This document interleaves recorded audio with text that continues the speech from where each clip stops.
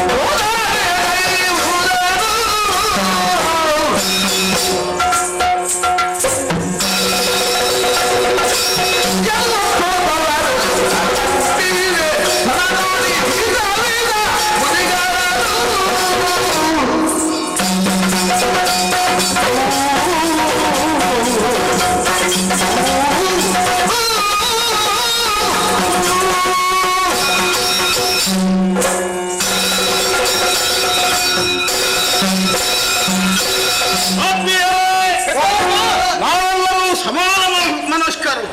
ಎಲ್ಲರದು ಒಂದೇ ಮನಸ್ಸು. ಯಾವ ವಿಚಾರವನ್ನೇ ಆಗಲಿ ಎಲ್ಲರೂ ಒಂದಾಗಿ ಪರಾಮರ್ಶಿಸಿ ಆ ಬಳಿಕ ಮುಂದಿನ ನಿರ್ಧಾರವನ್ನು ಕೈಗೊಳ್ಳುವವರು. ಹೊರಗಾಗಲಿ ಒಳಗಾಗಲಿ ಊಟ ನಮ್ಮದ್ದು ಒಂದೇ. ಎಲ್ಲಿಯಾದ್ರೂ ನಾವು ಬಿಟ್ಟಿರ್ಲಿಕ್ಕಿಲ್ಲ. ಮಹಾನುಭಾವನಾದಂತಹ ಯೋತಿಯಿಂದ ಶಾಪಗ್ರಸ್ತವಾದ ವಂಶದಲ್ಲಿ ನಾವು ಹುಟ್ಟಿಕೊಂಡವರು. ಯದುಗಳಿಗೆ ರಾಜತ್ವವಿಲ್ಲದೆ ಹೋಗಲಿ, ಹಿಂದೆ ಶಾಪ ಕೊಟ್ಟಿದ್ರಂತೆ ಪುಣ್ಯಾತ್ಮ.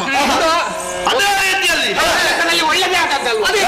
ಇಲ್ಲದೆ ಹೋದ್ರೆ ಎತ್ತದ ಮಾರೆ ಪೀಠದ ಮೇಲೆ ಕುತ್ಕೊಂಡು ಅವ ಬಂದು ಇಷ್ಟು ಕೇಳಿದ, ಇವ ಬಂದು ಅಷ್ಟು ಕೇಳಿದ, ಅವನದ್ದು ಸಮಸ್ಯೆ ಇವನದ್ದು ಸಮಸ್ಯೆ, ಅವ ನೀರು ಬಿಡ್ಬೇಕು ಅಂತ ಹೇಳಿದ, ಇವ ಮಣ್ಣು ತೆಗಿಬೇಕು ಅಂತ ಹೇಳಿದ, ಈ ಕಡೆ ಮನೆ ಕಟ್ಟಿಕೊಡ್ಬೇಕು ಅಂತ ಹೇಳಿದ. ಸಮಸ್ಯೆ ಮುಗಿಲಿಕ್ಕಿಲ್ಲ. ಹೌದು ಅಲ್ವಾ? ಕಿರೀಟ ಹೊತ್ತವರಿಗೆ ಕಿರುಕುಳ ತಪ್ಪದು. ನಾನು ಕಿರೀಟ ಕಟ್ಟಲೇ ಇಲ್ಲ. ಹೌದು, ನಿನಗೆ ಕೊಡುವವರು ಬೇಕಲ್ಲ. ಹೌದು, ಕೊಟ್ಟರು ಬೇಡ. ಅದಕ್ಕೆ ಪೂರಕವಾಗಿ ನಮ್ಮಲ್ಲಿ ಯೋಗ್ಯರಾದ ನಾಯಕರು ಇಲ್ಲದೆ ಹೋದ್ರು. ಹಾಗಾಗಿ ಯಾದವರ ವಂಶ ಅನಾಯಕವಾಗಿ ಹೋಯಿತು. ಆ ಕಾಲಕ್ಕೆ ಇವರಿಬ್ರು ಹುಟ್ಟಿಕೊಂಡ್ರಲ್ಲ, ಯಾರು? ಬಲರಾಮ ಕೃಷ್ಣರು. ಬಾಲ್ಯದಲ್ಲಿ ಕೆಲವೆಲ್ಲ ಸಾಹಸಗಳನ್ನು ಮಾಡಿದ್ರು. ಕೃಷ್ಣ ಅಲ್ವಾ? ಕೃಷ್ಣ ಹೌದೌದು, ಎರಡು ಒಂದೇ ಅಲ್ವಾ? ಹೌದಪ್ಪ. ಆ ಕಾಲಕ್ಕೆ ಕೆಲವರೆಲ್ಲ ಆತನನ್ನು ಕೊಂಡಾಡುವುದಕ್ಕೆ ಪ್ರಾರಂಭಿಸಿದರು. ಆತ ಪರಮಾತ್ಮ ಎಂಬುದಾಗಿ. ಅದಕ್ಕೆ ಇನ್ನೂ ಕೆಲವರು ಪೂರಕರಾಗಿ ವರ್ತಿಸಿದರು. ಈ ವಿಚಾರವನ್ನೇ ತಿಳಿದುಕೊಂಡು ಅವರೆಲ್ಲರೂ ಕೂಡ ಈ ಅವಕಾಶವನ್ನು ಸದುಪಯೋಗ ಪಡಿಸಿಕೊಂಡರು. ಅವರಿರುವರೂ ಕೂಡ ನಮ್ಮ ಮಧ್ಯದಲ್ಲಿ ನಮ್ಮನ್ನು ಮೆಟ್ಟಿ ಅವರು ನಾಯಕರಾಗಿ ಮೆರೆಯುವುದಕ್ಕೆ ಪ್ರಾರಂಭಿಸಿದರು. ಆ ಕಾಲಕ್ಕೆ ನಮಗೂ ಕೂಡ ಬುದ್ಧಿಶಕ್ತಿ ಇರಲಿಲ್ಲ, ಸ್ವಲ್ಪ ಕಡಿಮೆ ಆಲೋಚಿಸುವಂತಹ ಗೊಡವೆಯೂ ನಮಗಿರಲಿಲ್ಲ. ಆಯ್ತು, ಇದ್ದಾರಲ್ಲ ನಮ್ಮ ಪಕ್ಷಕ್ಕೆ ಇಬ್ಬರು ಎಂಬುದಾಗಿ ಅವರನ್ನೇ ನಾವು ಕೂಡ ಅವಲಂಬಿಸಿದೆವು. ಮತ್ತೆ ಒಂದು ಒಳ್ಳೆದಾಯ್ತು. ಯಾವುದು? ಈಗ ಅವರು ನಾಯಕರು ಇದ್ದಾರೆ ಅಂತ ಹೇಳಿದ್ರೆ ನಮಗೆ ಆ ತಲೆಬಿಸಿ ಮಾಡುವ ಆಲೋಚನೆ ಇಲ್ಲ. ಇದುವರೆಗೆ ಅದು ಇಲ್ಲದೆ ಆಗಿ ಹೋಯಿತು. ಆದರೆ ಈಗ ಆಲೋಚಿಸಬೇಕಾದಂತಹ ಪ್ರಸಂಗ ಬಂದಾಗಿದೆ. ನಾವು ಹಿರಿಯರು, ನಮ್ಮನ್ನು ಉಳಿದು ಅವರು ಯಾವುದೇ ಕಾರ್ಯವನ್ನು ಮಾಡುವ ಹಾಗಿಲ್ಲ. ಸಾಧ್ಯ ಇಲ್ಲ. ಒಬ್ಬ ವ್ಯಕ್ತಿಯಿಂದ ಒಂದು ಸಮಾಜವನ್ನಾಗಲಿ ಅಥವಾ ಒಂದು ರಾಜ್ಯವನ್ನಾಗಲಿ ಉದ್ಧಾರ ಮಾಡುವುದಕ್ಕೆ ಖಂಡಿತ ಸಾಧ್ಯ ಇಲ್ಲ. ಸಾಧ್ಯ. ಅದಕ್ಕೆ 10 ಹಲವು ಕೈಗಳ ಸಹಕಾರ ಬೇಕಾಗುತ್ತದೆ. ಈಗ ಅವರಿರುವರು ಎಲ್ಲವನ್ನೂ ನಾವೇ ಮಾಡಿದ್ದು ಎಂಬುದಾಗಿ ಮೆರೆಯುತ್ತಾ ಇದ್ದಾರೆ. ಹಾಗಿದ್ದರೆ ಅವರಿಗೆ ಸಹಕಾರಿಗಳಾಗಿದ್ದು ನಾವು ಇಷ್ಟು ದುಡಿದು ಕೂಡ ಯಾವ ಪ್ರಯೋಜನವೂ ಇಲ್ಲದಾಗಿ ಹೋಯ್ತಲ್ಲ. ಅಲ್ಲ ಕೃತರ್ಮ, ಒಂದು ಕೈ ಬಡಿದ್ರೆ ಚಪ್ಪಾಳೆ ಆಗ್ತದ? ಎರಡು ಕೈ ಸೇರಿದ್ರೆ ಮಾತ್ರ ಚಪ್ಪಾಳೆ ಅಲ್ವಾ? ಸೇರ್ಬೇಕಲ್ಲ. ಅದು ಗೊತ್ತಿಲ್ಲ ಅವರಿಗೆ. ಇದು ಅವರಿಗೂ ಗೊತ್ತಿಲ್ಲ, ನಮ್ಮವರಿಗೂ ಗೊತ್ತಿಲ್ಲ, ಲೋಕಕ್ಕೂ ಗೊತ್ತಿಲ್ಲ. ಅದನ್ನು ತಿಳಿಸಬೇಕು. ಹೇಗೆ? ಆ ಕೃಷ್ಣನನ್ನು ಕೆಲವರು ಹೊಗಳುವವರಿದ್ದಾರೆ. ಹೌದೌದು, ಬ್ರಾಹ್ಮಣರು. ಅವರ ಕುರಿತಾಗಿ ಎಂತದ್ದು ಹೇಳ್ತಾ ಇದ್ದಾರೆ. ಅತ್ತೆ ಹುಟ್ಟಿದ್ದೇಳು ದಿವಸದಲ್ಲಿ ದುಷ್ಟ ಪೂತಿನಿಯ ಹಾಗಲ್ವಾ? ದುಷ್ಟ ಪೂತನಿಯ ಒಂದೇ ಹುಟ್ಟಿ ವಿಷದ ಮಲ್ಲ ಉಂಡ ಕಾರಣ ಹಾಳು ಮಾಡ್ತಾನೆ. ನೀನು ಹಾಳು ಮಾಡಿಬಿಡ್ಬೇಡ. ಹೌದು, ಕೆಲವರೆಲ್ಲ ಭಾಗವತರು ಅವನ ಕುರಿತಾಗಿ ಹೊಗಳ್ತಾರೆ. ಹೊರತಾ ಇದ್ದಾರೆ. ಈಗ ಅದಲ್ಲ, ನಮ್ಮ ಕುರಿತಾಗಿ ನಾವು ಕೂಡ ಲೋಕಕ್ಕೆ ತಿಳಿಸಬೇಕು ಅಂತಾದ್ರೆ ಮತ್ತೆ ಹೆಸರು ಸ್ವಲ್ಪ ಬೆಳಕಿಗೆ ಬರಬೇಕು. ಹೀಗೆ ಬರಬೇಕಿದ್ರೆ ನಮ್ಮ ಪ್ರಚಾರವನ್ನು ನಾವೇ ಮಾಡಿಕೊಳ್ಳಬೇಕು.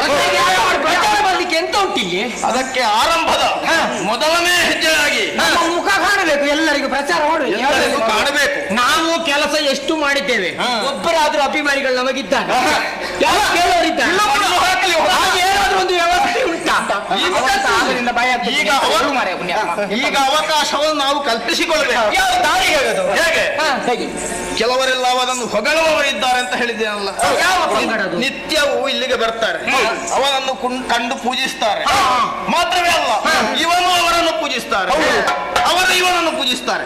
ಇದಕ್ಕೆ ಅರ್ಥ ಉಂಟು, ಅದಕ್ಕೆ ಅನರ್ಥ. ಅವರಲ್ಲಿಯೂ ಕೂಡ ಮುಖ್ಯರಾದವರು ಸನಕ ಸನಂದನಾದಿಗಳು 4 ಮಂದಿ ಇದ್ದಾರೆ. ಬ್ರಾಹ್ಮಣರು ಬ್ರಹ್ಮಮಾನಸ ಪುತ್ರರಂತೆ ನಿತ್ಯವೂ ಬರ್ತಾರೆ, ಅವನಿಗೆ ಅಡ್ಡ ಬೀಳ್ತಾರೆ, ಅರ್ಚನೆ ಮಾಡ್ತಾರೆ, ಹೋಗ್ತಾರೆ. ಇವರಿಗೆ ಬೇರೆ ಕೆಲಸ ಉಂಟು? ಇಲ್ಲವೇ ಇಲ್ಲ. ಬೇರೆ ಕೆಲಸ ಇಲ್ಲದ ಕಾರಣವೇ ಇವರು ಈ ರೀತಿಯಾಗಿ ವರ್ತಿಸ್ತಾ ಇದ್ದಾರೆ ಎನ್ನುವುದೇ ಸ್ಪಷ್ಟ. ಮತ್ತೆ ಅವರ ಸ್ವರೂಪವನ್ನು ನೋಡಿದ್ರೆ ಹೇಗಿದ್ದಾರೆ ಅವರು?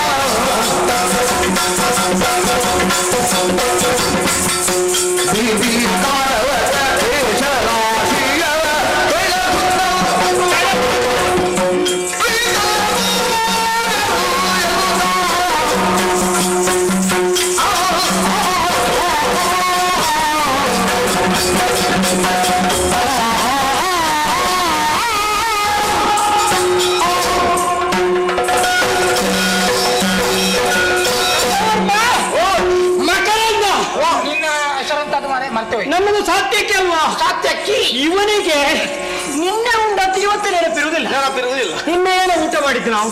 ಯಾರು? ನೀನು. ನಿನ್ನೆ ನಾನು ಸಾಧಾರಣ ಒಂದು 9-10 ದಿವಸ ಆಯ್ತು ಮಾರೆ, ತಿಂದದ್ದೇ ತಿಂತಾ ಇದ್ದೇನೆ. ಪ್ರತ್ಯೇಕ ಇಲ್ಲ, ಹಾಗಾಗಿ ನಿಮಗೆ ಗೊತ್ತಾಗುತ್ತೆ ಯಾರಂತ. ಆದ್ರೆ ಪ್ರಥಮ ಮಾಡಿದ ಮಾತು ಸರಿಯಾಗಿದೆ. ಮತ್ತೆ ಹೌದಾ, ಇಷ್ಟವರೆಗೆ ಕೆಲಸ ಮಾಡಿದ್ದೇವೆ. ಎಷ್ಟು ದಿವಸ ಆಯ್ತು? ಗೊತ್ತುಂಟು ಯಾರಿಗಾದ್ರು? ಸುದ್ದಿ ಇಲ್ಲ. ಯಾರಿಗಾದ್ರೂ ಗೊತ್ತುಂಟು ನಾವು ಯಾರು ಅಂತ? ಹೌದು. ಎಷ್ಟು ವರ್ಷಗಳಿಂದ ಕೃಷ್ಣ ಹುಟ್ಟಿದಾಗ ಮುಂದೆ ಇದ್ದೇವೆ ಅಂತ. ಮತ್ತೆ ನಾವು ಹುಟ್ಟಿದವರಲ್ವಾ? ಮತ್ತೆ ನಾವು ಪ್ರಚಾರಕ್ಕೆ ಬಂದಿದ್ದೇವ? ಇಲ್ಲ, ಇವತ್ತು ಬಂದು ಯಾರ್ಯಾರನ್ನೆಲ್ಲ ಕೊಂದು ಪ್ರಚಾರಕ್ಕೆ ಬಂದದ್ದು. ನಾವೊಂದು ದಾರಿ ಹುಡುಕಿಕೊಂಡು ಬೇಕು. ಒಳ್ಳೆ ಪ್ರಚಾರಕ್ಕೆ ಬರಬೇಕು ಅಂತಿದ್ರು, ಬೇಗ ಪ್ರಚಾರಕ್ಕೆ ಬರಬೇಕು. ಒಂದು ಕತ್ತಿಟ್ಕೊಂಡು ಎಲ್ಲರನ್ನು ಕಡಿತಾ ಹೋಗ್ಬೇಕು. ಅದು ಬೇಡ ನಮ್ಗೆ, ಬೇಗ ಪ್ರಚಾರ ಅದು ಅಗತ್ಯ ಇಲ್ಲ ನಮ್ಗೆ. ಇವ ಮಾಡಿದ್ದೇ ಅಲ್ವಾ? ಆದ್ರೆ ಈಗ ಇವರ ಕುರಿತಾಗಿ ಹೇಳಿದಾರಲ್ಲ, ಆದ್ರೆ ಸ್ವಲ್ಪ ನಾವು ಅವರ ಬಗ್ಗೆ ಆಲೋಚನೆ ಕೊಡ್ಬೇಕಾಗ್ತದೆ. ಈಗ ಲೋಕದಲ್ಲಿ ಒಮ್ಮೆ ಗುರುತಿಸಿಕೊಳ್ಬೇಕಿದ್ರೆ ಯೋಗ್ಯವಾದಂತಹ ಶರೀರ ಅಥವಾ ಉಡುಗೆ ತೊಡುಗೆ, ಅವರ ಬಣ್ಣದಲ್ಲಿ, ರೂಪದಲ್ಲಿ ಗುರುತಿಸುವುದಕ್ಕೆ ಸಾಧ್ಯ. ಅವರನ್ನು ಮನುಷ್ಯರು ನೋಡಿಯಾರ, ಯಾರನ್ನು? ಮನುಷ್ಯರು ನೋಡಿಯಾರ ಕಣ್ಣೆತ್ತಿ. ಅವರಿಗೆ ಉಂಟು ಉದ್ದ ಉದ್ದ ಉದ್ದ ಉದ್ದ ಉದ್ದ ನೆಲದವರೆಗೆ ಕೂದಲು. ಮತ್ತೆ ನೀನು ನೋಡಿಲ್ಲ? ಅವತ್ತು ನೋಡಿದ್ದೆ. ರಾಶಿ ರಾಶಿ ರಾಶಿ ರಾಶಿ ರಾಶಿ ರಾಶಿ ಕೇಶ ರಾಶಿಯನ್ನು ನೆಲದ ಪರ್ಯಂತ ನೆಲಗೆ ತಾಗುವವರೆಗೆ. ನನಗೆ ಇಷ್ಟ ಹೇಳುದಲ್ಲ, ಎಂತದ್ದು ಹೇಳಿಕ್ಕಾಗುದಿಲ್ಲ. ನೋಡುವ, ನೆಲಕ್ಕೆ ಬರ್ತದ ಇದು? ಬರುವುದಿಲ್ಲ. ನಿನ್ನ ಬೆನ್ನು ದಾಟಿ ಕೆಳಗೆ ಬರುವುದಿಲ್ಲ, ಮತ್ತೆ ನೆಲಕ್ಕೆ ಬರುವುದು ಹೇಗೆ? ವಿನ್ಯಾಸಗಳು ಕೆಲಸ ರಾಶಿಯನ್ನು ಬೆಳೆಸಿಕೊಂಡಿದ್ದಾರೆ. ಅಷ್ಟೇ ಅಲ್ಲ, ಮುಖದಲ್ಲಿ ನೋಡ್ಬೇಕು. ಹೇಳಿಕೊಳ್ಳುವರು ನಾವು ಬ್ರಹ್ಮವಾರಸ ಪುತ್ರರಿದ್ದೇವೆ, ಹೋದಲ್ಲಿ ಅಲ್ಲಿ ಯೋಗ್ಯವಾದಂತಹ ಪ್ರಚಾರವನ್ನು ಕೊಡ್ತೇವೆ, ನಮ್ಮಿದ್ದಂತಹ ಧರ್ಮ ಪ್ರಚಾರವನ್ನು ನಾವು ಮಾಡ್ತೇವೆ ಅಂತ. ಅವರು ಧರ್ಮ ಪ್ರಚಾರ ಮಾಡುವವರ? ಧರ್ಮ ಅಲ್ಲ, ಕರ್ಮ ಅವರದ್ದು. ಅವರ ಕರ್ಮ ಅಂತ ಹೇಳಿದ್ರು ತಪ್ಪಾಗಲಿಕ್ಕಿಲ್ಲ. ಬೇಕಾದಷ್ಟು ಗಡ್ಡ ರಾಶಿಗಳನ್ನು ಬೆಳೆಸಿಕೊಂಡಿದ್ದಾರೆ. ಅದರಲ್ಲಿ ಎಷ್ಟು ಬರುವಾಗ ಯಾವ ಯಾವ ಓಣಿಗೆಲ್ಲ ಹೋಗಿ ಬರ್ತಾರೆ ನಮಗೆ ಗೊತ್ತಾಗುದಿಲ್ಲ. ನಾವೇನು ಅವ ಬಂದ ಕೂಡಲೇ ಇವ ಕೂತ್ಕೊಳಿಸಿದ, ಕಾಲು ತೊಳೆದ, ಅದೇ ನೀರನ್ನು ತೀರ್ಥ ಕುಡಿದ. ಅಯ್ಯೋ, ಏನು ಭಾಗ್ಯ, ಏನು ಭಾಗ್ಯ. ಆ ಕೃಷ್ಣನಿಗೆ ಸ್ವಲ್ಪ ಆದ್ರೂ ಬುದ್ಧಿ ಉಂಟಾ? ಬುದ್ಧಿ ಇದ್ರೆ ಹೀಗೆ ಮಾಡ್ತಿದ್ದ ಮತ್ತೆ ಹಾಗೆ ಗೊತ್ತಾ? ಆದ್ರೆ ಅವರ ಗಡ್ಡದ ರಾಶಿಯನ್ನು ನೋಡಿದ್ರೆ ಹಕ್ಕಿ ಪಕ್ಷಿಗಳು ಅದರ ಒಳಗೆ ಅವಿತುಕೊಂಡು ಗೂಡನ್ನು ರಚಿಸಿದ್ರೆ ಗೊತ್ತಾಗ್ಲಿಕ್ಕಿಲ್ಲ. ಕೊಕ್ಕರೆಗಳು ಕೂತು ಹೆಚ್ಚೆ ಹಾಕಿದ್ರು ಗೊತ್ತಾಗ್ಲಿಕ್ಕಿಲ್ಲ. ಕೊಕ್ಕರಲ್ಲಿ ಹೇಗೂ ನಾಮ ಹೀಗೆ ಮಾಡುದಲ್ವಾ, ಅದು ಇಲ್ಲಿಗೆ ಬಿದ್ರೆ ಹೀಗೆ ಮಾಡಿದ್ರೆ ಆಯ್ತು, ಅಲ್ಲಿಗೆ ಆಗ್ತದೆ. ಬಣ್ಣವು ಬಿಳಿ ಇರ್ತದೆ. ಹೌದು, ಕೇವಲ ತಾವು ವಿಧೋಬಾಗರು ಲೋಕದಲ್ಲಿ ಎಲ್ಲವನ್ನು ಬಿಟ್ಟಿದ್ದೇವೆ ಎನ್ನುವಂತೆ ವೇದಘೋಷವಾಗಿ ಎಲ್ಲರಿಗೂ ಬೋಧನೆ ಮಾಡ್ತಾ ಬರ್ತಾರೆ. ಅವರು ಬೋಧನೆ ಮಾತ್ರ ಮಾಡುದು, ಅದನ್ನು ಕಾರ್ಯರೂಪಕ್ಕೆ ತೋರುವವರು ಅಲ್ಲ. ಅಷ್ಟೇ ಅಲ್ಲ, ಮತ್ತು ಉಂಟು ಅವರದಾರ್ಥ ಸಮಸ್ಯೆ.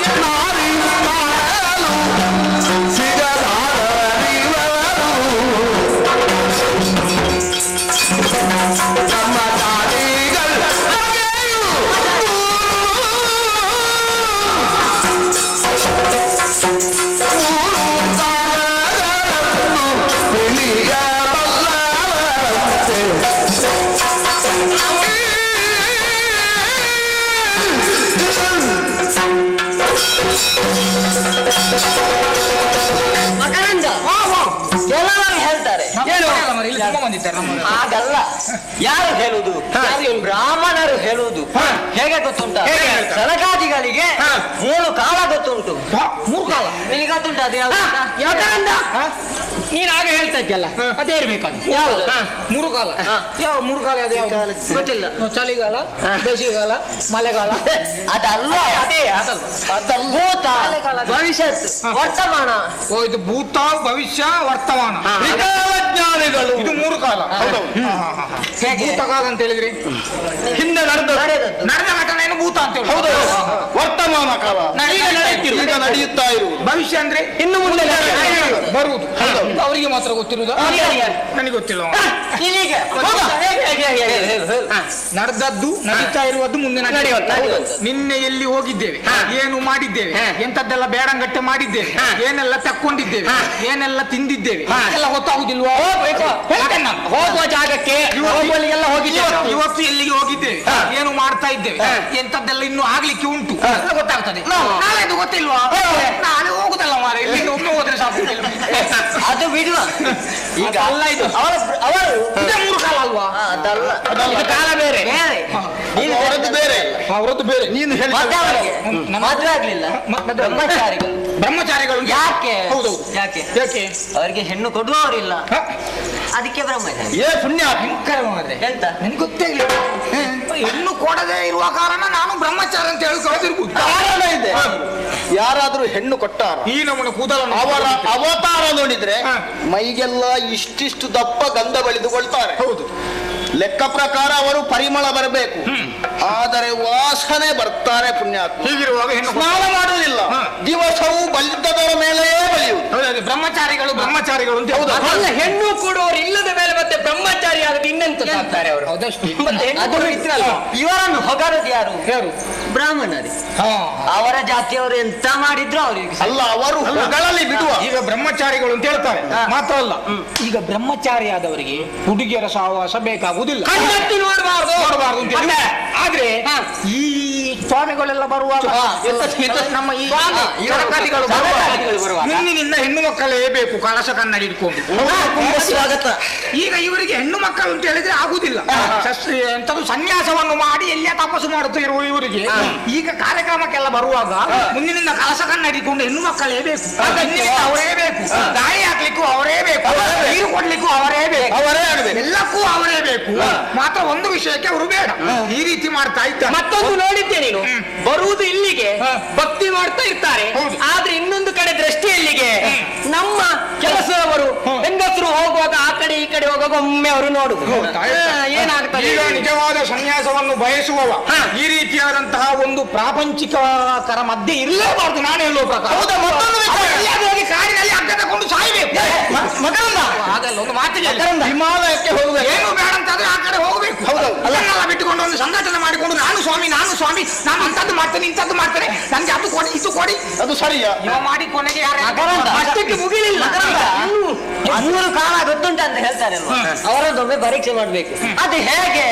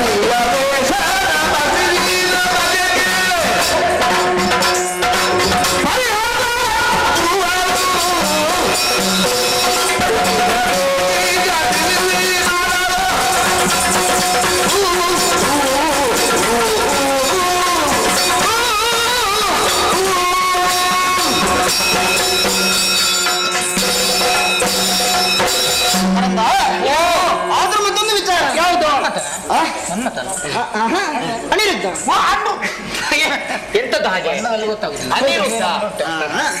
ಆದ್ರೆ ಅವರು ಒಳ್ಳೊಳ್ಳೆ ಕಾರ್ಯಕ್ರಮಕ್ಕೆಲ್ಲ ಹೋಗ್ತಾರೆ. ಆದ್ರೆ ನಿಜವಾದ ಸನ್ಯಾಸಿಗಳು ಹೌದು ಅಂತ ಆದ್ರೆ ಅವರು ಪಾದಯಾತ್ರೆಯನ್ನು ಮಾಡ್ಬೇಕು. ಈಗಿನವರು ಪಾದಯಾತ್ರೆ ಮಾಡ್ತಾರ? ಎಲ್ಲಾ ಗಾಡಿ ಆಗ್ಬೇಕು, ಗಾಡಿ ಆಗ್ಬೇಕು, ಘನತರದ ವಾಹನವೇ ಆಗ್ಬೇಕು ಅವರಿಗೆ. ಅದು ಮತ್ತೊಂದು ಪೂರ್ಣಕುಂಭ ಸ್ವಾಗತ. ಗಂಡ್ಮಕ್ಳು ಯಾರು ಆಗುದಿಲ್ಲ, ಹೆಣ್ಮಕ್ಕಳೇ ಆಗ್ಬೇಕು. ಅದು ಕೂಡ ಅವರು ತಪಸ್ಸನ್ನು ಆಚರಿಸುವಂತ ಸ್ಥಳ ನಿಜವಾಗಿಯೂ ಹೌದು ಅಂತ ಆದ್ರೆ ಹುಲಿಯ ಚರ್ಮವೂ ಆಗ್ಬೇಕು ಅವರು. ಆದ್ರೆ ಈಗ ಉಂಟದು ಇಲ್ಲ ಇಲ್ಲ, ಎಲ್ಲ ಕೃತಕದ್ದು ರತ್ನ ಕಂಬಳಿ ಅದರ ಮೇಲೆ ಕೂತಿರ್ತಾರೆ. ಆ ವಿಚಾರ ಬಿಟ್ಟು ಬಿಡುವ. ಆದ್ರೆ ಇಲ್ಲಿ ಬರುವಂತಹ ಋಷಿಮುನಿಗಳನ್ನು ನಾವು ಪರೀಕ್ಷೆ ಮಾಡ್ಬೇಕು. ಹೇಗೆ? ಸ್ವಲ್ಪ ಆಲೋಚನೆ ಮಾಡಿ ಅವರಿಗೆ 3 ಗೊತ್ತುಂಟಂತ ಹೇಳಿ ತ್ರಿಕಾಲ ಜ್ಞಾನ ಅಲ್ವಾ? ನಾನು ಹೇಳುವ ಪ್ರಕಾರ ಪರೀಕ್ಷೆ ಅಗತ್ಯವೇ ಇಲ್ಲ. ಅವ್ರಿಗೆ ಏನು ಗೊತ್ತಿಲ್ಲ ಅಂತ ನಾನು ಸಾಕ್ಷಿ ಕೊಟ್ಟು ಹೇಳ್ತೇನೆ. ಇವರು ಗೊತ್ತಿರುವುದಾದ್ರೆ ಈಗ ಒಬ್ಬ ಪಾಪದವ ಬಹಳ ಕಷ್ಟದಲ್ಲಿದ್ದಾನೆ. ಸರಿ, ಅವ ಹೋಗಿ ಒಂದು ಭಟ್ರ ಹತ್ರ ಹೋದ, ಹೇಳಿದ ನನ್ನದು ಸಮಸ್ಯೆ ಮನೆಯಲ್ಲಿ ತೀರುವುದೇ ಇಲ್ಲ, ಯಾವಾಗ ನೋಡಿದ ಹೆಂಡತಿಗೆ ಸೌಖ್ಯ ಇರುವುದಿಲ್ಲ, ಈ ಕಡೆ ಮಕ್ಕಳ ಅನಾರೋಗ್ಯದಲ್ಲಿ ಇರ್ತಾರೆ, ನನ್ನದು ಈ ರೀತಿ ಆಯ್ತು, ಕೆಲಸ ಇಲ್ಲ, ಅದು ಇಲ್ಲ ಇದು ಇಲ್ಲ ಅಂತ ಹೇಳಿ ಹೋಗ್ತಾನೆ. ಹೌದಾ? ಅವ ಹೋದಾಗ ಇವ ಬಿಡಿಸಿದ ಅವನ ಕುಂಡಲಿಯನ್ನೆಲ್ಲ ಬಿಡಿಸಿ ಅಲ್ಲಿ ಇಲ್ಲಿ ಇಟ್ಟು ನೋಡಿದ. ಓ ಪುಣ್ಯಾತ್ಮ, ನಿನ್ನ ಹತ್ತಿರದ ಜಾಗದಲ್ಲಿ ಇಂಥದ್ದಾಗಿದೆ, ಅದನ್ನೊಂದು ದೋಷ ನಿವಾರಣೆ ಮಾಡು ಅಂತ ಹೇಳಿದ. ಆಯ್ತಾ? ಈ ರೀತಿಯಾದಂತ ಅವ ಬಂದು ಪಾಪ ಅಲ್ಲಿ ಇಲ್ಲಿ ಸಾಲ ಮೂಲ ಮಾಡಿ ಆ ದೋಷ ಪರಿಹಾರಕ್ಕೆ ಬೇಕಾಗಿ ಅವನನ್ನು ಕರ್ಕೊಂಡು ಬಂದು ಅವನಿಗೆ ಇಂತಿತ್ತು ಅಂತ ಹೇಳಿ ಕೊಟ್ಟು ಪರಿಹಾರ ಮಾಡಿದ. ಹೌದಾ? 1 ವರ್ಷ ಸರಿ ಇದ್ದ. ಪುನಃ 4ನೇ ವರ್ಷಕ್ಕಾಗುವಾಗ ಅದೇ ರೀತಿ ಆಯ್ತು. ಈಗ ಆಗಬೇಕು. ಇವ ದೋಷ ನಿವಾರಣೆ ಮಾಡಿದ್ದೆ ಹೌದು ಅಂತಾದ್ರೆ 4ನೇ ಸಲ ಇವನಿಗೆ ಯಾಕೆ ಆ ರೀತಿಯಾದಂತಹ ದೋಷಗಳು ಮತ್ತೆ ಒಕ್ಕರಿಸಿಕೊಂಡಿತು?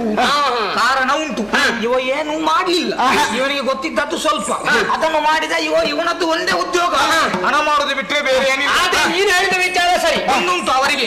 ಈಗ ಬ್ರಾಹ್ಮಣರಿಗೆ ದಕ್ಷಿಣೆ ಅಂತ ಹೇಳಿ ಕೊಡುವ ಕ್ರಮ, ಇದು ಕೇಳಿ ಪಡ್ಕೊಳ್ಳುವ ಕ್ರಮ ಇಲ್ಲ. ಅವರು ಮಾಡಿದಂತಹ ಕ್ರಿಯೆಗೆ ಮೆಚ್ಚುಗೆಯಾಗಿ ದಕ್ಷಿಣೆ ಕೊಡುವ ಕ್ರಮ ಉಂಟು. ಈಗಾಗಲ್ಲ, ನಾನು ಇಷ್ಟು ಕೊಟ್ಟರೆ ಬರ್ತೇನೆ, ಇಲ್ಲಿದ್ರೆ ಮಾಡುದಿಲ್ಲ, ಬೇರೆ ಭಟ್ರ ಹತ್ರ. ನನ್ನ ಮಾತು ಸರಿ, ಆದ್ರೆ ಅವರು ಹಣಕ್ಕಾಗಿ ಮಾಡ್ತಾರೆ. ಆದ್ರೆ ಇವನ್ನೆಲ್ಲ ಹೇಳ್ತಾರಲ್ಲ, ಹಣವನ್ನು ಬೇಡ, ಉಡುಪನ್ನು ಧರಿಸುವುದಿಲ್ಲ, ಚಿಕ್ಕದಾದ ಉಡುಪನ್ನೇ ಧರಿಸ್ತಾರೆ, ಮುಂದಿದ್ದದ್ದು ಹೇಳ್ತಾರೆ, ಇದ್ದಿದ್ದನ್ನು ಹೇಳ್ತಾರೆ ಅನ್ನೋದಕ್ಕಾಗಿ ಇದು ಮತ್ತೊಂದು ವಿಚಾರ ಉಂಟು. ಅವರೆಲ್ಲ ಪೂಜೆ ಪುರಸ್ಕಾರಕ್ಕೆಲ್ಲ ಹೋಗ್ತಾರೆ. ಆದ್ರೆ ಆ ಪೂಜೆ ಮಾಡೋರು ಮಂತ್ರವನ್ನು ಹೇಳ್ತಾರ? ದೊಡ್ಡದಾಗಿ ಯಾರು ಹೇಳೋದಿಲ್ಲ. ಮನ ಮಠ ಅಂತ ಮಂತ್ರವನ್ನು ಹೇಳ್ತಾರೆ. ಯಾಕೆ? ಮತ್ತೊಬ್ಬರಿಗೆ ಕೇಳಿದ್ರೆ ಒಂದು ವೇಳೆ ಆ ಮಂತ್ರವನ್ನು ಅವನು ಕಲಿತರೆ ಅದರಲ್ಲಿ ಕೂಡ ಮತ್ತೊಂದು ಗಂಡ್ಮಕ್ಳು ಯಾರಾದ್ರೂ ಪ್ರಸಾದಕ್ಕೆ ಹೋದ್ರೆ ಕೊಡೋ ಕ್ರಮ ಹೇಗೆ? ಗಂಡ್ಮಕ್ಕಳ ದೂರದಿಂದಲೇ. ಈಗ ತಗೋ, ಹೆಣ್ಮಕ್ಳು ಹೋದ್ರೆ ಅಮ್ಮ, ಆ ರೀತಿ ಬ್ರಾಹ್ಮಣರು ಕೂಡ ಇದ್ದಾರೆ. ಹೌದು. ಆದ್ರೆ ಇಲ್ಲಿ ಬರುವವರನ್ನು ಎಲ್ಲರಲ್ಲ, ಕೆಲವರು ಇವರನ್ನು ಯಾವ ರೀತಿ ಪರೀಕ್ಷೆ ಮಾಡ್ಬೇಕು. ಹೇಗೆ? ಸಾಮಾನ್ಯ ಪರೀಕ್ಷೆ ಆಗುದಿಲ್ಲ. ಮೊದಲೇ ಹೇಳ್ತಾರೆ ಜ್ಞಾನಿ ವಾರ್ಷಿಕ ಪರೀಕ್ಷೆ ಅಲ್ಲ, ಸಾಮಾನ್ಯದ್ದು ಬೇಡ ಅಂತ ಹೇಳಿದವ. ಹಾಗೆ ವಾರ್ಷಿಕಕ್ಕೆ ಹೋಗುವ ಆಗಲ್ಲ. ಅವರು ಜ್ಞಾನಿಗಳು ಅಂತ ಹೇಳಿಕೊಂಡಿದ್ದಾರಲ್ಲ, ಅವರಲ್ಲಿ ಎಷ್ಟು ಜ್ಞಾನ ಇದೆ ಜ್ಞಾನ. ಅದಕ್ಕಾಗಿ ಒಂದು ಸ್ತ್ರೀವೇಷ ಮಾಡ್ಬೇಕು ನಾವು. ಹೆಣ್ಣು ಪಾತ್ರ ಯಾಕೆ? ಬರೀ ಹೆಣ್ಣು ಪಾತ್ರ ಮಾತ್ರ ಅಲ್ಲ, ಮತ್ತೆ ಗರ್ಭಿಣಿ ವೇಷ ಮಾಡ್ಬೇಕು. ಸ್ತ್ರೀ ವೇಷ ಮಾಡು. ಯಾಕೆ? ಅದು ಇಷ್ಟ ಅವಸರದಲ್ಲಿ ಆಗ್ತದ? ಅಲ್ಲ, ಗರ್ಭಿಣಿ ವೇಷವು ವೇಷ ಪುಣ್ಯಾತ್ಮ. ಅದನ್ನೇ ಯಾಕೆ ಮಾಡ್ಬೇಕು? ಯಾಕೆ? ಅಲ್ಲಿರುವುದು ನೋಡು, ನಾವು ವೇಷ ಮಾಡಿದ್ದಲ್ವಾ? ಹೌದು. ಬ್ರಾಹ್ಮಣ ಮುಂದೆ ಹೋಗುವುದು, ಅವರಲ್ಲಿ ಬೇಡಿಕೊಳ್ಳುವುದು, ಪುಣ್ಯಾತ್ಮರೇ ನೋಡಿ ಇವಳು ಗರ್ಭವತಿ ಆಗಿದ್ದಾಳೆ, ಅವರಲ್ಲಿ ಉದರದಲ್ಲಿ ಇರುವಂತಹ ಮಗು ಹೆಣ್ಣು ಗಂಡು ನಮಗೆ ಗೊತ್ತುಂಟು. ಆದ್ರೆ ಅವರು ತ್ರಿಕಾಲ ಜ್ಞಾನದಲ್ಲಲ್ವೇ? ಹೇಗೆ ಕೇಳಿದ್ರಿ? ಒಮ್ಮೆ ಬೆಳಕಾರಿಸಿದ್ರೆ ಗೊತ್ತಾಗುತ್ತೆ. ಆಲೋಚನೆ ಒಳ್ಳೆದು, ಹಾಗೆ ಮಾಡುವ. ಹಾಗಾದ್ರೆ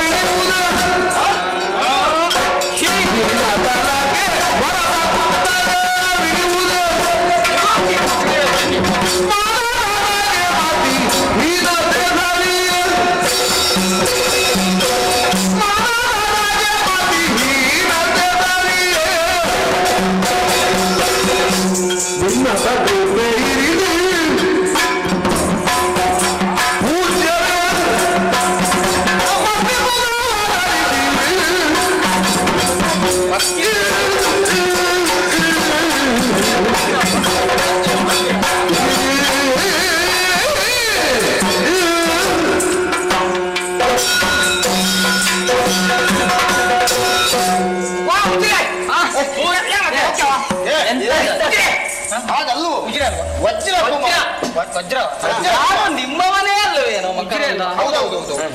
ನೀವೆಲ್ಲರೂ ಪೂಜ್ಯರು. ಯಾಕೆ ಪೂಜ್ಯರು? ಹೇಗೆ ಪೂಜ್ಯರು? ನನಗಿಂತ ನೀವು ಹಿರಿಯವರು. ಪೂಜ್ಯರು ಅಂತ ಬಾಯಲ್ಲಿ ಹೇಳಿದ್ರೆ ಸಾಲದು. ಆದ್ದರಿಂದಲೇ ಹಿರಿಯರಾದಂತಹ ನಿಮಗೆಲ್ಲ ನಮಸ್ಕರಿಸ್ತಾ ಇದ್ದೇನೆ. ಎದ್ದೇಳು. ನನ್ನ ಭಿನ್ನತ್ವವನ್ನು ಅವತರಿಸಬೇಕು ಅಂತ ಕೇಳಿಕೊಳ್ತಾ ಇದ್ದೇನೆ. ಏನು ಮಗನೇ? ನೀವೆಲ್ಲರೂ ಮುಂದಾಗಿ ಬಂದಿದ್ದೀರಿ, ಏನೋ ಒಂದು ರಹಸ್ಯವಾದಂತಹ ಸಮಾಲೋಚನೆಯಲ್ಲಿ ತೊಡಗಿದ್ದೀರಿ. ವಿಷಯ ಅರ್ಥ ಆಯಿತು. ಆದ್ದರಿಂದಲೇ ನಿಮ್ಮಲ್ಲಿ ಒಂದೆರಡು ಮಾತುಗಳನ್ನು ಆಡಬೇಕು ಎನ್ನುವಂತಹ ಉದ್ದೇಶದಿಂದ. ಎರಡು ಮಾತಾಡಿದ್ರೆ ಒಳ್ಳೇದು, ಜಾಸ್ತಿ ಮಾತಾಡಿದ್ರೆ ನಮ್ಗೆ ಬಾಯಿ ಕಟ್ತದೆ. ಹೆಚ್ಚು ಮಾತನಾಡುವುದಿಲ್ಲ, ಅವಧಿ ಬಹಳ ಕಡಿಮೆ ಇದೆಯಲ್ಲ. ಹೌದಾ? ಆದ್ದರಿಂದಲೇ ನಿಮ್ಮಲ್ಲಿ ಮಾತುಗಳನ್ನು ಆಡುವುದಕ್ಕಾಗಿ ಬಂದಿದ್ದೇನೆ. ಸಣ್ಣವರು ಹೆಚ್ಚು ಮಾತಾಡಬಾರದು. ಕೃಪೆ ಇರಿಸಿ ನನ್ನ ಭಿನ್ನಪವನ್ನು ಆಲಿಸಬೇಕು. ಅದರತ್ತ ಗಮನ ಹರಿಸಿಯೇ ನಾನು ಬಂದವನಿದ್ದೇನೆ. ನಿಮ್ಮಲ್ಲಿ ಒಂದು ಪ್ರಶ್ನೆ ಕೇಳ್ತೇನೆ.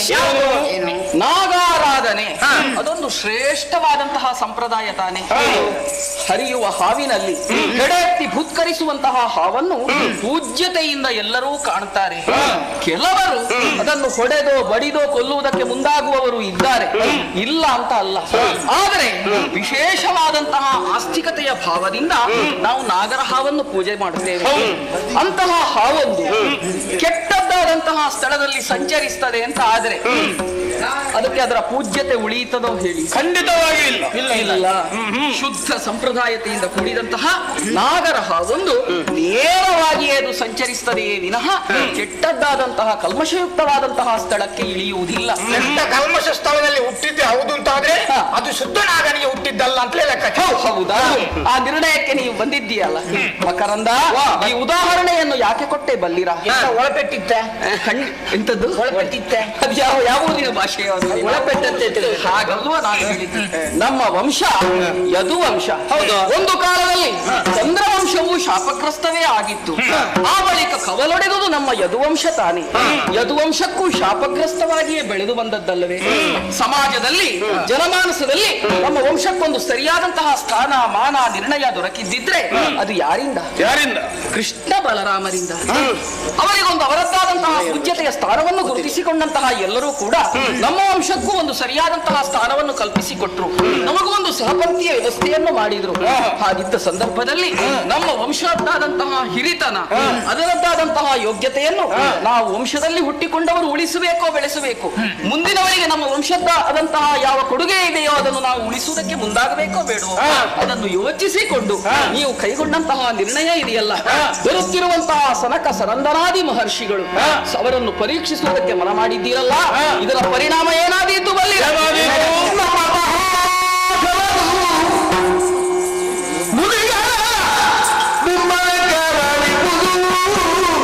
ಆ ಮುನಿಗಳ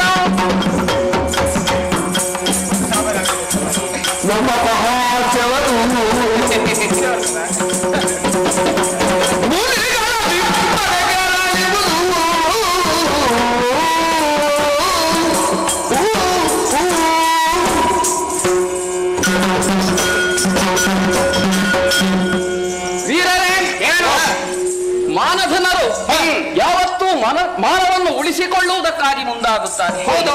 ಅದನ್ನು ಕಳೆದುಕೊಂಡರೆ ಅವರಿಗೆ ಪ್ರಾಣವೂ ಬೇಕಾಗಿರುವುದಿಲ್ಲ. ನೀವೆಲ್ಲರೂ ಮಾನ ಜನರು. ನಾನು ಮಾಡಬೇಕಿರ್ಲಿಕ್ಕೆ ಇಲ್ಲ ಸಾಯುದು.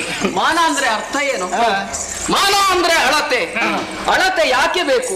ಪ್ರತಿಯೊಂದಕ್ಕೂ ಈ ಲೋಕ ವ್ಯವಹಾರಕ್ಕೆ ಅಳತೆ ಎನ್ನುವುದು ಬೇಕೇ ಬೇಕು.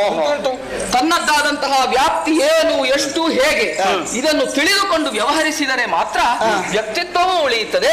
ಲೋಕಮುಖದಲ್ಲಿ ಮಾಡುವಂತಹ ವ್ಯವಹಾರಕ್ಕೂ ಸರಿಯಾದಂತಹ ಸ್ಥಾನ ಕಲ್ಪಿತವಾಗುತ್ತದೆ. ಇದನ್ನು ನೀವೆಲ್ಲರೂ ತಿಳಿದವರು. ಹಿರಿಯರಾದಂತಹ ನಾನು ಹೇಳಬೇಕಾದದ್ದಿಲ್ಲ. ಸದ್ಯಕ್ಕೆ ಬರುತ್ತಿರುವರು ಸನಕ ಸನಂದನಾದಿ ಮಹರ್ಷಿಗಳು. ಲೋಕದ ಕಲ್ಯಾಣವನ್ನೇ ಅನವರತವೂ ಬಯಸುವವರು.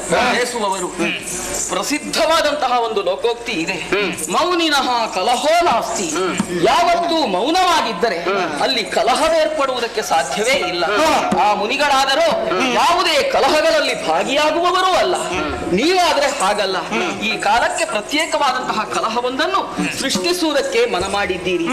ಯಾರು ಅಹಂಕಾರಿಯಾಗಿರ್ತಾರೋ ಅವನಿಗೆ ತನ್ನದ್ದಾದಂತಹ ವ್ಯಕ್ತಿತ್ವವನ್ನು ನಿರ್ಣಯಿಸಿಕೊಳ್ಳುವುದಕ್ಕೆ ಸಾಧ್ಯತೆಯೇ ಆಗುವುದಿಲ್ಲ. ನೀವೆಲ್ಲರೂ ಕೂಡ ಬುದ್ಧಿಪೂರ್ವಕವಾಗಿ ಯೋಚನೆ ಮಾಡಿ ತಾವು ಮಾಡುತ್ತಿರುವಂತಹ ವ್ಯವಹಾರ ಸರಿಯೋ ತಪ್ಪೋ ಅಂತ. ಇಷ್ಟು ಎತ್ತರಕ್ಕೆ ಬೆಳೆದು ನಿಂತಹ ನಮ್ಮ ಯದುಕುಲ ಆ ಮುನಿಗಳನ್ನು ಕೆಡಕುವುದರ ಮೂಲಕವಾಗಿ ಅವರ ಶಾಪ ವಾಕ್ಯಕ್ಕೆ ತುತ್ತಾಗಿ ನಮ್ಮ ಕುಲ ನಾಶವಾಗುವಂತಹ ಸ್ಥಿತಿ ಬರಕೂಡದಲ್ಲ. ಆದ್ದರಿಂದ ಹಿರಿಯನಾದಂತಹ ನನ್ನ ಮಾತನ್ನು ನಡೆಸಿಕೊಡಬೇಕು. ಅವರನ್ನು ಕೆಡಕುವುದಕ್ಕೆ ಮುಂದಾಗಬಾರದು.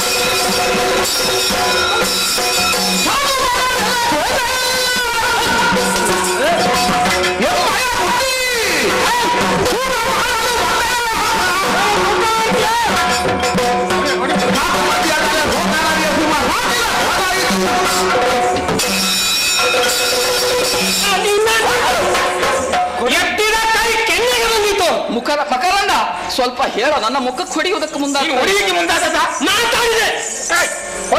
ಹೊಡಿಲಿಕ್ಕೆ ಮುಂದಾದ ನೀನು ಮತ್ತೆ ಹೊಡಿಬೇಡುವ ಹೇಳು ಪಾಟಿ. ನಿಮಗೆಂತ ಸಣ್ಣವನಲ್ಲ. ಸಣ್ಣವ ಅಂತ ಹೇಳಿ ಸುಮ್ಮಗಿದ್ರೆ ಸಣ್ಣವ ಅಂತ ಮಾತಾಡ್ತಾನೆ. ಸ್ವಲ್ಪ ಮಾತಾಡಿ. ಎರಡು ಪದ್ಯಕ್ಕೆ ಎಷ್ಟು ಮಾತಾಡಿ. ಅಣ್ಣ ಯಾರಿಲ್ಲಿ? ಅಣ್ಣಂದ್ರೆ ಯಾರು ನಿನಗೆ? ಅಣ್ಣಂದಿರಲ್ಲ, ನಾವು ಅಜ್ಜಂದಿರು. ಇವ ಅನಿರುದ್ಧನ ಮಗಲ್ವ ಇವ? ನಿನ್ನ ಅಣ್ಣವ ಇದ್ದಾನೆ ನಮ್ಮ ಕೂಟದಲ್ಲಿ. ನೀವೇ ಕಿರಿಯವ ಯಾರು? ಯಾರಿಗೆ ಬೋಧ ಮಾಡುದು ನೀನು? ಅಪ್ಪ ಬೋಧನೆ ಯಾರಿಗೆ ಮಾಡುದಂತ ನಾನು ಮೊದಲಾಗಿ ನಿಮ್ಮಲ್ಲಿ ಕೈ ಮುಗಿದು ಕೇಳಿಕೊಂಡಿದ್ದೆ. ನನ್ನ ಮಾತನ್ನು ಕೇಳಬೇಕು ಅಂತ ನೀವು ಕೇಳೋದಕ್ಕೆ ಮುಂದಾದ ನಮಗೆ ಇಲ್ಲದಿದ್ರೆ ಹೇಳ್ತಿದ್ದೆ. ಮಾತನಾಡುವಾಗ ಸ್ವಲ್ಪ ಆಲೋಚನೆ ಮಾಡಿಕೊಳ್ಬೇಕು. ಯಾರಲ್ಲಿ ಹೇಗೆ ಮಾತಾಡಿದ್ರೆ ಆದೀತು. ಒಂದು ಸ್ವಲ್ಪ ಯೋಗ್ಯತೆ ಬೇಕು ಮಾತಾಡಿಕೊಳ್ಳಿ. ಮತ್ತೆ ಸಮಾನತೆ ಬೇಕು. ಅದು ಉಂಟೇನು ನಿನಗೆ? ಉಂಟೇನು ನಿನಗೆ? ನಮಗೆ ಬೋಧ ಮಾಡಬೇಕಾಗಿದೆ.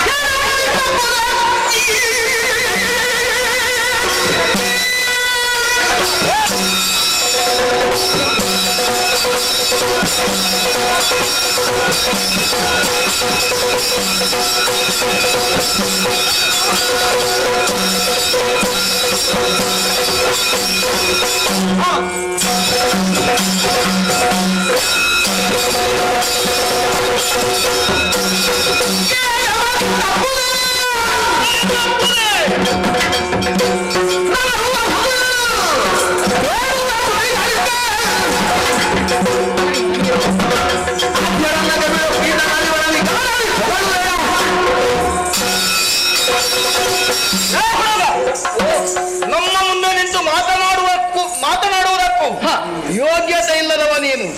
ಹಾಗಿದ್ದು ಕೂಡ ಬಹಳಷ್ಟು ಹೇಳಿದೆಯಲ್ಲ. ನಮಗೆ ಧರ್ಮ ಬೋಧನೆ ಮಾಡುವುದಕ್ಕೆ ನೀನು ಸ್ವಾಮಿ ಅವರನ್ನು ಕೆಳಗಿದ್ರೆ ಏನಾಗುತ್ತದೆ? ಶಾಪ ಕೊಡ್ತಾರೆ. ಯಾವ ಶಾಪ? ಅದೆಂತದ್ದು ನೀ ಹೇಳಿದ್ದು? ಶಾಪ ಕೊಟ್ಟರೆ ಮಾಲ್ಗೋಣ. ಅದಲ್ಲ ದೊಡ್ಡ ಸಂಗತಿ. ಶಾಪ ಕೊಡ್ತಾರಂತೆ. ಬೇರೆ ಉದ್ಯೋಗ ಇಲ್ವ ನೀನು?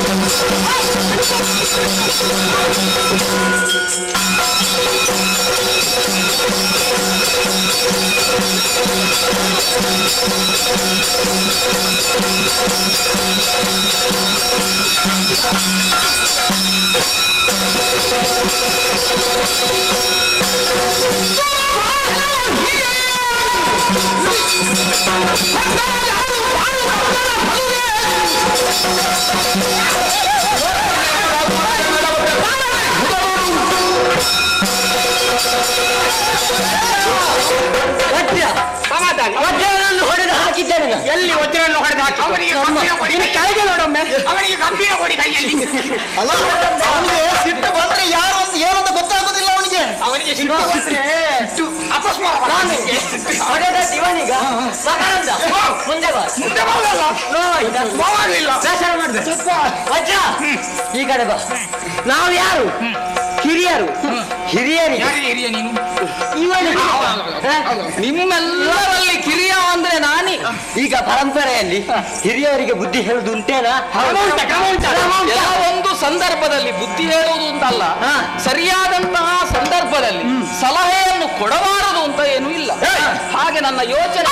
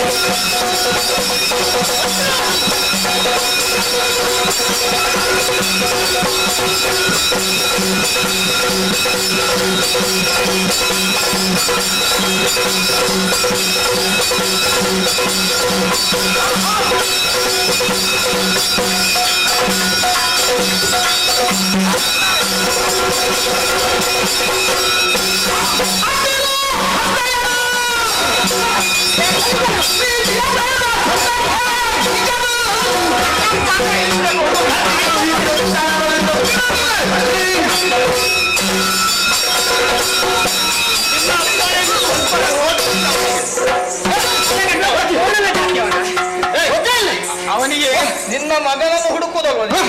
ಬಳಿದಾನ ಇಷ್ಟು ಅಪ್ಪ ಹೌದೇನೋ? ಸರಿಯಾಗಿ ನಾನು ಪಣ ನೀನಪ್ಪ. ಯಾರು ಅನುಮಾನ ಉಂಟಾ? ಇದು ಒಂದು ಈಗ ಅಷ್ಟೇ ಅಲ್ಲ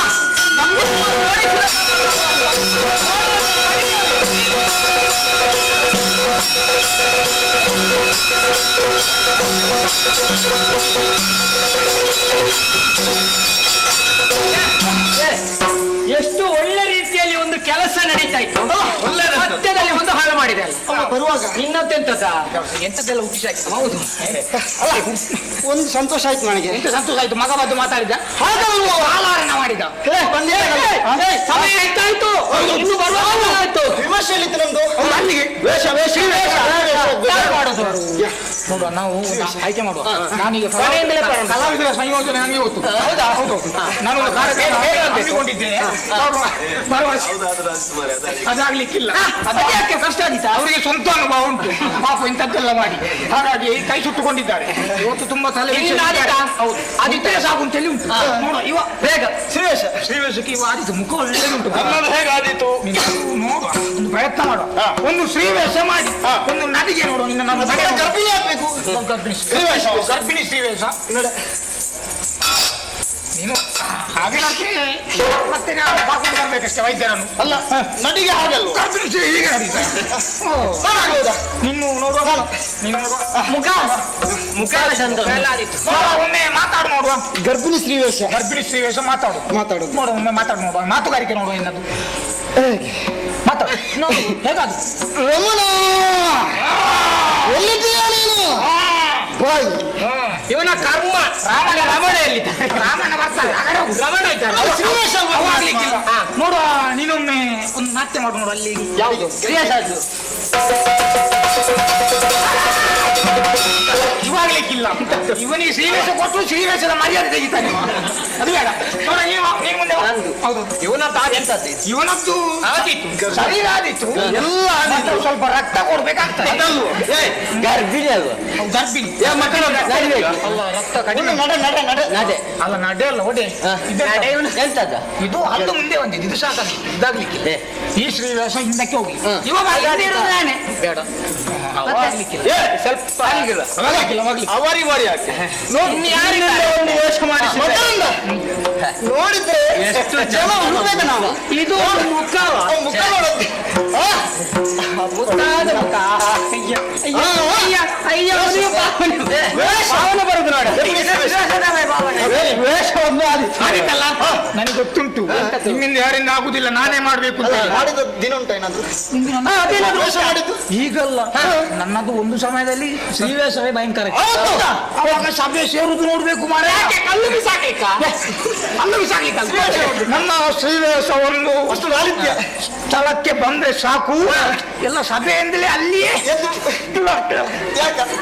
ಕೂಗುದಲ್ಲ ಒಂದು ಆಸೆ ಅಷ್ಟು ಅಥವಾ ಬಂದವರಿಗೆ ಕುಡಿಯಲಿಕ್ಕೆ ಏನೋ ಕೊಟ್ಟಿರ್ಬೇಕು ಇಲ್ಲ ಹಾಗಲ್ವ ಅಷ್ಟು ಒಂದು ರಸಿಕರಿದ್ರು ನನಗೆ ನನ್ನನ್ನು ಅಭಿಮಾನಿಗಳು ಹೌದೌದು ಹಾಗೆ ಅದು ಒಂದು ಕಾಲದಲ್ಲಿ ನನ್ನದು ಶ್ರೀವೇಷ ನೋಡ್ಬೇಕು ಯಾವ ವೇಷ ಅಶೋಕಾವನದಲ್ಲಿ ನನ್ನದು ಸೀತೆ ಭಯಂಕರ ಅದು ಕದ್ದುಕೊಂಡು ಹೋಗಿರ್ತಾನಲ್ಲ ಈ ರಾವಣ ಮಂಗ ಅವ ಕದ್ದುಕೊಂಡು ಕದ್ದುಕೊಂಡು ಹೋಗಿ ನನ್ನನ್ನು ಅಶೋಕವನದಲ್ಲಿ ಬಿಟ್ಟಿದ್ದಾನೆ ಸ್ನಾನ ಮಾಡಲಿಲ್ಲ ತುಂಬಾ ದಿವಸ ಆಯ್ತು ಕೂದಲನ್ನೆಲ್ಲ ಬಿಟ್ಟು ಹೀಗೆ ಕೂತುಕೊಂಡಿದ್ದೇನೆ ಒಂದು ಹಾಲಿನ ಮೇಲೆ ಕೂತುಕೊಂಡಿದ್ದೇನೆ ಈಗ ಕೂತ್ಕೊಂಡಿದ್ಯಾ ರಾಮ ಏನು ರಾಮ ಎತ್ತ ಮನೆ ಅರ್ಥ ಮಾತಾಡ್ಲಿಕ್ಕೆ ಮಧ್ಯದಲ್ಲಿ ಹೌದೌದು ರಾಮ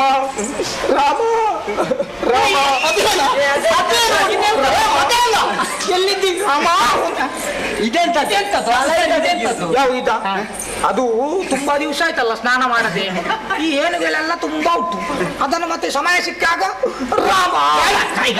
ರಾಮ ಅದು ರಾಮ ಅಲ್ಲ ಅದು ಭಾವನೆ ಬಂದು ಹೋಗುದು ಕೆಲವು ಭರಿಸುದು ಕೆಲವು ಬಂದು ಹೋಗುದು ಹೌದು ಹೀಗಾಗುದು ಹಾಗೆ ಅಂತ ಶ್ರೀವೇಷವನ್ನು ಮಾಡಿದ್ದೀರಿ ನೀವೆಲ್ಲ ನೋಡ್ಲಿಲ್ಲಲ್ಲ ಇಲ್ಲ ನೋಡ್ಲೇಬೇಕೀಗ ಸಮಯ ಕಾಸು ಸಿಗ್ಲಿಲ್ಲ ನಾನು ಶ್ರೀವೇಷ ಮಾಡುವಂತ ನೋಡಿಕೆಗೆ ಬೇಕಾಗಿ ಒಂದು ಸಣ್ಣ ಮಟ್ಟಿಗೆ ಮಾಡಿ ತೋರಿಸಿ ನೋಡ್ಕೋಬೇಕು ನಿಲ್ಲು ಈ ಮಕರಂದನ ಶ್ರೀವೇಷ ಎಲ್ಲರೂ ನೋಡಿರಿ ಆನಂದಿಸಿರಿ ಮಕರಂದನ ಗರ್ಭಿಣಿ ಶ್ರೀವೇಷ ನಿಲ್ಲಿ ಅದೇ ಇದು ಕುಪ್ಪಾಸ್ ಪುಣ್ಯಾತ್ಮ ತಿರುಗು ಪುಣ್ಯಾತ್ಮ ತಿರುಗುದು ಯಾಕೆ ಶ್ರೀವೇಷ ಮಾಡುವಾಗ ತಿರುಗುವ ಕ್ರಮ ಉಂಟು. ಅದು ಕುಂಭವೇಷ ಮಾಡುವಾಗ ಮಾತ್ರ ಹೌದು ಎಳಿಲಿಕ್ಕುಂಟ ಸುತ್ತ ಇದೆಲ್ಲ ಸ್ವಲ್ಪ ಅದೆಲ್ಲ ಸಿದ್ಧ ಮಾಡಿಕೊಂಡೇ ಬಂದಿದ್ಯಾ ಪುಣ್ಯಾತ್ಮ ಅದೆಲ್ಲ ಮುಂದೆ ಆಲೋಚನೆ ಮಾಡ್ಕೊಂಡು ತೊಟ್ಟದಿಲ್ಲ ಮಾರ ಇದೆಂತ ಗಾಳಿ ತಗಲಿಗೆ ಈಗ ಹಿಂದೆಯಿಂದ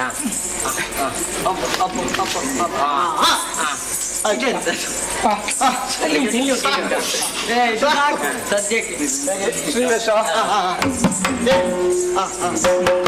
ಹೀಗೆ ಮಾಡಿ ದೂರ ಹೋಗು ಮಾರೆ ಎಂತದು ಮಾರೆ ಯಾರದು ಒಂದು ಒಳ್ಳೆ ಹೊತ್ತು ಕಾಯಿಸಲಿಕ್ಕೆ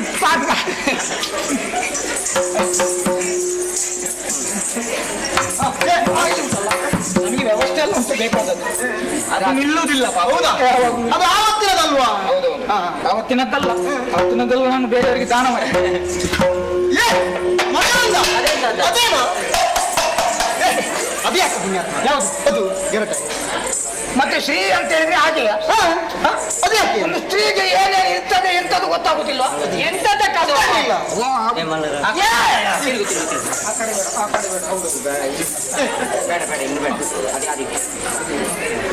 ಬೇಗ ಆಗ್ಬೇಕು ಗರ್ಭಿಣಿ ಶ್ರೀವೇಷ ನೋಡು ಅದೇನುಂಟು ಅದನ್ನ ಹಾಕಿ ನೋಡ್ಲಿಕ್ಕಿಲ್ಲ ಪುಣ್ಯಾತ್ಮ ನೋಡ್ಲಿಕ್ಕಿಲ್ಲ ಈಟೆ ಬಾರ ಅದು ಗರ್ಭಿಣಿ ಅಲ್ಲ ನೋಡ್ತಾ ಇದ್ದೇನೆ ಅವನಿಗೆ ಚಟ ಜೋರು ವೇಷವನ್ನು ನೋಡಿ ಆದ್ರೂ ಹಾಕುವುದು ವ್ಯವಸ್ಥೆ ಮಾಡುವಂತ ಅವನಿಗೊಂದು ಆಯ್ತಾ ಆಯ್ತಲ್ಲ ಇದು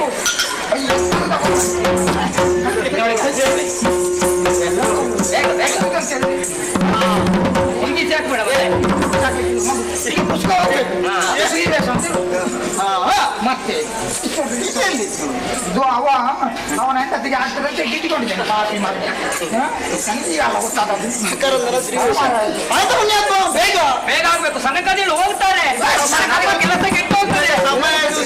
ಮಾಡ್ಲಿಕ್ಕೆ ಆಯ್ತಲ್ಲ ಪುಣ್ಯಾತ್ಮ. ಎಲ್ಲೋಯ್ತು ಈ ಅವಸರಕ್ಕಾಗುವಾಗ ಮತ್ತೆ ಹೀಗೆ ಆಗುದು.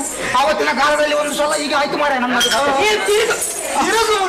ನನ್ನದು ಶ್ರೀವೇಶ ಮಾಡ್ತಾ ಇರುವಾಗ ಹೀಗೆ ಒಂದು ಬಿಸಿ ಅಡಿ ಹೋಯ್ತು, ಮತ್ತೆ ಅದು ಪಿಂಡಿ ಅಡಿಗೆ ಹೋಯ್ತು.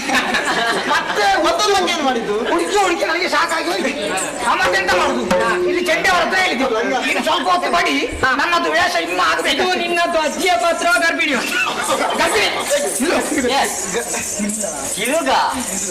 ಹಾಡಲಿಕ್ಕೆ ಏನಾದ್ರು ಉಂಟಾ? ಹಾಡುಂಟಾ? ಹಾಡು ಅದೇನಾ? ಸೀರೆ ಸೀರೆ ಸೀರೆ ಎಲ್ಲೆಲ್ಲೂ ಹಾರೈಕೆ. ಬೇರೆ ಹಾಡು ಏನಾದ್ರು ಉಂಟಾ? ಹಾಡುಂಟಾ? ಚಿಕ್ಕ ಪ್ರಾಯದ ಬಾಳೆ ಕುದುರೆ ನಿನ್ನಂಗ. ಅಲ್ವಾ? ಚದುರೆ. ಅದು ಚದುರೆ ಮತ್ತೆ ಮೊದಲಿಗೆ ಕುದುರೆ, ಆನಂತರ ಚದುರೆ. ಅದು ತಿರುಗಿಸಿದ್ ಬೇರೆ. ಬೇಗ ಬೇಗ ಅಂತ ಹೇಳಿದ್ರೆ ಶ್ರೀವೇಶ ಅಲ್ವ ಮಾರೆ, ಅಷ್ಟು ನಿಧಾನಕ್ಕೆ ಆಗುದಿಲ್ಲ. ಹೌದೌದು, ನಿಮ್ಗೆ ಎಂತ ಗೊತ್ತುಂಟು, ಶ್ರೀವೇಶ ಅವಸರದ ಮಾಡ್ಬೇಕು ಮಾರೆ, ಅದು ಬೇರೆ ಕಾಲಮಿತಿ ಅಲ್ವಾ. ಅದೇನು ಪುಣ್ಯಾತ್ಮ?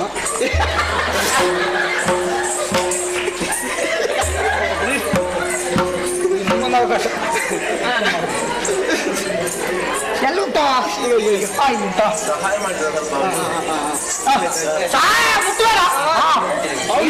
ಶ್ರೀವೇಶ ಮಾಡುವಾಗ ಹತ್ತಿರ ಬರ್ತೀರಿ, ಅದು ಹೋಗಿದೆ, ಇದು ಶಿಕ್ಷಿಸಿದೆ, ಇದು ಕೊಳ್ಳಿದ. ನನಗೆ ಪಕಡವೇಶ ಮಾಡುವಾಗ ಬರ್ತೀರಿ ಹತ್ತಿರ, ಬರುದಿಲ್ಲ, ಯಾರು ಬರುದಿಲ್ಲ. ಒಂದು ಬಟ್ಟೆ ಕೊಡ್ಲಿಕ್ಕೆ ಚೆನ್ನಾಗಿರುದಿಲ್ಲ. ಆಯ್ತಲ್ಲ, ಹೇಗೆ ಶ್ರೀ ಗರ್ಭಿಣಿ? ಗರ್ಭ ಎಲ್ಲಿ ಉಂಟ? ಗರ್ಭ ಎಲ್ಲಿಂಟು? ಬೇಗ ಬೇಗ ತಿರುಗು ಪುಣ್ಯಾತ್ಮ. ಇಲ್ಲ, ತಿರುಗಲಿಕ್ಕೆ ನಾವಲ್ವಾ? ನೀವು ಶ್ರೀವೇಶ ಯಾರಾದ್ರೂ ನೋಡಿ ಹೋದ್ರೆ ಸ್ವಲ್ಪ ಕಟ್ಟ ಎಲ್ಲಿ ಉಂಟದು? ಹೊರಗೆ ಉಂಟು ಕಟ್ಟು, ಆಯ್ತಾ? ಸಾಕು ಸಾಕು, ಜಾಸ್ತಿ ಕಟ್ಟು ಬೇಡ, ಮಗು ಆಗ್ತಾ ಉಂಟು ಒಳಗಿಂದ. ಈಗ ಗರ್ಭಿಣಿ ಶ್ರೀವೇಷ ಆಯ್ತು. ಗರ್ಭಿಣಿ ಶ್ರೀವೇಷದ ನಡೆ ನಡೆ ನೋಡು, ಮೆಲ್ಲ. ಮೆಲ್ಲನೆ ಅಯ್ಯಯ್ಯೋ,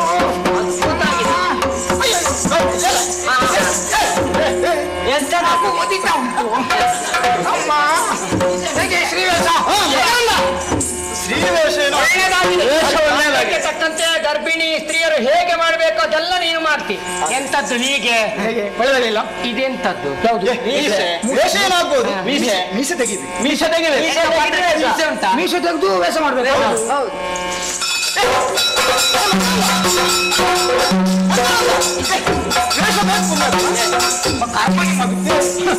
ಮೀಸೆ ತೆಗೆದು ನನ್ನ ಯಾಸ ಇಲ್ಲ. ಮೀಸೆ ತೆಗೆದು ನನ್ನ ವೇಷವೇ. ಇಷ್ಟೆಲ್ಲ ಸಿದ್ಧತೆ ಮಾಡಿ ಈಗ ವೇಷ ಅಲ್ವಾ? ಅದಲ್ಲ ಆಗುದಿಲ್ಲ. ಮೀಸೆ ತೆಗೆದು ನೋಡು, ಇನ್ನು ನಾನು 10 ದಿವಸದಿಂದ ಮೀಸೆಯನ್ನು ಇಟ್ಟುಕೊಂಡಿದ್ದೇನೆ. ಯಾಕೆ? ಯಾಕೆ? ನನಗೆ ಚಟ ಉಂಟ ವೇಷದ್ದು.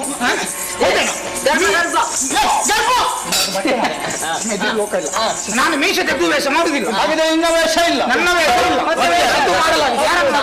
ಸಾಂಬ ಸಾಂಬ. ಓಹೋ,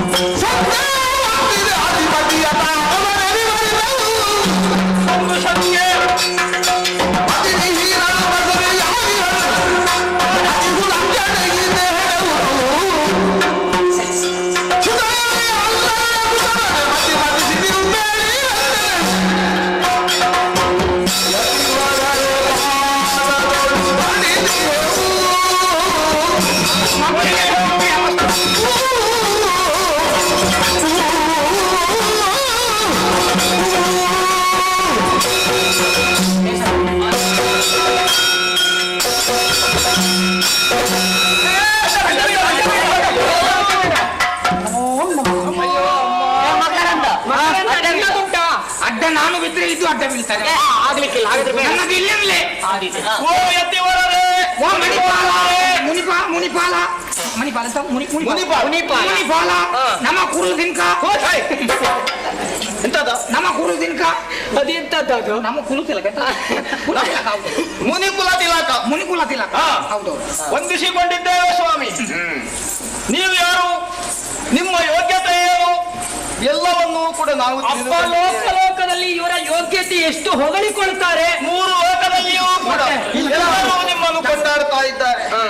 ಅಂತಹ ಮಹಾನುಭಾವರಾದಂತಹ ತಾವುಗಳು ತ್ರಿಕಾಲ ಜ್ಞಾನಿಗಳು ಎಂಬುದಾಗಿಯೂ ನಾವು ಕೇಳಿ ತಿಳಿದಿದ್ದೇವೆ.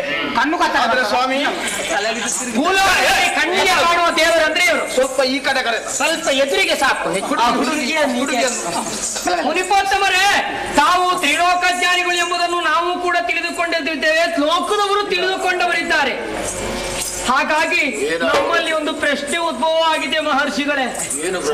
ಸ್ವಾಮಿ ನೋಡಿ, ನಮ್ಮ ಸಮಸ್ಯೆಗೆ ಒಂದು ಪರಿಹಾರವನ್ನು ನೀವೇ ಕೊಡಬೇಕು ಎಂಬುದಾಗಿ ನಿಮ್ಮ ಬಳಿಗೆ ಬಂದಿದ್ದೇವೆ.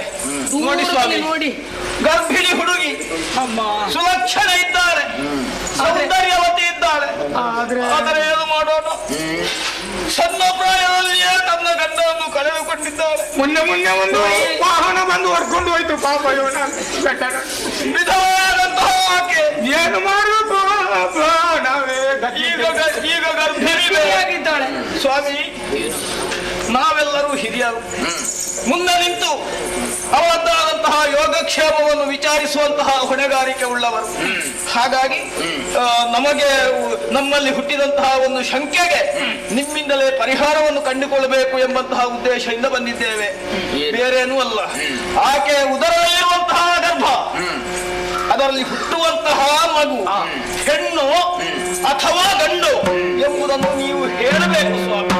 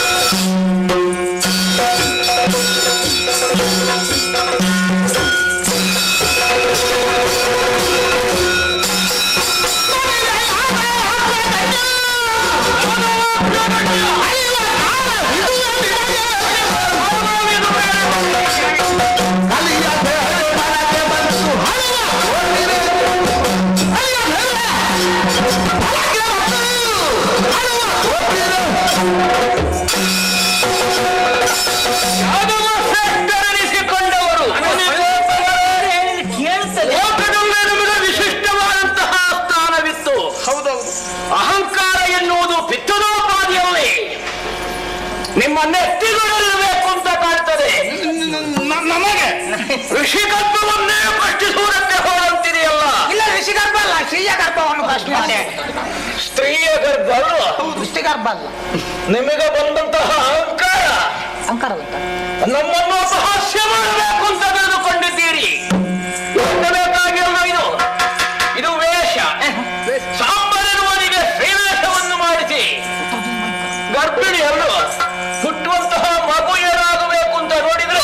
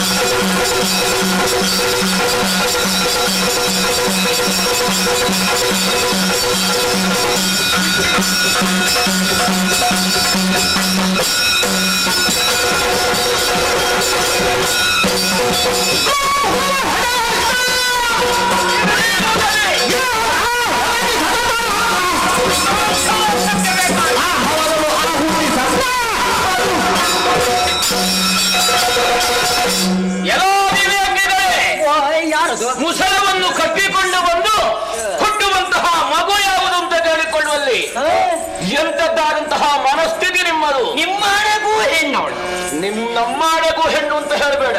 ನಿನಗೆ ಆಣೆ ಹಾಕಲಿಕ್ಕೆ ಸುಳ್ಳೇ ಸಾಕ್ಷಿ ಬೇಕು. ಹೆಣ್ಣೆ ಉದರದಲ್ಲಿರುವುದು ಮುಸಲ. ಇನ್ನು ಮುಂದಕ್ಕೆ ನಿಮ್ಮ ಈ ಯಾಗ ಅವಸಾನವಾಗುವುದು ಈ ಮುಸಲದಿಂದ.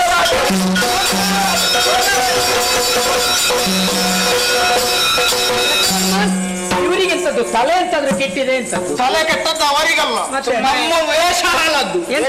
ಅಲ್ಲ, ಹೋಗಿ ಹೋಗಿ ಈ ವೇಷ ಮಾಡಲಿಕ್ಕೆ ಎಷ್ಟು ಕಷ್ಟಪಟ್ಟಿದ್ದೇನೆ ಅದು ನನಗೆ ಗೊತ್ತು. ಸಾಂಬಾನಿಗೆ ಹಾಕ್ಲಿಕ್ಕೆ ಆ ಬಲ್ಲೆ ವೇಷ ಒಳ್ಳೆದಾಗಿದೆ. ನಾನು ಮಾಡಿದ್ರೆ ಸರಿ ಆಗ್ತಿತ್ತು. ಸಾಪ ಏನು ನಮಗೆ ತಾಗ್ಲಿಕ್ಕಿಲ್ಲ.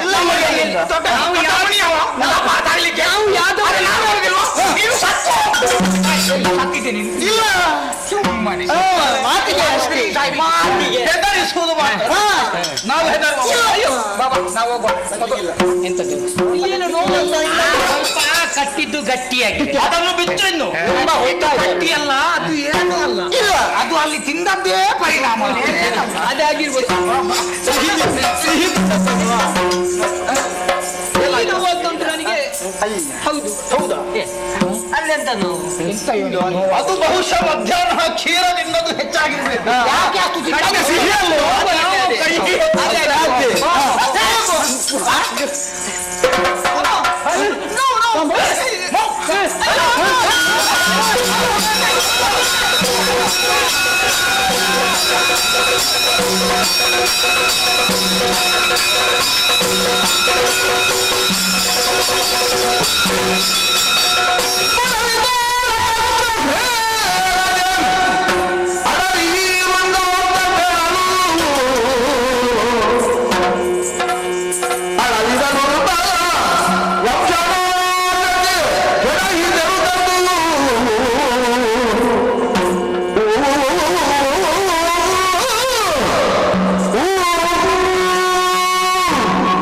ಸಾಂಬನ ಮಗು. ಹೌದು, ನೋಡಿದ್ಯಾ? ಅವರು ಹೇಳಿದ ಹಾಗೆ ಕೋಮಕ್ಕೆ ಪುಣ್ಯಾತ್ಮ ಸಾಮಾನ್ಯರು ಎಂಬುದಾಗಿ ಅವರನ್ನು ಪರೀಕ್ಷಿಸುವುದಕ್ಕೆ ಹೋಗಿ ಹೇಗಾಯಿತು? ಹೌದು. ಮುಸಲವನ್ನೇ ಹೆತ್ತ ಆ ಸಾಂಬ ಜೊತೆಯಲ್ಲಿ ಅಲಿದ. ಪರಿಣಾಮವಾಗಿ ಸತ್ತು ಮಣ್ಣು ಆದದ್ದಕ್ಕೆಲ್ಲ ನಾವು ವಿಷಾದ ವ್ಯಕ್ತಪಡಿಸಿದ್ದೇವೆ. ಚಿಂತಿಸಿ ಪ್ರಯೋಜನ ಇಲ್ಲ. ಮುಂದಾಗುದಾರಿ ಎಂಬುದಾಗಿ ಉಗ್ರಸೇನಲ್ಲಿ ಕೇಳಿದಾಗ ನಮ್ಮ ವಂಶನಾಶಕ್ಕೆ ಇದು ಕಾರಣವಾಗುತ್ತದೆ.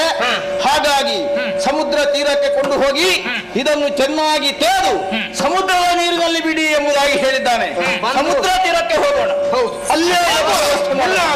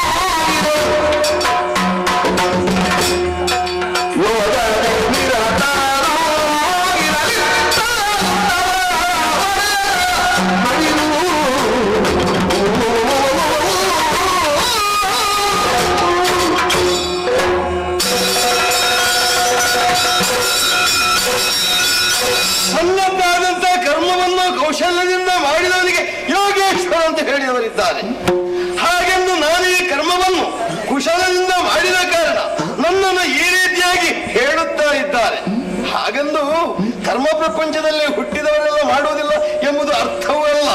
ಎಲ್ಲರೂ ಕೆಲವರು ಮಾಡಿದವರಿದ್ದಾರೆ. ಆದರೆ ಕೆಲವರು ಕರ್ತವ್ಯದಲ್ಲಿ ಚ್ಯುತರಾದಾಗ ಅವರನ್ನು ಸರಿದಾರಿಗೆ ತರುವುದಕ್ಕೆ ಬೇಕಾಗಿ ದೇವಕಿಗೆ ಸುತನಾಗಿ 8ನೇ ಗರ್ಭದಲ್ಲಿ ಕೃಷ್ಣನೆಂಬ ಅಭಿಧಾನದಿಂದ ಹುಟ್ಟಿಕೊಂಡವನಿದ್ದೇನೆ. ಹಾಗಿದ್ದು ನಾನು ಮಾಡಿದ್ದು ಅಂತ ಧರ್ಮವನ್ನು ತಿರೆಯಲ್ಲಿ ನೆಲೆಗೊಳಿಸಿದ್ದೇನೆ ಅಂತ ಹೇಳುವುದಕ್ಕಿಲ್ಲ. ಕೆಲವು ನಾನು ಮಾಡಿದ್ದೇನೆ, ಕೆಲವು ನಮ್ಮವರಿಂದ ಮಾಡಿಸಿಕೊಂಡವನಿದ್ದೇನೆ. ಅಂತೂ ವರ್ತಮಾನ ಕಾಲದಲ್ಲಿ ಅವತಾರವನ್ನು ಎತ್ತಿ ತಿರೆಯಲ್ಲಿ ಧರ್ಮವನ್ನು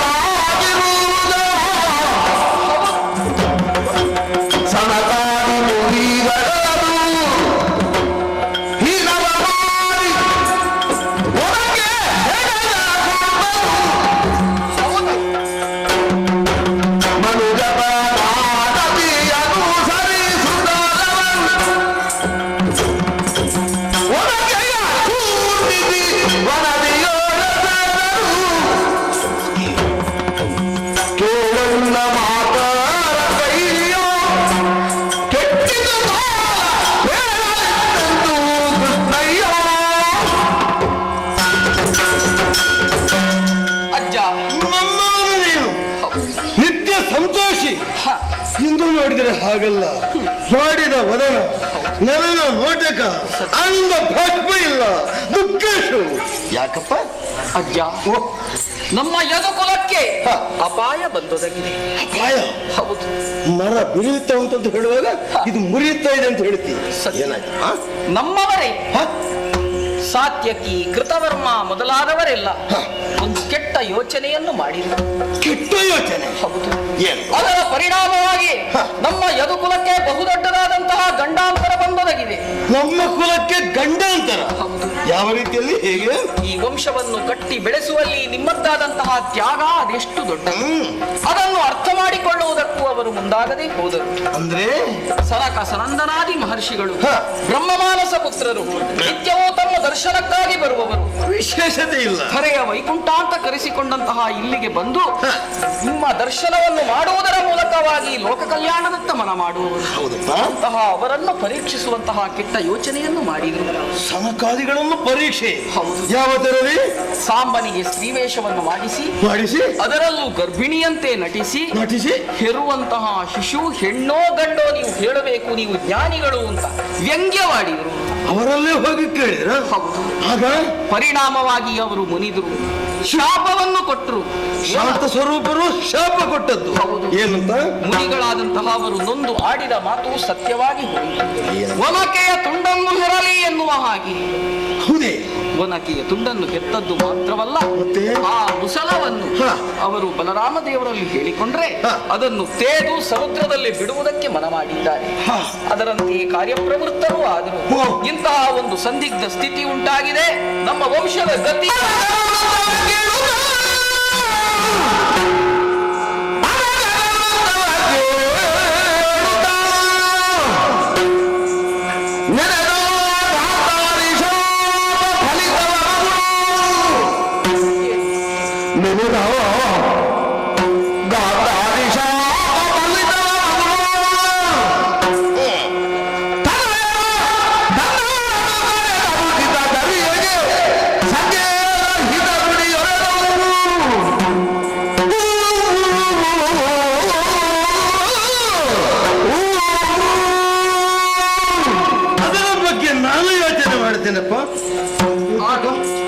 ಸರಿ. ಇದು ನಾವು ಕಲಿಸಿದ್ದು ಯಾವ ಭಾರತ ಹವ ನಡೆದಾಗ, ಕೌರವಾದಿಗಳು ಅಳಿದಾಗ, ಯಾವ ನಾವು ಧೃತರಾಷ್ಟ್ರನ ಬಳಿ ಸೇರಿದಾಗ ಕಣ್ಣಿಗೆ ಬಟ್ಟೆ ಕಟ್ಟಿಕೊಂಡು ಕುಳಿತಂತ ಗಾಂಧಾರಿ ಬಟ್ಟೆಯನ್ನು ಬಿಚ್ಚಿ ನನ್ನನ್ನೇ ನೋಡಿದವಳಿದ್ದಾಳೆ.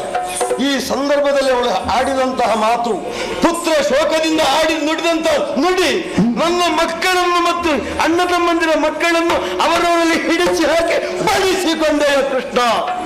ಹಾಗಿದ್ರೆ ಇದಕ್ಕೆ ತಕ್ಕ ಪ್ರಾಯಶ್ಚಿತ ನಿನ್ನ ವಂಶದವರು ಅವರಿಂದ ಬಾಯಲಿ. ಗಾಂಧಾರಿಯ ಮಾತು ಫಲಿಸಿತಲ್ವಾ? ಹಾಗಂತ ಹೇಳಿ ಉತ್ತಮ ಸಾಧ್ಯಕ್ಕೆ ಕೃತವಲ್ವಾ?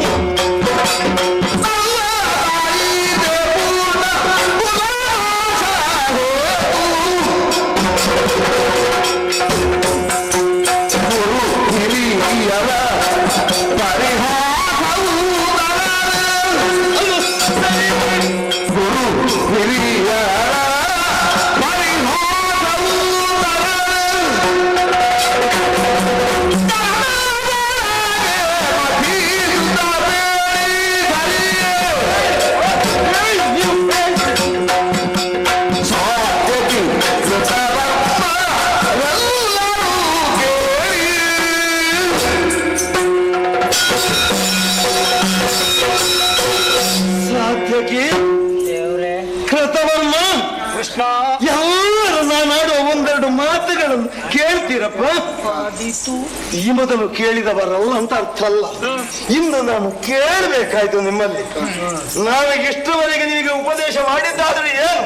ಸತ್ಕರ್ಮದಿಂದ ನಾವು ಬದುಕಬೇಕು, ಉಳಿದವರಿಗೆ ನಾವು ಆದರ್ಶ ಪ್ರಾಯರಾಗಿ ಬಾಳಬೇಕು, ತಮ್ಮ ಜೀವನವನ್ನು ಪಾವನಗೊಳಿಸಬೇಕು ಅಂತ ಹೇಳಿ ಅಡಿಗಡಿಗೆ ಹೇಳಿದ್ದನ್ನೆಲ್ಲ ಕೇಳಿದಿರಲ್ಲ. ಹಿಂದೇನು ಮಾಡಿದಿರಿ ಹೇಳಿ? ಗುರು ಹಿರಿಯರನ್ನು ಕಂಡು ಅವರ ಚರಣಕ್ಕೆ ಶಿರವನ್ನು ಎರಗಬೇಕಾದವರು ನೀವು. ಮದುವೆಯನ್ನು ಕುಡಿದ ಮರ್ಕಟದ ಹಾಗೆ ನೀವು ವರ್ತಿಸಿದಿರಲ್ಲ. ಮರ್ಕಟ ಒಂದು ಮದುವೆಯನ್ನು ಪಾನ ಮಾಡಿದ್ರೆ ತಾನೂ ಹಾಳಾಗುತ್ತದೆ, ತನ್ನವರು ಹಾಳಾಗುತ್ತದೆ, ಒಲವು ಹಾಳಾಗುತ್ತದೆ ಎಂದು ಬಲ್ಲವರ ನಾನು ನೋಡಿ ಸತ್ಯ ಅಂತ ಆಗಿ ಹೋಯ್ತಲ್ಲ. ಏನು ಮಾಡಿದಿರಪ್ಪ? ಗುರು ಹಿರಿಯರನ್ನು ನಿಂದಿಸುವುದು ತಿಳಿದಂತ ನಿಮಗೆ ಇದು ಭೂಷಣ ಪ್ರಾಯವೇ? ಹೇಳಪ್ಪ, ತಿಳಿದಾದ್ರೆ ಇನ್ನಾದ್ರೂ ಯೋಚನೆ ಮಾಡಿ ಹೇಳಪ್ಪ. ಮಾಡಿದ್ದು ಸರಿ, ಮಾಡಿದ್ದು ತಪ್ಪಾಯ್ತು.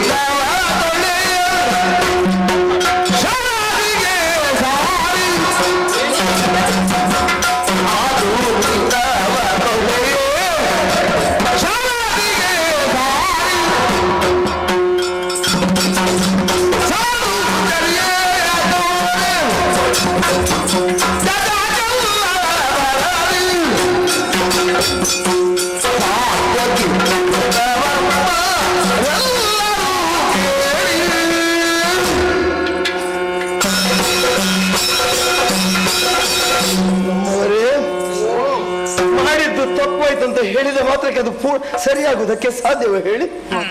ಸತ್ತ ಮೇಲೆ ಅತ್ತರೆ ಮತ್ತೆ ಜೀವಿಪರೇ ಇಲ್ಲ. ಹಾಗೆ ಇನ್ನು ನೀವು ತಪ್ಪಾಯ್ತು ಅಂತ ಹೇಳಿ ಏನು ಪ್ರಯೋಜನ ಹೇಳಿ?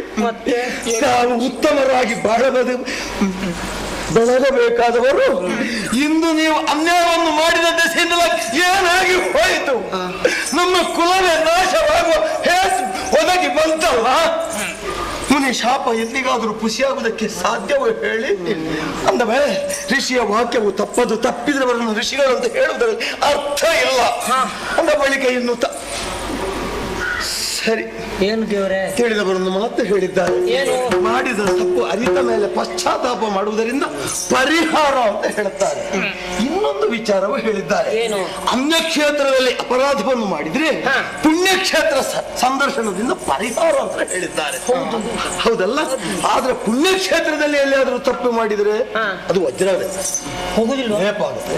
ಹಾಗೆ ಮಾಡಬಾರ್ದು. ಮತ್ತೆ ಆದ್ರಿಂದ ಹೋಗಿಯಪ್ಪ ಪುಣ್ಯಕ್ಷೇತ್ರ ಸಂದರ್ಶನ ಮಾಡಿ, ಆ ಪುಣ್ಯಕ್ಷೇತ್ರ ಸಂದರ್ಶನ ಮಾಡಿ ಆ ದೇವರಲ್ಲಿ ಶ್ರದ್ಧಾಭಕ್ತಿಯನ್ನು ಇರಿಸಿ ಸಾಧು ಚರ್ಯೆಯೇ ಎಂಬುದನ್ನು ಜಗಕ್ಕೆ ತೋರಿಸುವ ಆದರ್ಶಪ್ರಾಯ ವ್ಯಕ್ತಿಗಳಾಗಿ ನೀವು ಮೆರೆಯಬೇಕು. ಆದ್ರಿಂದ ಹೋಗಿಯಪ್ಪ ಪ್ರವಾಸ ಕ್ಷೇತ್ರಕ್ಕೆ ಒಳ್ಳೆಯದನ್ನು ಮಾಡಿ.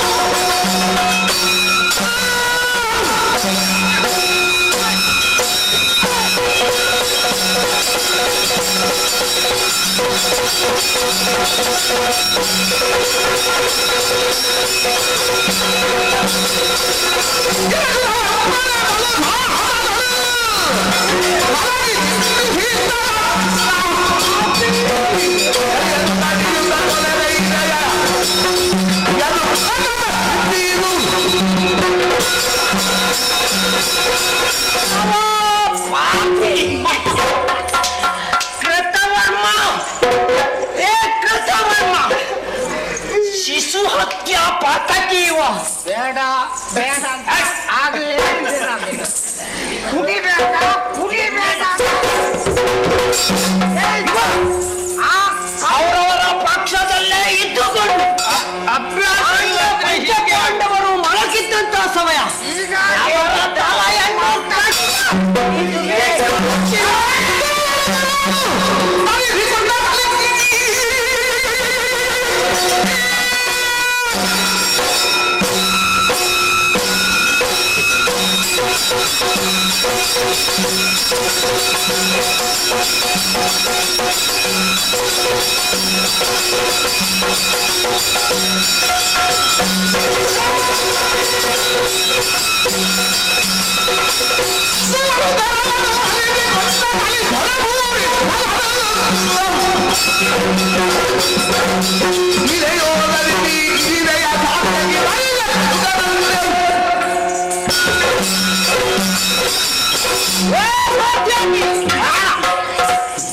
ಏನು ನಿನ್ನ ಹಣೆ ಬರಹ ನನಗೆ ಗೊತ್ತಿಲ್ಲ ಅಂತ ಭಾವಿಸಿದ ನನ್ನನ್ನು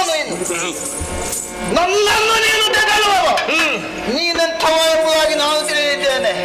ನಿನ್ನ ಪುರುಷವ ಹೊರಗೆಯನ್ನು ಕಡಿದುಕೊಂಡು ತಪದಲ್ಲಿ ಮಗ್ನನಾಗಿದ್ದಾಗ ಅವನ ತಲೆ ಕಡಿದ ಪಾಪಿ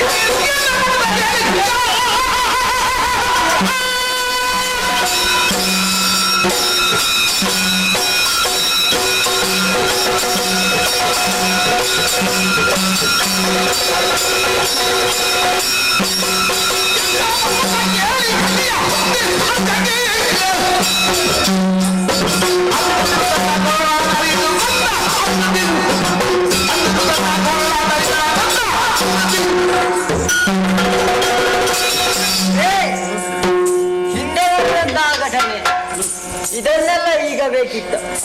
ಏನು ಮಾತಾಡು? ಬಾ ಬಾ. ಎಲ್ಲಿಗೆ ಬರುವುದೇ?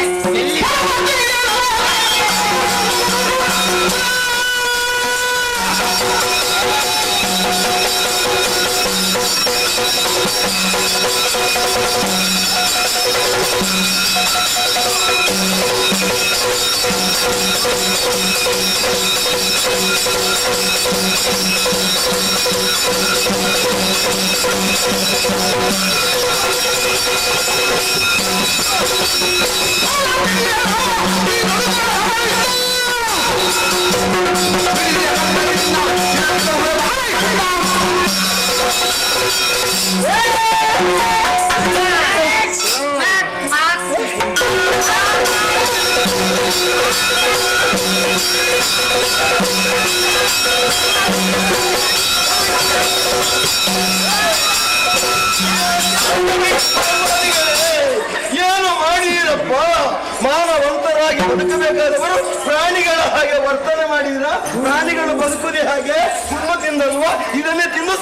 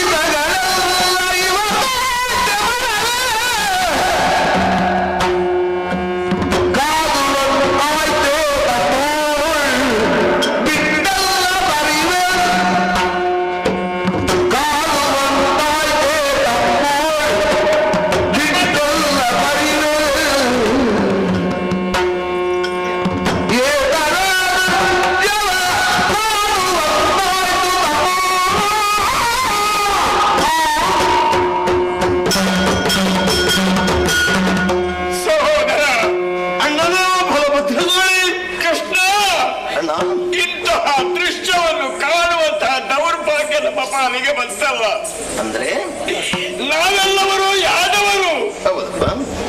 ಮಾತ್ರವಲ್ಲ ನಮಗೆ ಸ್ಥಾನ ಸಿಗಬಾರದು, ಅಧಿಕಾರ ಒಲಿಯಬಾರದು ಎಂಬ ಹಾಗೆ ಯಯಾತಿಗಳ ಶಾಪವಿದ್ದರೂ ಕೂಡ ಸ್ವಪ್ರಯತ್ನದ ಮೂಲಕವಾಗಿ ಒಂದು ಸಮೂಹವನ್ನು ಕಟ್ಟಿಕೊಂಡು ಯಾದವರಿಗೆ ಪ್ರಪಂಚದಲ್ಲಿ ಬೆಲೆ ಇದೆ, ಸ್ಥಾನ ಇದೆ, ಗೌರವ ಇದೆ ಎಂಬ ಹಾಗೆ ನಾವಿಬ್ಬರು ದುಡಿ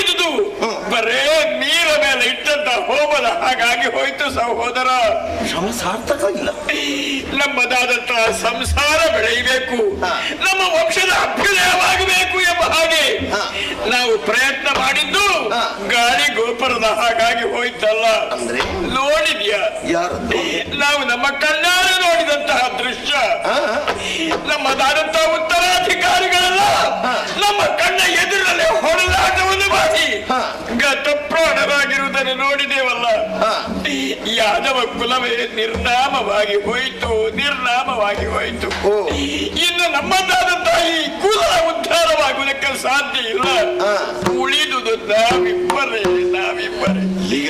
ನಮ್ಮ ಇಂತಹ ದೃಶ್ಯವನ್ನು ಕಾಣುವುದಕ್ಕೆ ನನ್ನ ಮನಸ್ಸು ಒಡಂಬಡುವುದಿಲ್ಲವಪ್ಪ, ಹಾಗಿದೆ.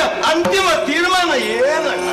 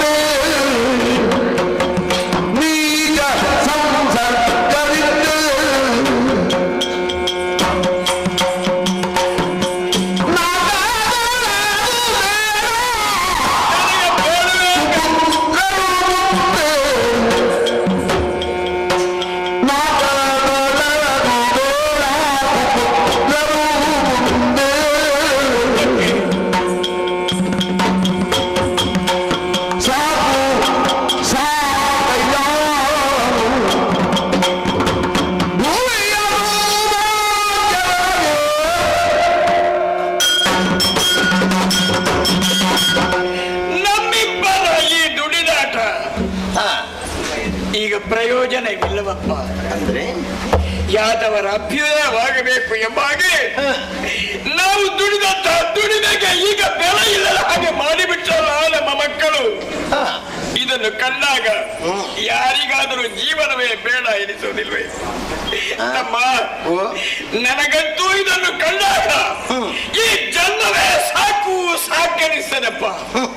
ಅಣ್ಣ ದೇವ್ರೆ, ಈ ಜನ್ಮ ಸಾಕು ಅಂತ ಹೇಳ್ತೀರಿ. ಹಾಗಂತ ಹೇಳಿಕೊಂಡು ಆತ್ಮ ಬಂದದ್ದು ಎಲ್ಲಿಂದ? ಅದು ಪರಮಾತ್ಮನಿಂದ ಅಂತ ಹೇಳ್ತಾರೆ. ಇಲ್ಲಿಂದ ಹೋದ್ರೆ ಅಲ್ಲಿ ಆದ್ರೂ ಉಳಿತದಲ್ಲ? ಉಳಿಯುವುದಿಲ್ವೇ? ಹೌದು, ಅಲ್ಲಿ ಅವರದ್ದು ಕೂಡ ಅಲ್ಲಿ ಇರ್ಬೇಕಲ್ಲ. ಹೌದು, ಆದ್ರೆ ಒಂದು ವಿಷಯ, ಏನಣ್ಣ? ಇಂತಹ ಕೆಟ್ಟ ಮಕ್ಕಳು ಇನ್ನು ಪ್ರಪಂಚದಲ್ಲಿ ಯಾರಿಗೂ ಹುಟ್ಟಬಾರದಪ್ಪ. ಯಾಕೆ ಹೇಳು? ನಮ್ಮ ಆಗಿದ್ದಂತಹ ಪ್ರಮುಖರಿಗೆ ಇಂತಹ ಕೆಟ್ಟ ಮಕ್ಕಳು ಹುಟ್ಟಿದ್ದಾರೆ ಎಂದಾದ್ರೆ ನಾಳೆಯ ಜನತೆ ಇವರನ್ನು ಕಂಡು ಮತ್ತೆ ನಡೆಯುವುದಕ್ಕೆ ಪ್ರಾರಂಭ ಮಾಡ್ತದೆ. ಹಾಗಾದ್ರೆ ಪ್ರಪಂಚವೆಲ್ಲ ಕೆಡ್ತದೆ. ಯಾದವರು ಕೆಟ್ಟವರಾದ ಕಾರಣವೇ ಪ್ರಪಂಚ ಕೆಟ್ಟಿತು ಎಂಬಂತ ಕೆಟ್ಟ ನುಡಿಗೆ ನಾವು ಒಳಗಾಗ್ತೇವೆ. ಹಾಗಾಗಿ ನನ್ನ ಎಣಿಕೆ ಇಷ್ಟು, ಈ ಜನ್ಮ ಸಾಕು, ಸರ್ವತಾ ಇನ್ನೊಮ್ಮೆ ಈ ಪ್ರಪಂಚದಲ್ಲಿ ಹುಟ್ಟುವಂತಹ ಗುಣವೇ ನಮಗೆ ಬೇಡವೇ ಬೇಡ.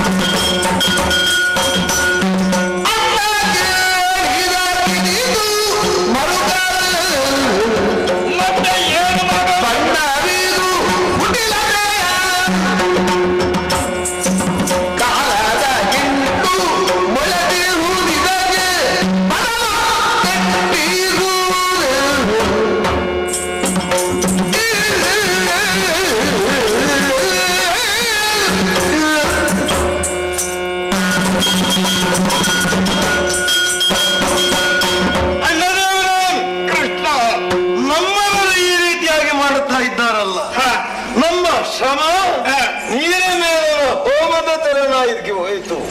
ಇದಕ್ಕೆ ಬೇಕಾಗಿ ನೀವು ದುಃಖಿಸುವುದ ಮತ್ತೆ ಏನು ಮಾಡುವುದಕ್ಕೆ ಸಾಧ್ಯ ಹೇಳು? ಹಾಗಂತ ಇವನನ್ನು ತಿದ್ದಬೇಕು, ಸರಿದಾರಿಗೆ ಬರಪಡಿಸಬೇಕು, ಸತ್ಕರ್ಮಿಗಳು ಆಗಬೇಕು ಎಂದು ನಾವು ಪ್ರಯತ್ನ ಪಟ್ಟರೂ ಕೂಡ ಇದರಲ್ಲಿ ಒಂದು ಕುಟಿಲತೆಯ ಮೊಳಕ್ಕೆ ಒಡೆದಿದೆ ಅಲ್ವಾ?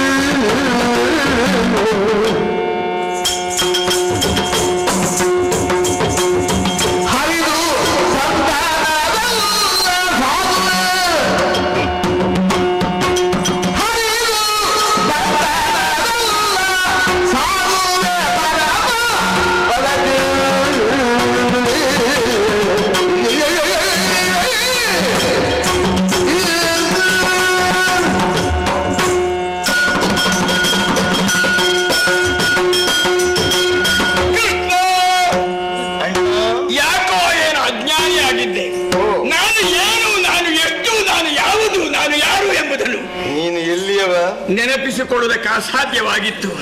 ನಿನ್ನದಾದಂತ ಆಲಿಂಗನದ ಪ್ರಭಾವದಿಂದ ನಾನೀಗ ಏನು ಎಂಬುದನ್ನು ಅರ್ಥ ಮಾಡಿಕೊಂಡಿದ್ದೇನೆ. ಇನ್ನು ಮುಂದಕ್ಕೂ ಈ ಭೂಮಿಯಲ್ಲಿ ನಾವು ಇರೋದಲ್ಲ, ನಾವು ಸೇರಬೇಕಾದಂತಹ ಸ್ಥಳ ಬೇರೊಂದಿದೆ. ಮಾತ್ರವಲ್ಲ, ಇನ್ನೊಂದು ಪ್ರಪಂಚ ಸೃಷ್ಟಿಯಾಗಬೇಕು. ಇನ್ನೊಂದು ಈಗ ಬರಬೇಕಾದ್ರೆ ನಮ್ಮದಾದಂತಹ ಈ ಜನ್ಮ ಎಂಬುದು ಕಳೆದು ಹೋಗಬೇಕು. ಯುಗ ಬದಲಾವಣೆ ಆಗಬೇಕಾದ್ರೆ ವ್ಯಕ್ತಿಗಳು ಬದಲಾವಣೆ, ಅದು ಬದಲಾವಣೆ ಆಗಬೇಕಿದ್ರೆ ನಾವು ಉಳಿಬಾರದು. ಹೌದು, ನಾವು ಅಳಿಯುವುದಕ್ಕಾಗುತ್ತದೆಯೋ ತಮ್ಮ? ನಾವು ಅಳಿಯುವುದಲ್ಲ, ನಮ್ಮದಾದಂತ ಅವತಾರವನ್ನು ಕೊನೆಗೊಳಿಸ. ಹಾಗಾದ್ರೆ ಇನ್ನು ಮುಂದಕ್ಕೆ ರಾಮ ಕೃಷ್ಣ ಎಂಬಂತ ಈ ದಿವ್ಯವಾದಂತ ಅವತಾರವನ್ನು ಕೊನೆಗೊಳಿಸಬೇಕು. ಈಗ ನನಗೆ ಅರ್ಥ ಆಯ್ತು, ನಾನು ಇಲ್ಲೇ ಇಲ್ಲವಲ್ವಲ್ಲ, ಮತ್ತೆ ನಾನು ಸೇರಬೇಕಾದಂತಹ ಸ್ಥಳ ಬೇರಲ್ವೇ? ಅದಕ್ಕೆ ಇದೋ ನೀನು ನೆನಪಿಸ್ತಾ ಇದ್ದಂತೆ ನನಗೇನಾಗುತ್ತಿದೆ, ಮಾನವ ರೂಪಿ ಆದರೂ ಕೂಡ ಆ ಕಡೆಯಿಂದ ಈ ಕಡೆಯಿಂದ ಹೆಣಗಳು ಹುಟ್ಟುತ್ತಾರೆ. ನಾನೇ ಮಹಾಶೇಷ ನಿನ್ನ ಬರವಿಗಾಗಿ ಅಲ್ಲಿ ಸಿದ್ಧನಾಗಿದ್ದೇನೆ. ಇದು ಹಳೆ ಹತ್ತಿದ್ದೇನೆ.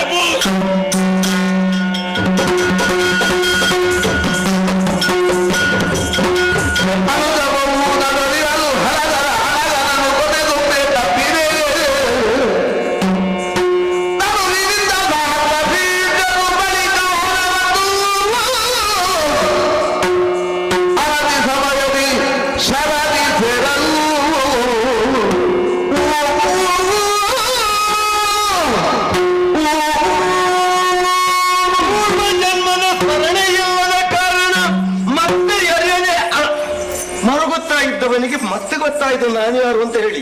ಇವ ಇಲ್ಲಿರುವಾಗ ಅಲ್ಲ, ಕ್ಷೀರಸಾಗರದಲ್ಲಿ ಮಹಾಶೇಷನಾಗಿರ್ಬೇಕಿತ್ತು. ಹೊರಡಿಸುವುದಕ್ಕೆ ನಾನು ಹೋಗ್ಬೇಕು, ನೀನು ಬರ್ತೀಯಂತ ಕೇಳಿ ಮತ್ತೊಮ್ಮೆ ಅಪ್ಪಿಕೊಂಡ, ಇನ್ನು ತಪ್ಪಬಾರದಂತ ಕೇಳಿಕೊಂಡ ಅಷ್ಟು ಅಂತ ಹೇಳಿದ್ದೇನೆ. ನದಿ ಇಳಿದದಲ್ವಾ, ಅಂದ್ರೆ ಹೋಗಿ ನದಿಗೆ ಇಳಿದದಲ್ಲ, ಶರದಿ ಸೇರಿದ, ಅರ್ಥಾತ್ ಅದೇ ಕ್ಷೀರ ಶರದಿಗೆ ಹೋಗಿದ್ದಾರೆ ಎಂಬಲ್ಲಿಗೆ ನಮ್ಮದು ಕರ್ತವ್ಯ ಮುಗಿಯಲಿಲ್ಲಲ್ಲ. ಮುಗಿಸಬೇಕಿದ್ರೆ ಮಗನೇ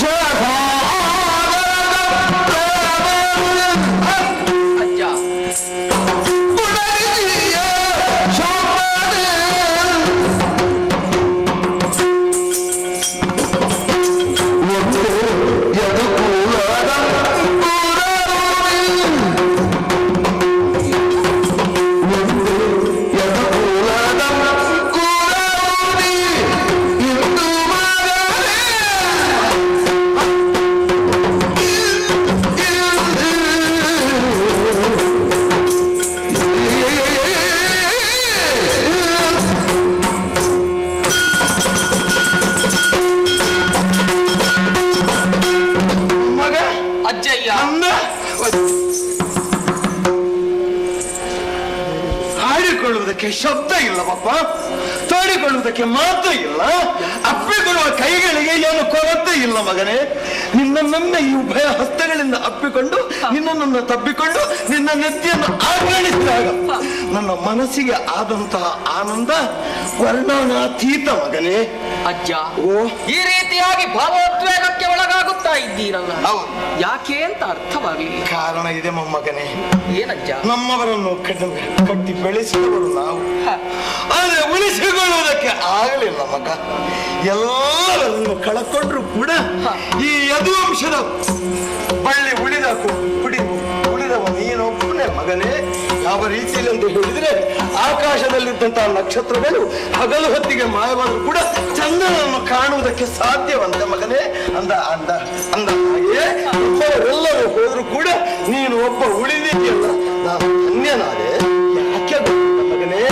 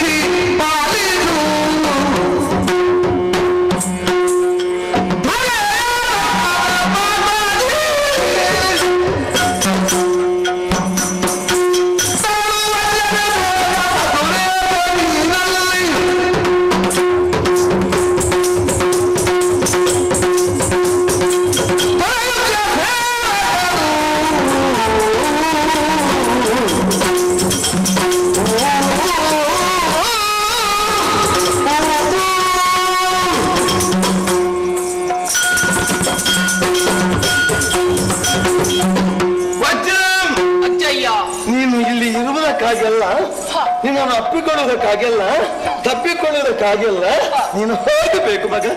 ಎಲ್ಲಿ ಹೋಗ್ಬೇಕಜ್ಜ? ಮದುವೆಗೆ ಹೋಗಬೇಕು ಮಗನೇ. ಮಥುರೆಗೆ? ಹೌದು. ಅಲ್ಲಿ ನನ್ನಜ್ಜ, ನಿನಗೆ ನಾನಜ್ಜ. ಅಲ್ಲಿ ನನ್ನಜ್ಜ ಉಗ್ರಸೇನ ಆಳಿದಂತಹ ಪುರ, ಆ ಪ್ರಜಾ ಪರಿವಾರ ವರ್ಗ ಇಂದು ಏನಾಗುತ್ತದೆ ಅಂತ ಹೇಳಿದ್ರೆ, ನಾತನಿಲ್ಲದ ಸೇನೆ ಅಲ್ಲ, ನಾವಿಕನಿಲ್ಲದ ಹಡಗು ಯಾವ ರೀತಿ ಆಗುತ್ತದೋ ತದ್ರೀತಿಯಾಗಿ ಹಾಗೆ ಹೋದೀತು ಮೊಮ್ಮಗನೇ. ಒಂದು ವಿಚಾರ ಹೇಳ್ತೇನೆ. ನಮ್ಮವನೇ ಸಾಂಬ ಗರ್ಭದಲ್ಲಿ ಅನ್ನಕೆಯನ್ನು ಪಡೆದರೂ ಕೂಡ ನಮ್ಮನ್ನು ಉಳಿಸಿಕೊಳ್ಳುವುದಕ್ಕೆ ಸಲಹೆ ಕೊಟ್ಟದ ಅಜ್ಜ ಉಗ್ರಸೇನ ಅದನ್ನು ಶರದಿ ಬಳಿಗೆ ಹೋಗಿ ತೇದಿ ಬಿಸಾಡಿ ಬರುತ್ತದೆ. ಅಂತ ವೇಳೆ ನಮ್ಮ ವಂಶದ ಮೇಲೆ ಎಷ್ಟು ಮಮಕಾರ, ಎಷ್ಟು ಪ್ರೀತಿ ಅಂತ ಹೇಳುವುದಕ್ಕೆ ಇನ್ನು ಶಬ್ದಗಳಿದೆಯೇ ತಮ್ಮ ಮೊಮ್ಮಗನೇ? ಹಾಗಿರುವಾಗ ಅವರಿಗೆ ಇಷ್ಟು ಪ್ರೀತಿ ಪ್ರೇಮ ಇರಿಸಿದ ಮೇಲೆ, ಅವರು ಇನ್ನು ಅಳಿದ ಮೇಲೆ ಅಲ್ಲಿ ಉಳಿಯುವವರು ಯಾರಿದ್ದಾರೆ ಹೇಳು? ಅದನ್ನು ನೋಡುವವರು ಯಾರಿದ್ದಾರೆ ಅಂತ. ಆದ್ರಿಂದ ಅಲ್ಲಿ ನಮ್ಮ ಅಜ್ಜ ಏರಿದಂತ ಪುಣ್ಯಮಯವಾದಂತ ಆ ಪೀಠವನ್ನು ನೀನು ಅಲಂಕರಿಸು ಮಗನೇ. ಅಲಂಕಾರ ಮಾಡಿದರೆ ಸಾಲದು, ಸತ್ಯ ಧರ್ಮವ ತಿರೆಯಲ್ಲಿ ಬಿಡದೆ ಹಿರಿಯರಿಗೆ ಗೌರವವನ್ನು ಕೊಟ್ಟು ದೇವರ ಮೇಲೆ ಭಕ್ತಿಯನ್ನು ಇಟ್ಟು ಹಿರಿಯ ವಂಶದವರಿಗೆ ಪೂಜೆಯನ್ನು ಮಾಡಿ ಸತ್ಯ ಧರ್ಮವ ಬಿಡದೆ ತಿರೆಯಲ್ಲಿ ನೀವು ಪ್ರಜೆಯನ್ನು ಆಡುತ್ತಾ ಬರ್ಬೇಕು ಮಗನೇ. ಹೋಗಪ್ಪ, ಹೇಳುತ್ತಿರುವುದು ನನ್ನ ಅಜ್ಜ.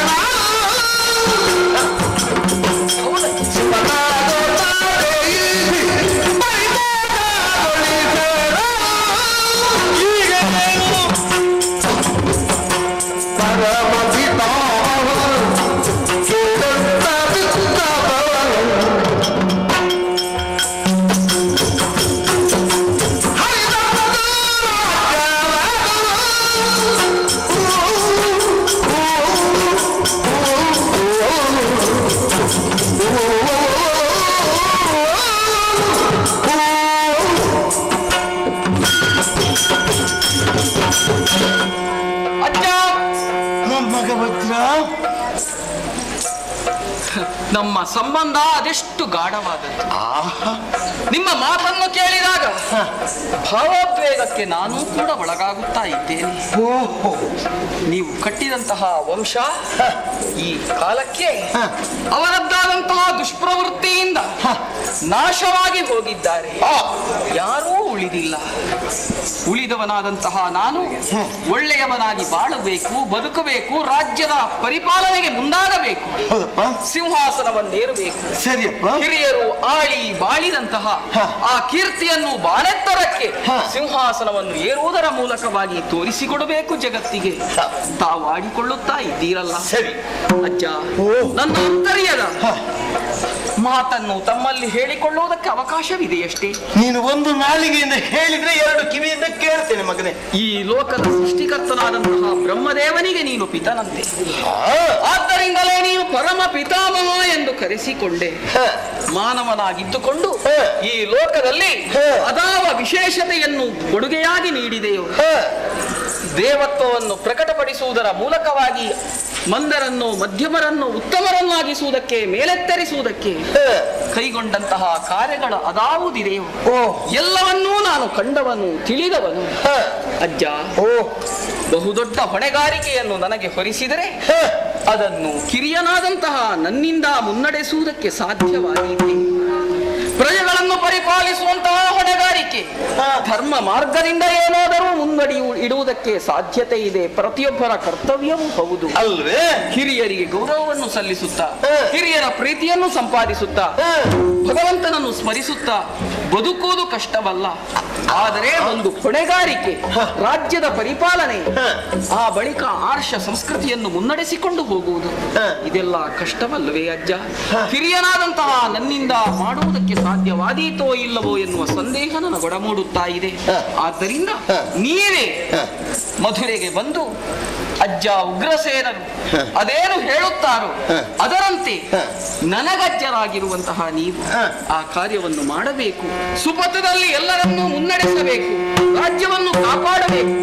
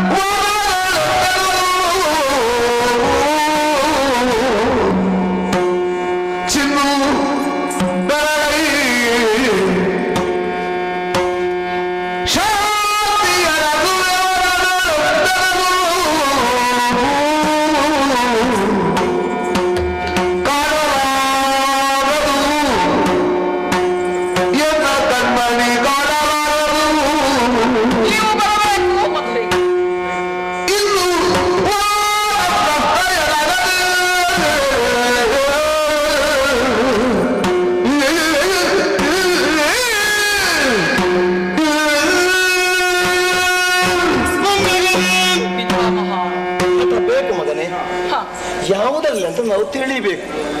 ಇಂಥದ್ದೆಲ್ಲ ಅಲ್ಲ, ಸಲ್ಲದು ಮಗನೇ. ನೀನು ಹೇಳುವುದು ನಾನು ಅಲ್ಲಿಗೆ ಬರ್ಬೇಕಾ? ನಾನು ಆಳ್ಬೇಕಾ? ಈಗ ನನ್ನ ಪ್ರಾಯ ಏನು ಮಗನೇ? ಇನ್ನು ಪುರವನ್ನು ನೋಡುವುದಲ್ಲ, ಪ್ರಜೆಗಳನ್ನು ನೋಡಿಕೊಳ್ಳುವುದಲ್ಲ, ದೇಶವನ್ನು ಆಳುವುದಲ್ಲ. ಅಜ್ಜನಾಗಿದ್ದೇನೆ, ನಿನ್ನಂತೆ ನನ್ನ ಎದೆ ಎತ್ತರಕ್ಕೆ ಬರುವಂತ ಮೊಮ್ಮಗ ನೀನಿರುವಾಗ ನಾನು ಇನ್ನೂ ಪಟ್ಟ ಏರುವುದ ಮಗ. ಅಜ್ಜಯ್ಯ, ಜನಮಾನಸದ ಅಂತರ್ಯವನ್ನು ತಿಳಿದುಕೊಂಡು ನಿಮ್ಮಲ್ಲಿ ಹೇಳುತ್ತಾ ಇದ್ದೆ. ಏನಪ್ಪ? ಕೃಷ್ಣನಿಲ್ಲದೆ ಇದ್ದಂತಹ ರಾಜ್ಯ ಯಾರಿಗೆ ಬೇಕು ಅಂತ ಕೇಳಿದ್ರೆ ನಾನು ಏನು ಉತ್ತರವನ್ನು ಕೊಡ್ಬೇಕಜ್ಜ? ಮೊಮ್ಮಗನೇ, ಕೃಷ್ಣ ಎಲ್ಲಿ ಇಲ್ಲ ಅಂತ ಹೇಳುವುದು ನಿನಗ? ಕೃಷ್ಣ ನಿರ್ಯಾಣ ಅಂತ ಭಾವಿಸಿದ್ಯಾ? ಹತ್ತ ಅಂತ ಭಾವಿಸಿದ್ಯಾ? ಇಲ್ಲ ಮಗನೇ, ನನಗೆ ಇಲ್ಲಿ ಪುರದಲ್ಲಿ ಅಲ್ಲ, ಈ ಪ್ರಾಯದಲ್ಲಿ ವಾನಪ್ರಸ್ಥ, ಇದು ಭೂಷಣ ಪ್ರಾಯ. ಅಂದ ಬಳಿಕ ನಾನು ವಾನಪ್ರಸ್ಥಕ್ಕೆ ಹೋಗುತ್ತೇನೆ ಹಾಗಂತ ಹೇಳಿಕೊಂಡು ಕೃಷ್ಣ ಕಣ್ಣು ಮುಚ್ಚಿದ್ದ ಅಂತ ಹೇಳಿ ಭಾವಿಸಬೇಡ. ಕಾಣುವುದಕ್ಕಿಲ್ಲದಿದ್ರು ಕರುಣೆ ಕೆಡತಿರೋದು ಹಠ ಸಲ್ಲದು ಮಗ. ದಿಟ್ಟದನದಿಂದ ನಡೆ ಹೋಗು ಮಗ. ಕರ್ಮ ಪ್ರಪಂಚ ಬಂದ್ರೆ ಹೋಗು.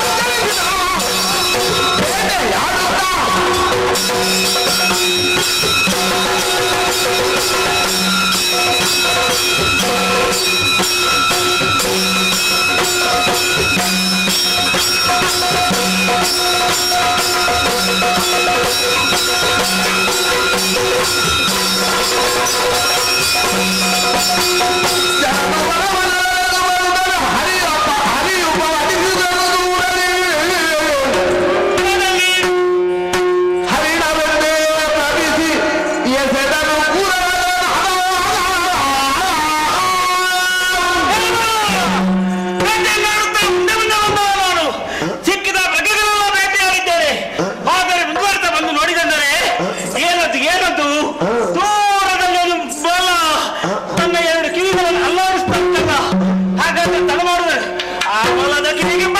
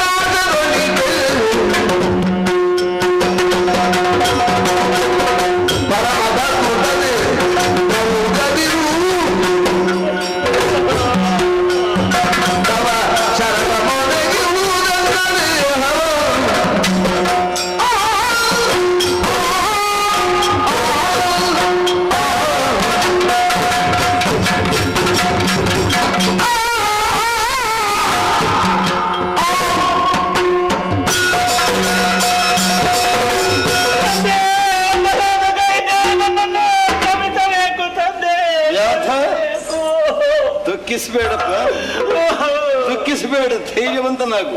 ಯಾಕೆ ತಂದೆ? ಆದ್ರೆ ನಿನ್ನಲ್ಲಿ ಒಂದು ಮಾತನ್ನು ಮಾತ್ರ ನಾನು ಕೇಳುತ್ತೇನೆ. ನಿನ್ನ ಕಾಲಿಗೆ ಉಂಗುಷ್ಟಕ್ಕೆ ನೀನು ಶರಪ್ರಯೋಗ ಮಾಡಿದೆಯಲ್ಲ, ಹೌದು ತಂದೆ. ಎಲ್ಲಿ ದೊರಕತ್ತೆ ಹೇಳು ತಂದೆ. ಇದು ಸಿಕ್ಕಿದ್ದು ಬೇರೆಯದಿಲ್ಲಲ್ಲ, ಮತ್ತೆ ಸಮುದ್ರದ ತೀರದಲ್ಲಿ ಲೋಹದ ತುಂಡೊಂದು ಸಿಕ್ಕಿತ್ತು ತಂದೆ. ಅದನ್ನು ಚೆನ್ನಾಗಿ ತಿಕ್ಕಿ ತಿಕ್ಕಿ ಬಾಣವನ್ನು ಉಪಯೋಗಿಸ್ತವ ನಾನು. ಆ ಬಾಣದಿಂದಲೇ ನಿಮ್ಮ ಕಾಲಿಗೆ ತಾಗಿತಲ್ಲ. ಹಾಗಿದ್ರೆ ನೀನು ಅಪಕಾರ ಮಾಡಿದ್ದಲ್ಲ, ಉಪಕಾರವನ್ನು ಮಾಡಿದಂತ ಹೇಳಿ ಭಾವಿಸಿ. ಅನ್ಯಾಯವನ್ನೇ ತೆಗೆದಿನ ಇಲ್ಲ ಪಪ್ಪ, ಒಂದು ಸಂದರ್ಭದಲ್ಲಿ ಸರಕಾರಿಗಳು ಆಡಿದಂತಹ ಮಾತು, ಯಾವ ಸಾಮಾನ ಕುದುರದಲ್ಲಿ ಹುಟ್ಟಿದಂತಹ ವನಕೆಯಿಂದ ಯಾದವ ಕುಲ ನಾಶವಾಗಿ ಹೋಗಲಿ ಅಂತ ಹೇಳಿ ಉಳಿದವರೆಲ್ಲ ಹೋಗಿದ್ದಾರೆ, ಉಳಿದವ ನಾನೊಬ್ಬನೇ ಆಗಿದ್ದೇನೆ. ಹಾಗಿದ್ರೆ ಮುನಿಗಳ ಮಾತು ಸತ್ಯ ಆಗಬೇಕು ಅಂತ ಆದ್ರೆ ಆ ವನಕೆಯ ತುಂಡಿನಲ್ಲಿ ನನಗೆ ಈ ರೀತಿ ಆಗಬೇಕಲ್ಲ. ಆದರೆ ನನ್ನಿಂದ ಅಪರಾಧ ಅಲ್ಲ, ನನಗೆ ಉಪಕಾರ ಮಾಡಿದ್ದಿ. ಹಾಗಿದ್ರೆ ಈಗ ಈ ಕಾಲಿಗೆ ಯಾಕೆ ತಾಗಿತ್ತು ಅಂತ ಕೇಳಿದ್ರಿ, ಒಂದು ಕಾರಣ. ಇದು ದುರ್ವಾಸರ ಶಾಪ. ಒಂದು ಸಂದರ್ಭದಲ್ಲಿ ಅವರಿಗೆ ಹಸಿವನ್ನು ನೀಗಿಸುವುದಕ್ಕೆ ಮೃಷ್ಟಾನ್ನವನ್ನು ಇದ್ದಾಗ ಅವರು ಇದು ಎಲೆಯಲ್ಲಿ ಇದ್ದದನ್ನೆಲ್ಲ ತೆಗೆದು ಬಿಸಾಡಿದ್ರು. ನನ್ನ ಮೈ ಮೇಲೆಲ್ಲ ಬಿತ್ತು, ಅದನ್ನೆಲ್ಲ ನಾನು ತಿಕ್ಕಿಕೊಂಡೆ. ಆದ್ರೆ ಮುಂಗುಷ್ಟಕ್ಕೆ ಮಾತ್ರ ತಾಗಲಿಲ್ಲ. ಕಂಡು ಕುಪಿತಗೊಂಡಂತ ಅವರು ಹೇಳಿದ್ದೇನು, ಇಲ್ಲಿಗೆ ಗಾಯವಾದಾಗ ನಿನಗೆ ಒಂದು ಅಳಿವಾಗುತ್ತದೆ ಅಂತ ಹೇಳಿದವರಿದ್ದಾರೆ. ಇನ್ನೊಂದು ಕಾರಣ ಉಂಟು, ನೀನು ಯಾಕೆ ಈ ರೀತಿಯಾಗಿ ಪ್ರಯೋಗ ಮಾಡಿದೆ ಅಂತ ಹೇಳಿ. ಇನ್ನೊಂದು ಕಾಲ ರಾಮಾಯಣ ಕಾಲದಲ್ಲಿ ವಾಲಿಯ ಪ್ರಾಣವನ್ನು ಹೀರಿದ್ದೇನೆ, ಅವನಿಗೆ ಅರಿವಾಗದ ತರದಿ ಅಂತ ಹೇಳಿ. ನಾನು ಕದ್ದು ಅಂತ ಹೇಳುದಲ್ಲ, ಮೋಸದಿಂದ ಅಂತ ಹೇಳುದು. ಅವನಿಗೆ ಅರಿವಾಗದ ತರದಿ ನಾನು ಪ್ರಾಣವನ್ನು ಹೀರಿದವನಿದ್ದೇನೆ. ಹಾಗಿದ್ರೆ ಇನ್ನೊಂದು ಮಾತುಂಟು, ಗಾಂಧಾರ್ಯ ಶಾಪ ಉಂಟು, ನಾವೆಲ್ಲ ಅಳಿದು ಹೋಗಬೇಕು ಅಂತ ಹೇಳಿ. ಇಷ್ಟೆಲ್ಲವನ್ನು ಸತ್ಯಗೊಳಿಸುವುದಕ್ಕೆ ಬೇಕಾಗಿ ನೀನು ಉಪಕಾರವನ್ನು ಮಾಡಿದ್ದಿ ಹೊರತು ನೀನು ಅಪಕಾರವನ್ನು ಮಾಡಿದ್ದಿಲ್ಲ. ಇದು ಖಂಡಿತ. ಇನ್ನೂ ನಿನಗೆ ಖೇದ ಅಂತ ಇದ್ರೆ ಹತ್ತಿರ ಬಾಪ. ಈಗ ನಿನಗೆ ತಿಳಿಯಿತು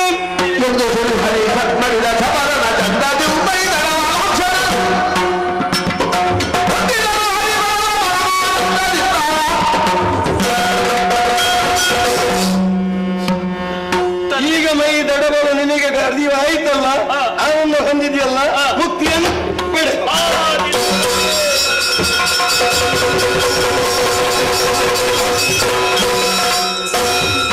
ಹರಿಯ ಮೈಸೂರಿಗಿಂತ ತಕ್ಷಣ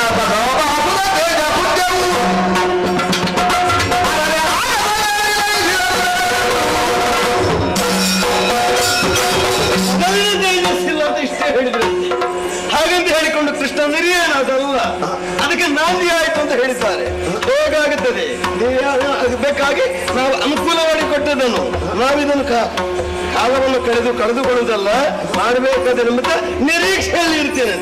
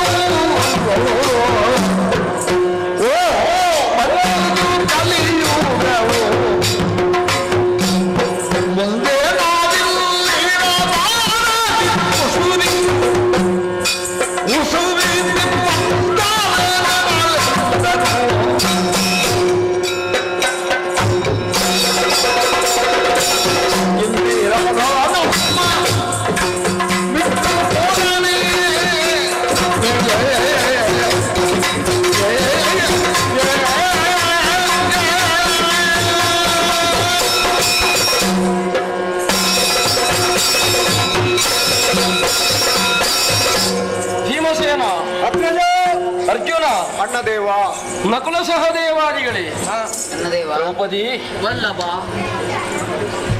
ಒಂದು ಕಡೆಯಿಂದ ದಾರುಕನು ಬಂದು ನಮ್ಮಲ್ಲರಿಸಿದಂತಹ ವಾರ್ತೆ, ಯಾದವ ಕುಲೋತ್ತಂಸನು ಭಗವಂತನೂ ಆದಂತಹ ಶ್ರೀಕೃಷ್ಣ ಈ ಕಾಲಕ್ಕೆ ಪರಂಧಾಮವನ್ನು ಇದುವತ್ತ ಮನ ಮಾಡಿದ್ದಾನೆ ಎಂಬ ಹಾಗೆ ವಿಚಾರವೇನು ಎನ್ನುವುದನ್ನು ಸಂಪೂರ್ಣವಾಗಿ ತಿಳಿಯೋಣ ಎನ್ನುವಂತಹ ಭಾವದಿಂದ ಅರ್ಜುನನ್ನೇ ನಾನತ್ತ ಕಳುಹಿಕೊಟ್ಟೆ ಅಂತಾದ್ರಿ ಸಜೀವರಾಗಿರುವಂತಹ ಎನ್ನುವಂತಹ ಕೃಷ್ಣನನ್ನು ನಾನು ಕಂಡುದಿಲ್ಲ.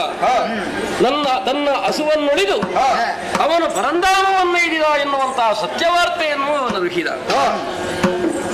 ಜತೆಗೆ ತಾನು ಅಲ್ಲಿ ಉಳಿದಂತಹ ಮಂದಿಗಳನ್ನೆಲ್ಲ ಕರೆತರುತ್ತಿರುವಂತಹ ವೇಳೆಯಲ್ಲಿ ಕಾಡಿನ ಸಾಮಾನ್ಯ ಮಂದಿಗಳ ಕೈಯಿಂದಲೂ ತಾನು ಸೋಲುಣ್ಣುವ ಹಾಗಾಯಿತು. ತ್ರಿಲೋಕ ವಿಜಯ ಎನ್ನುವಂತಹ ಕೀರ್ತಿಯನ್ನು ಹೊಂದಿದರೂ ಕೂಡ ನನ್ನ ಬಾಡಾವಳಿಗಳೊಂದು ಪ್ರಯೋಜನಕ್ಕೆ ಬಂದುದಿಲ್ಲ. ಹೀಗಾಯಿತು ಎನ್ನುವ ಹಾಗೆ ನಿರ್ವಿಣ್ಣ ಸ್ಥಿತಿಯಿಂದ ಕಣ್ಣೀರ ಧಾರೆಯನ್ನು ಸುರಿಸುತ್ತಾ ಪಾರ್ಥನಾಡಿದಾಗಲೇ ನಾನು ಮನದಟ್ಟು ಮಾಡಿಕೊಂಡವ. ಸರಿ, ಯಾವ ಕಾಲಕ್ಕೆ ಶ್ರೀಕೃಷ್ಣನು ಆ ಇಂದಿರಾದವನು ನಮ್ಮನ್ನು ಬಿಟ್ಟು ಹೋದನು, ಅಂದಿಗೆ ಪಾಂಡವರ ಬಲ ಕುಸಿಯಿತು ಎನ್ನುವ ಹಾಗೆ ಅವನು ಹೋದ ಅಂತಾದ್ರೆ ಮತ್ತೆ ಏನು ಅಂತ ನಿರ್ಧರಿಸಬೇಕಾಗಿಲ್ಲ. ಧರಿತ್ರಿಯಲ್ಲಿ ಕುಸಿದು ಹೋದಂತಹ ಧರ್ಮವನ್ನು ಮೇಲೆತ್ತುವಂತಹ ಉದ್ದೇಶದಿಂದ ಭಗವಂತನೇ ಕೃಷ್ಣಾಭಿಧಾನದಿಂದ ಧರಿತ್ರಿಗಿಳಿದು ಧರ್ಮೋದ್ಧಾರಕರ್ತ ಎನ್ನಿಸಿಕೊಂಡವ. ಸರಿ, ತನ್ನ ಕರ್ತವ್ಯವನ್ನು ಮುಗಿಸಿ ನಿಜ ಮನೆಯನ್ನವನು ಸೇರಿದ ಅನ್ನುವುದರ ಅರ್ಥವೇನು? ಕಲಿ ಪ್ರವೇಶಿಸುವಂತಹ ಸಮಯ ಸಂದರ್ಭಗಳು ಒದಗಿ ಬಂತು ಅಂತ ಅವನಿರುವ ತನಕ ಪ್ರವೇಶಿಸುವ ಧೈರ್ಯವನ್ನು ಮಾಡಲಾರ. ಪ್ರವೇಶ ಆಯಿತು ಅಂತಾದ್ರೆ ಮತ್ತೆ ಮಾಡುವುದಕ್ಕೇನು? ಅದಕ್ಕಾಗಿ ನಾನೊಂದು ನಿರ್ಧಾರಕ್ಕೆ ಬಂದಿದ್ದೇನೆ. ಇಳೆಯ ನಮ್ಮ ಬದುಕು ಇಲ್ಲಿಗೆ ಸಾಕು ಎನ್ನುವ ಹಾಗೆ ತಾನೇ ಸೂತ್ರಹಸ್ತನಾಗಿದ್ದುಕೊಂಡು ಕುಂತಿಪುತ್ರರಾದಂತಹ ನಮ್ಮಗಳ ಮೂಲಕವಾಗಿ ದುಷ್ಟ ಸಂಹಾರಣವನ್ನು ಮಾಡಿಸುವ ಮೂಲಕವಾಗಿ ಭಾರತ ವರ್ಷದಲ್ಲಿ ಧರ್ಮಸ್ಥಾಪನೆಯನ್ನು ಮಾಡುವರೆ ಅನುಕೂಲಿಸುವನೇ ಭಗವಂತ. ಅವನ ಕರ್ತವ್ಯವನ್ನು ಅವನು ಮುಗಿಸಿದ ಕಾಲಕ್ಕೆ ನಾವು ನಮ್ಮ ಹೊಣೆಗಾರಿಕೆಯನ್ನು ಬಹಳಷ್ಟು ನಿರ್ವಹಿಸಿದ್ದೇವೆ ಎನ್ನುವ ತೃಪ್ತಿಯ ಭಾವ ಅವನಿಲ್ಲದ ಮೇಲೆ ಇಳೆಯಲ್ಲಿ ನಮಗೆ ಬದುಕಾದರೂ ಯಾಕೆ? ಆದ್ದರಿಂದ ನಾನು ರಾಜ್ಯವನ್ನು ತೊರೆದು ವಮಾಗಮನವನ್ನು ಮಾಡೋಣ ಅನ್ನುವ ನಿರ್ಧಾರವನ್ನು ಮಾಡಿಕೊಂಡವ. ನಿಮ್ಮ ಮನಸ್ಸು ಹೇಗೆ? ಅಗ್ರಜ, ಹುಟ್ಟಿನಿಂದ ಇಂದಿನವರೆಗೂ ಅಣ್ಣ ತಮ್ಮಂದಿರು ಜೊತೆಯಾಗಿದ್ದುಕೊಂಡು ಜೀವನವನ್ನು ಸಾಗಿಸಿದವರು ನಾವು. ಇಂದು ನೀನು ಹೋಗುತ್ತೀಯ ಅಂತ ಮಾತ್ರಕ್ಕೆ ನಾವು ಇಲ್ಲಿರುವವರಲ್ಲ, ನಾವು ಕೂಡ ನಿನ್ನ ಜೊತೆಯಲ್ಲಿ ವಾನಪ್ರಸ್ಥಕ್ಕೆ ಬರ್ತೇವೆ. ಅರ್ಜುನ, ಅಣ್ಣ, ಓ ಧರ್ಮದ ಸಾಕಾರ ಮೂರ್ತಿಯೇ, ನೀನೇ ಲೋಕದಲ್ಲಿ ದೊಡ್ಡವು. ತಣ್ಣೀರನ್ನಾದರೂ ತಣಿಸಿಕೊಡುವಂತ ಜಾಯಮಾನ ಉಳ್ಳವನು ನೀನು.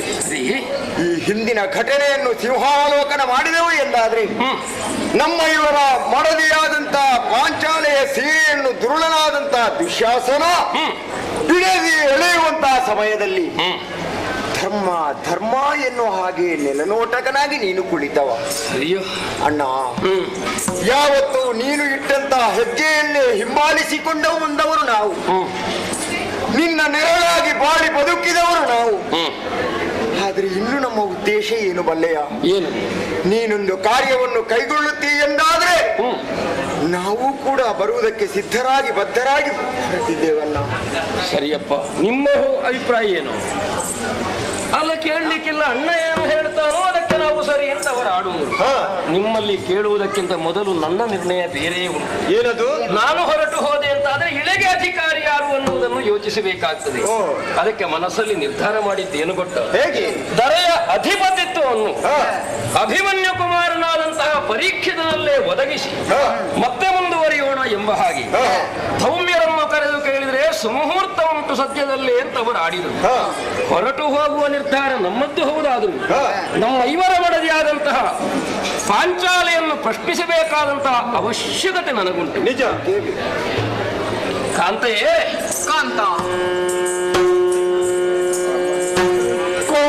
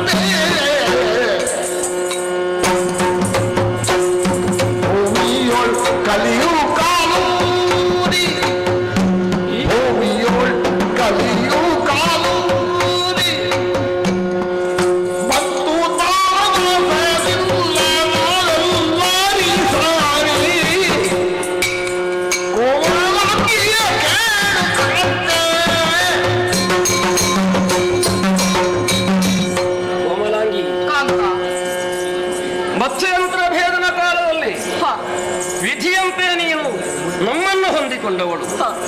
ಅಂದಿನ ಇಂದ ಇದುತನಕವೂ ಎಂತೆಂತಹ ಕಠಿಣವಾದಂತಹ ಜೀವಿತದ ಅವಸ್ಥೆಗಳು ಒದಗಿ ಬಂದರೂ ಹೆಂತನಕ್ಕಪ್ಪುವಂತಹ ಕೋಮಲತೆಯನ್ನು ಪ್ರಕಟೀಕರಣಗೊಳಿಸಂತಹ ಮಹಾಸಾತ್ವಿ ನೀನು. ಪ್ರಾಯಶಃ ಯಾವ ಹೆಣ್ಮಗಳೂ ಚರಿತ್ರೆಯಲ್ಲಿ ಇಷ್ಟು ಕಷ್ಟಕ್ಕೆ ಒಳಗಾದದ್ದಿಲ್ಲ. ಅದು ನಮ್ಮನ್ನು ಅನುಸರಿಸಿಕೊಂಡೇ ಬದುಕನ್ನು ಸಾಗಿಸಿ ಬಂದಂತಹ ನಿನ್ನ ಅಭಿಪ್ರಾಯ ಯಾವ ಕಾಲಕ್ಕೂ ಅಷ್ಟು ಪ್ರಾಧಾನ್ಯವನ್ನು ಹೊಂದುತ್ತದೆ. ಪತಿ ನಡೆವ ಹಾದಿಯಲ್ಲಿ ನಡೆಯುವಂತಹ ಹೆಣ್ಮಗಳ ಜೀವನಕ್ಕೆ ನಾವು ಕೊಟ್ಟಂತಹ ಮೌಲ್ಯ ಹಾಗೆ, ಅವಳು ಒಂದು ರೀತಿಯಿಂದ ಅನುಗ್ರಹಿಸತಕ್ಕಂತಹ ಸ್ಥಾನದವಳು ಎಂಬ ಹಾಗೆ ನಿನಗೂ ವಿಚಾರ ಸ್ವಲ್ಪ ಸ್ವಲ್ಪ ಅರ್ಥ ಆದದ್ದಿರಬೇಕು. ನಮ್ಮೆಲ್ಲರ ದೇವನಾದಂತಹ ಶ್ರೀಕೃಷ್ಣ ಸ್ವಾಮಿ ನಮಗೇನು ಮೂಜಗದ ಮಂದಿಗೆ ಅವನು ಸ್ವಾಮಿ ಇದ್ದಾನೆ. ನಮ್ಮೆಲ್ಲರನ್ನೂ ತೊರೆದು ನಿಜ ಮಂದಿರವಾದಂತಹ ವೈಕುಂಠಕ್ಕೆ ತಾನು ಗಮಿಸಿದ ಎನ್ನುವಂತಹ ವಾರ್ತೆ ಈ ಕಾಲಕ್ಕೆ ನಮಗೆ ಒದಗಿ ಬಂದಿದೆ. ಹೋದ ಅಂದ್ರೆ ಅರ್ಥ ನಮಗೆ ಗೊತ್ತಾಗ್ತದೆ. ಕೃತಯುಗ ಕಳೆದು ತ್ರೇತಾಯುಗವು ಕಳೆದು ಅದರ ಮೇಲಿನ ಯುಗವಾದಂತಹ ದ್ವಾಪರ ಹುಟ್ಟಿಕೊಂಡದ್ದೇ ನಾವೆಲ್ಲ ದ್ವಾಪರ ಅಂತ್ಯದಲ್ಲಿ ಸಂಧಿಕಾಲದಲ್ಲಿ. ಈ ಸಂದರ್ಭದಲ್ಲೇ ಧರ್ಮದ ನೆಲೆಗೊಳಿಸಿ ಅಂತ ಭಗವಂತನ ಇಚ್ಛೆಗೆ ನಮ್ಮನ್ನು ಅವನು ಬಳಸಿಕೊಂಡ. ಅವನು ನಿರ್ಗಮಿಸಿದ ಎಂದ ಮಾತ್ರಕ್ಕೆ ಭವಿತವ್ಯವು ಒದಗಬೇಕಾದ ಕಾಲ ಕಲಿಪುರುಷನ ಕಾಲು ಊರಿದಂತಹ ಸಮಯ ಬಂತು ಅನ್ನುವುದು ಸಿದ್ಧ. ಅವನಿರುವಷ್ಟು ದಿನ ಅವನಿಗೆ ಕಾಲು ಊರುವುದ ಅವಕಾಶ ಇಲ್ಲ. ಇಷ್ಟ ಆಯಿತು ಅಂತ ಆದ್ರೆ ಮತ್ತೆ ನಾವಾದ್ರೂ ಯಾಕೆ ಧರಿತ್ರಿಯಲ್ಲಿ ಇರೋಣ ಅನ್ನುವಾಗ ಈ ಕೃಷ್ಣ ದರ್ಶನಾಕಾಂಕ್ಷಿಯಾಗಿ ಅಥವಾ ಭಗವತ್ವತ್ವ ಎಲ್ಲಿದೆ ಎನ್ನುವುದನ್ನು ಅರಸುತ್ತಾ ರಾಜ್ಯವನ್ನೇ ತೊರೆದು ಹೋಗಬೇಕು ಅಂತ ನಾವು ಮನವಾಡಿದವರು. ನಿನಗೊಂದು ಹೇಳಿಕೆ ಇದೆ, ಏನು ಸ್ವಾಮಿ? ಹೋಗುವುದು ನಾವು, ಹೊಣೆಗಾರಿಕೆಯನ್ನು ನಾವು ಪರೀಕ್ಷೆನಲ್ಲಿ ನಿಕ್ಷೇಪಿಸುವುದಕ್ಕೆ ಹೊರಟೆವು ಅಂತ ಆದ್ರೆ ಹುಡುಗನಿಗೆ ಹೇಳುವುದಕ್ಕೆ ಜನ ಬೇಕೋ ಬೇಡುವೋ? ಆ ಕರ್ತವ್ಯದ ಹೊಣೆ ನಿನಗಿದೆ.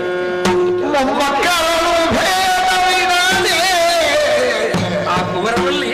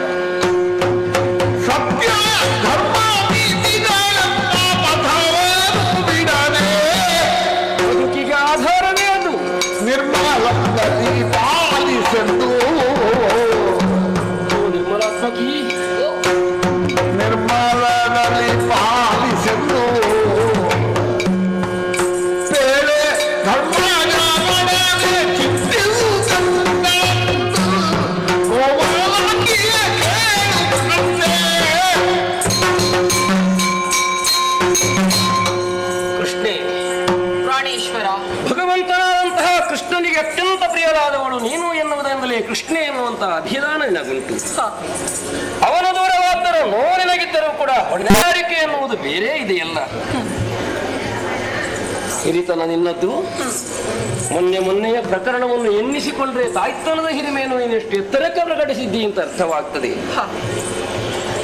ನಿಷ್ಠಾಂಡವ ಪೃಥ್ವಿಯಾಗಬೇಕು ಎನ್ನುವಂತಹ ಉದ್ದೇಶವನ್ನಿರಿಸಿದಂತಹ ಅಶ್ವತ್ಥಾಮ ತೃಣವೊಂದನ್ನು ಮಂತ್ರಿಸಿ ಉತ್ತರೆಯ ಗರ್ಭಕ್ಕೆ ಎಸೆದಂತಹ ಕಾಲ.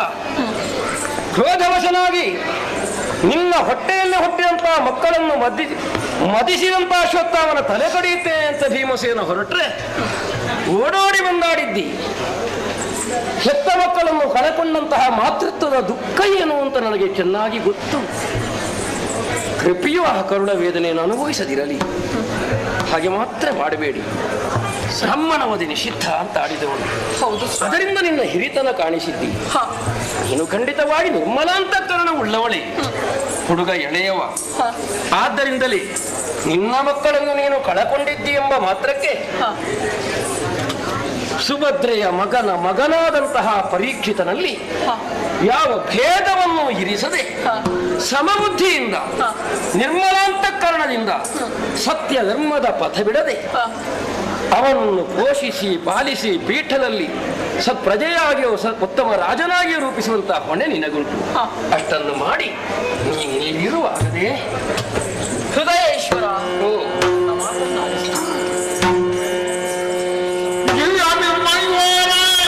ಅಡವಿ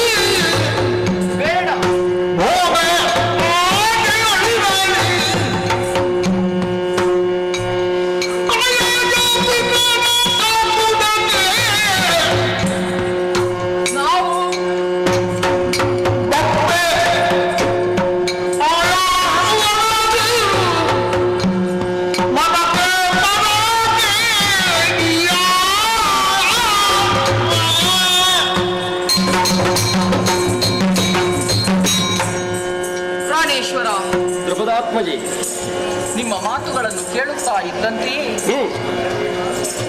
ಇಲ್ಲಿ ಉಳಿಯುವಂತಹ ಆಸೆ ಆಸಕ್ತಿ ನನಗೂ ಇಲ್ಲದಾಗುತ್ತಾ ಇದೆ. ಹೌದೇ? ನನ್ನ ಮಕ್ಕಳು ಬೇರೆಯಲ್ಲ, ಸುಭದ್ರೆಯ ಮಗ ಮೊಮ್ಮಗನಾದಂತಹ ಪರೀಕ್ಷಿತ ಬೇರೆಯಲ್ಲ, ಚೆನ್ನಾಗಿಯೇ ತಿಳಿದುಕೊಂಡವಳು. ನನ್ನ ಮಕ್ಕಳನ್ನು ಕಳೆದುಕೊಂಡಿದ್ದೇನೆ ಎನ್ನುವ ಕಾರಣಕ್ಕಾಗಿಯೇ ದುಃಖಿಸುತ್ತಾ ಇದ್ದರೂ ಕೂಡ ಈ ಕಾಲಕ್ಕೆ ಜಗತ್ತಿನ ಸ್ವಾಮಿಯಾದಂತಹ ಕೃಷ್ಣ ನನ್ನ ಅಣ್ಣ, ಅವನು ಇಲ್ಲಿಂದ ಪರಂಧಾಮವನ್ನ ಇದ್ದಿದ್ದಾನೆ. ಇದನ್ನು ಕೇಳಿದಾಗ ನನ್ನ ದೇಹದ ಶಕ್ತಿಯೇ ಉಡುಗಿ ಹೋಗುತ್ತಾ ಇದೆ ಪ್ರಭು. ಸ್ವಾಮಿ ಇಲ್ಲದಂತಹ ಈ ರಾಜ್ಯದ ವೈಭೋಗ ಯಾರಿಗೆ ತಾನೇ ಬೇಕಾಗುವುದಕ್ಕೆ ಸಾಧ್ಯತೆ ಇದೆ. ಅದಕ್ಕೆ ವಲ್ಲಭ, ನೀವು 5 ಮಂದಿಗಳು ಇಲ್ಲಿಂದ ಮುಂದುವರಿದು ಹೋಗುತ್ತೀರಿ ಅಂತಾದ್ರೆ ನಾನೋರ್ವ ಆಕೆ ಇಲ್ಲಿ ಇರುವುದಕ್ಕೆ ಸಾಧ್ಯತೆ ಇದೆ. ಮತ್ತೇನು ನಿನ್ನ ನಿರ್ಧಾರ? ಪತಿಯಂದಿರು ಇರುವಲ್ಲೇ ಸತಿಯಾದವಳಿರಬೇಕು. ಪತಿ ಪಾದ ಸೇವೆಯನ್ನು ಮಾಡುತ್ತಾ ಸತಿಯಾದವಳು ಪತಿಯ ಜೊತೆಯಲ್ಲೇ ಇರಬೇಕಾದದ್ದು ಕರ್ತವ್ಯ ತಾನೆ. ಹದಿಬದೆಯ ಧರ್ಮವನ್ನು ತಿಳಿದುಕೊಂಡು ಅಂತೆಯೇ ಮುಂದಡಿಯಿಡಬೇಕು ಅಂತ ತೀರ್ಮಾನ ಮಾಡಿದ್ದೇನೆ. ಸರಿ, ಆದ್ದರಿಂದ ನಿಮ್ಮನ್ನೇ ಅನುಸರಿಸಿ ಬರುವುದಕ್ಕೆ ನಾನು ಸಿದ್ಧಳಾಗಿದ್ದೇನೆ ಸ್ವಾಮಿ. ಹೌದೇ?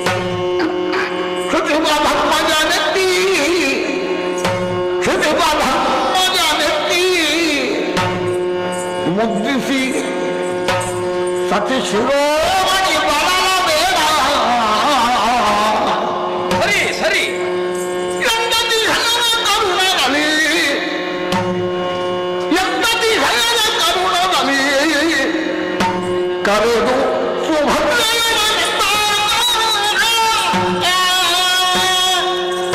ಸತಿಶಿರೋಮಣಿ ಅಂತ ಎನಿಸಿಕೊಂಡಂತಹ ನೀನು ಆಡಿದಂತಹ ಮಾತುಗಳಷ್ಟನ್ನು ಸತ್ತುಗಳು ಸತ್ಯವಾಗಿದೆ.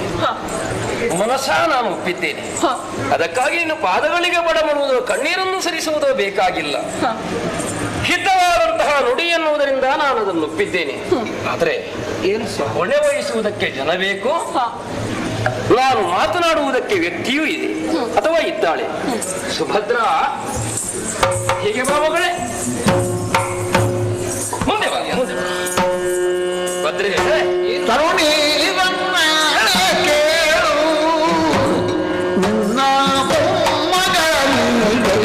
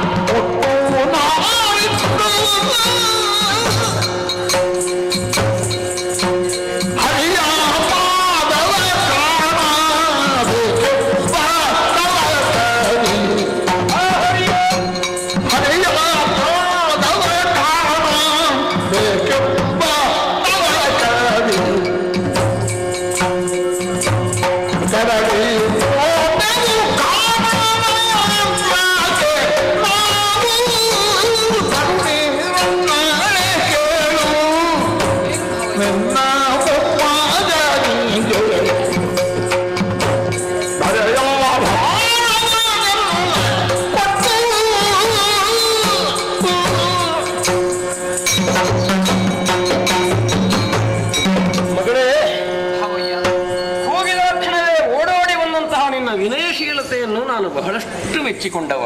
ನಿಮ್ಮ ಮಾತುಗಳು ದೇವರಿಗೆ ಸಮಾನ ಅಲ್ವೇ ಹೇಳಿ. ಸರಿಯಮ್ಮ ಸರಿ. ಒಂದು ಕರ್ತವ್ಯದ ಹೊಣೆಯನ್ನು ನಿನ್ನ ಹೆಗಲವೇರಿ ಸೇರಿಸುವುದಕ್ಕಾಗಿಯೇ ನಾನು ಹೊರಟವನು. ಅಂದ್ರೆ ಭವಿತವ್ಯದಲ್ಲಿ ಹಸ್ತಿನಿಯ ಸಿಂಹಾಸನಕ್ಕೆ ಯಾವನು ಅಧಿಕಾರಿ. ನಿರ್ವಿವಾದವಾದಂತಹ ವಿಚಾರ. ನಿನ್ನ ಮೊಮ್ಮಗನಿದ್ದಾನೆ ನೋಡು, ಉತ್ತರೆಯ ಗರ್ಭದಂಜಾದನಂತಹ ಪರೀಕ್ಷಿತ, ಅವನಿಗೆ ಅಧಿಕಾರವನ್ನೆಲ್ಲ ಕೊಡುವುದು ಅಂತ ನಾವು ನಿರ್ಧಾರ ಅಲ್ವ ಅರ್ಜುನ? ಹಾಗೆ ನಿರ್ಧಾರ ಮಾಡಿಕೊಂಡುದು. ಯಾಕೆಷ್ಟು ಅವಸರದಲ್ಲಿ ಪ್ರಶ್ನೆಯೇ ಇಲ್ಲ. ಕೇಳಿಕೆಯೋ ನೀನು? ಭಗವಂತ ನಿನ್ನಣ್ಣ ನಮ್ಮ ಸ್ವಾಮಿ ಕೃಷ್ಣ ಪರಮಾತ್ಮ ಪರಮ ಪರಂಧಾಮವನ್ನೈದಿದ ಎನ್ನುವ ಹಾಗೆ ಸ್ಪಷ್ಟವಾಗಿ ಕಂಡು ಬಂದಂತಹ ಅರ್ಜುನ ಹೇಳಿದಂತಹ ಮಾತು. ಅವನೇ ಹೋದ ಮೇಲೆ ಮತ್ತೆ ನಮಗೆ ದರಿದ್ರೆಯಲ್ಲಿ ಏನುಂಟು? ಆದ್ದರಿಂದಲೇ ಭಗವಂತನೇ ಈಗ ತಾಣದಲ್ಲಿ ಅವನ ಪಾದಾರಾಧನೆಗಾಗಿ ಅವನ ಪ್ರದರ್ಶನವನ್ನು ಹೊಂದುವ ಇಚ್ಛೆಯಿಂದ ಹೊರಡುವುದಕ್ಕೆ ನಾವು ಇಷ್ಟು ಮಂದಿಗಳು ನಿರ್ಧಾರ ಮಾಡಿದ್ದಾಗಿದೆ. ಹೌದೇ ಮಗಳೇ?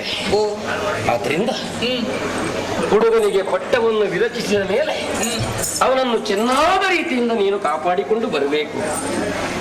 ಸ್ಥೈರ್ಯ ಧೈರ್ಯಗಳ ಪ್ರತಿಮೂರ್ತಿಯಾಗಿ ಸತ್ಯಧರ್ಮಗಳ ಪಥದಲ್ಲೇ ಆತನನ್ನು ಮುನ್ನಡೆಸಿ ಕುಲದ ಏರಿಕೆಯನ್ನು ಹುಡುಗನ ಏರಿಕೆಯನ್ನು ಕಾಯುತ್ತ ಚಂದ್ರವಂಶದ ಹುಡುಗ ಎಷ್ಟು ಎತ್ತರದಲ್ಲಿದ್ದಾನೆ ಅಂತ ಕಾಣಿಸುವ ಹೊಣೆ ಅವನಜ್ಜಿಯಾದಂತಹ ನಿನಗಿದೆ. ನೀನಷ್ಟನ್ನು ಮಾಡಿಕೊಂಡಿರಮ್ಮ. ಅವಯ್ಯ ಹಿರಿಯ ಭಾವ ನೀವೆನ್ನಡ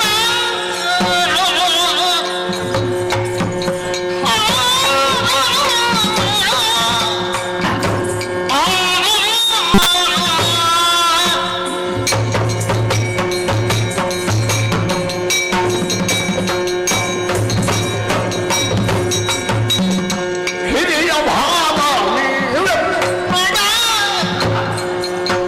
ಒರೆದ ಮಾತು ಹಕ್ಕಲೇ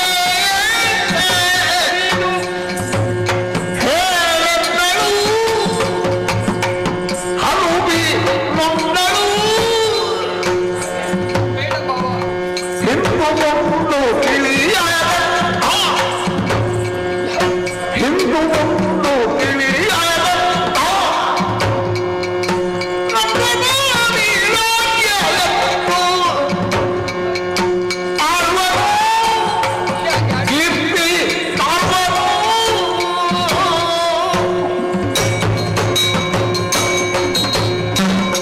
ಅವಯ್ಯ ಮಗಳೇ ನೀವು ಆಡಿದಂತಹ ಮಾತು ದಿಟವೇ ಇದು. ಸರಿ. ನಿಜವಾದುದೇ, ಹ್ಮ್. ಸತ್ಯವೇ. ಹೌದು. ಮತ್ತೊಮ್ಮೆ ಅಂತಹ ಮಾತನ್ನು ಆಡಬೇಡಿ. ಯಾಕಂದ್ರೆ ಈ ಪ್ರಪಂಚದಲ್ಲಿ ಏನೇ ಕಷ್ಟ ಬಂದ್ರು ಸುಖ ಬಂದ್ರು ನಿಮ್ಮೆಲ್ಲರ ಜೊತೆ ಇದ್ದುಕೊಂಡು ಕಾಲವನ್ನು ಕಳೀತಾ ಇದ್ದವಳು ನಾನು. ಆದ್ರೆ ಈ ಹೊತ್ತಿಗೆ ನನ್ನೊಬ್ಬಳನ್ನು ಏಕಾಂಗಿನಿಯಾಗಿ ಬಿಟ್ಟು ನೀವೆಲ್ಲರೂ ಕಾನನವನ್ನು ಸೇರುವಂತಹ ಯೋಚನೆಯನ್ನು ಮಾಡಿದವರೇ ಹೌದು. ಕೃಷ್ಣ ಹೋದ ಮೇಲೆ ನಮಗೇನುಂಟಮ್ಮ ಇಲ್ಲಿ? ಈ ಪ್ರಪಂಚದಲ್ಲಿ ಅವನನ್ನು ಕಳೆದುಕೊಂಡ ಬಳಿಕ ನಾನಿಲ್ಲಿ ಇದ್ದೇನು ಪ್ರಯೋಜನ? ಏನನ್ನು ಸಾಧಿಸುವುದಕ್ಕೆ ಇದೆ ಹೇಳಿ? ಹುಡುಗ ಅಷ್ಟು ಮಾತ್ರವೇ ಹೇಳಿ. ಆ ಸಣ್ಣ ಹುಡುಗ, ಆ ಪರೀಕ್ಷಿತನನ್ನು ಪಟ್ಟಕ್ಕೆ ಏರಿಸುವರು ನೀವು. ಹಿಂದು ಮುಂದು ಏನು ಅನ್ನುವುದನ್ನು ತಿಳಿಯದಂಥವನನ್ನು ಈ ಪಟ್ಟದಲ್ಲಿ ಕುಳ್ಳೆರಿಸಿದ್ರೆ ಯಾವ ಸಾಧನೆಯನ್ನು ಮಾಡಿದ ಹಾಗಾಗ್ತದೆ ಹೇಳಿ? ಬೇಡ ಬವಯ್ಯ, ಅಂತ ಭಾರವನ್ನು ನನ್ನ ಮೇಲೆ ಹಾಕಬೇಡಿ.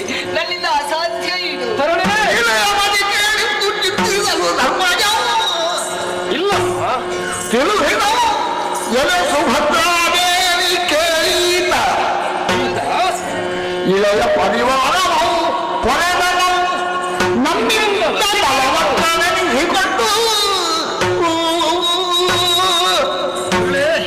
ಅವಯ್ಯ ಕೃಷ್ಣನ ತಂಗಿ ನೀನು, ನಮ್ಮ ಅರ್ಜುನನ ಹೆಂಡತಿ. ನೀನು ಎಷ್ಟು ಎತ್ತರಕ್ಕೆ ಬೆಳೆದರೂ ನನಗೆ ಸ್ಥಾನದಲ್ಲಿ ಎಳೆಯವಳೆ.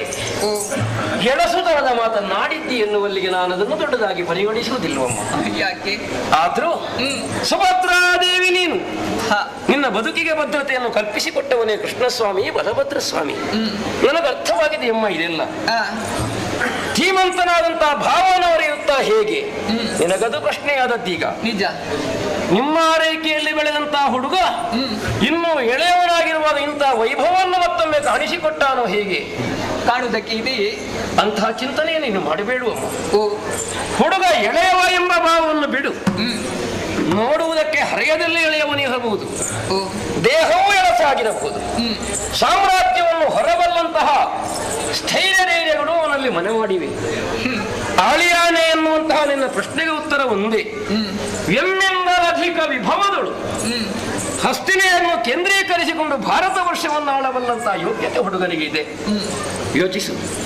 ಉತ್ತರೆಯ ಗರ್ಭದಲ್ಲವನಿರುವ ಕಾಲಕ್ಕೆ ಅಶ್ವತ್ಥಾಮನ ಎಸೆಯುವಂತಹ ಅಸ್ತ್ರ ಏನಿತ್ತು ಅದನ್ನು ತಡೆಗಟ್ಟುವುದಕ್ಕಾಗಿ ಭಗವಂತನೇ ಅವನ ಗರ್ಭಕ್ಕೆ ರಕ್ಷಣೆಯನ್ನು ಕೊಟ್ಟವನು. ಅದನ್ನು ಪರೀಕ್ಷಿತ ಕಾಲದಲ್ಲಿ ಹುಟ್ಟಿಕೊಂಡವನು ಪರೀಕ್ಷಿತ. ಅದು ಪರೀಕ್ಷೀಣವಾಗುವಂತಹ ಕುಲ. ಅದನ್ನು ಉದ್ಧರಿಸುವುದಕ್ಕೂ ಅನ್ನುವಂತೆ ಹುಟ್ಟಿಕೊಂಡದ್ದರಿಂದಲೇ ಪರೀಕ್ಷನ್ನಾಮಕನಾದನಾತ. ಆ ಕೃಷ್ಣನ ಅನುಗ್ರಹ ಆತನ ಮೇಲೆ ಇದೆ ಅನ್ನುವುದು ಸತ್ಯ ಅಲ್ವೇ? ಎನ್ನುವಾಗ ಆಸನವನ್ನು ಏರಿದರೆ ಎತ್ತರಕ್ಕೆ ಏರುವುದಿಲ್ವೇ? ಏರ್ತಾನ ಮಕ್ಕಳೇ. ಎತ್ತರವನ್ನು ಏರಿ ಆಳಬಲ್ಲ ಅಂತ ಸಾಮರ್ಥ್ಯ ಉಂಟು. ಆಮೇಲೆ ಅಜ್ಜಿಯಾದಂತಹ ನಿನ್ನ ಹಿತವಾದ ಬೋಧನೆ ಅನುಕೂಲವಾಗ್ತದೆ. ಪ್ರತಿ ಆಡಬೇಡುವಮ್ಮ ನೀನು. ಹಾವಯ್ಯ, ಮಾತುಗಳ ಬಳ್ಳಿಯಿಂದಲೇ ನನ್ನನ್ನು ಬಂಧಿಸಿದವರು ನೀವು. ನೀವು ಆಡಿದಂತಹ ಮಾತಿಗೆ ವಿರೋಧವನ್ನು ಬಯಸುವವಳು ನಾನಲ್ಲ, ಆಡುವವಳು ಅಲ್ಲ. ಎಲ್ಲವೂ ನೀವು ಎಣಿಸಿದಂತೆ ನಡೆದ. ಆ ಹುಡುಗ ಕರಲಿ ಬರೀ ಬರೀ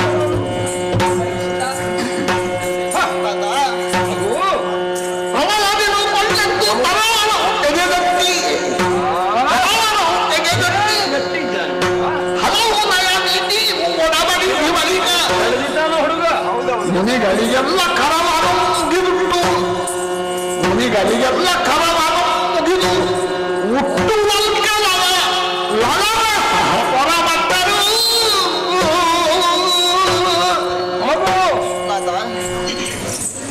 ಹೊರಗೆ ಮಕ್ಕಳೊಂದಿಗೆ ಜೊತೆಯಾಗಿದ್ದೀಯೋ ಏನೋ. ಹೌದು, ಕರೆಯುವುದಕ್ಕೂ ಒಂದು ಬಲವಾದ ಕಾರಣ ಇರತಕ್ಕುದು ಎನ್ನುವಷ್ಟನ್ನು ನಿರ್ಧರಿಸುವಷ್ಟು ಬುದ್ಧಿ ಬೆಳೆದಿದೆ ನಿನಗೆ.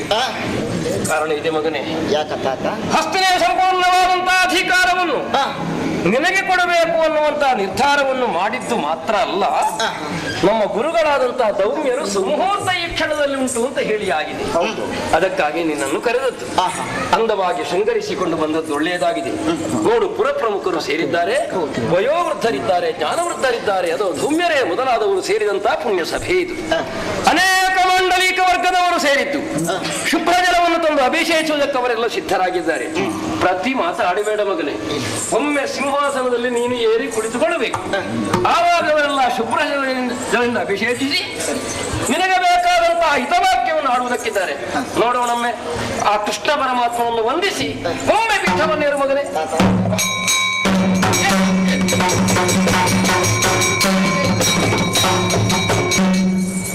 ನೋಡಿದೀಯ ಅರ್ಜುನ, ಎಷ್ಟು ಶೋಭಾಯಮಾನವಾಗಿ ಕಾಣ. ಮನಸ್ಸಿಗೆ ಒಂದು ಸಮಾಧಾನ ಉಂಟು.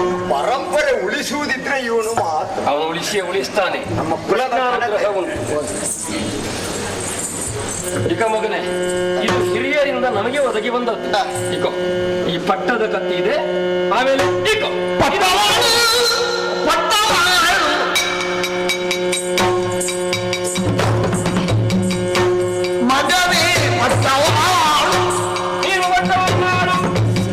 ಶಿಷ್ಟ ಜನರ ಪೊರೆದುಕೊಂಡು ದುಷ್ಟ ಜನರ ತರಿದುಕೊಂಡು, ಶಿಷ್ಟ ಜನರ ಪೊರೆದುಕೊಂಡು ದುಷ್ಟ ಜನರ ತರಿದುಕೊಂಡು,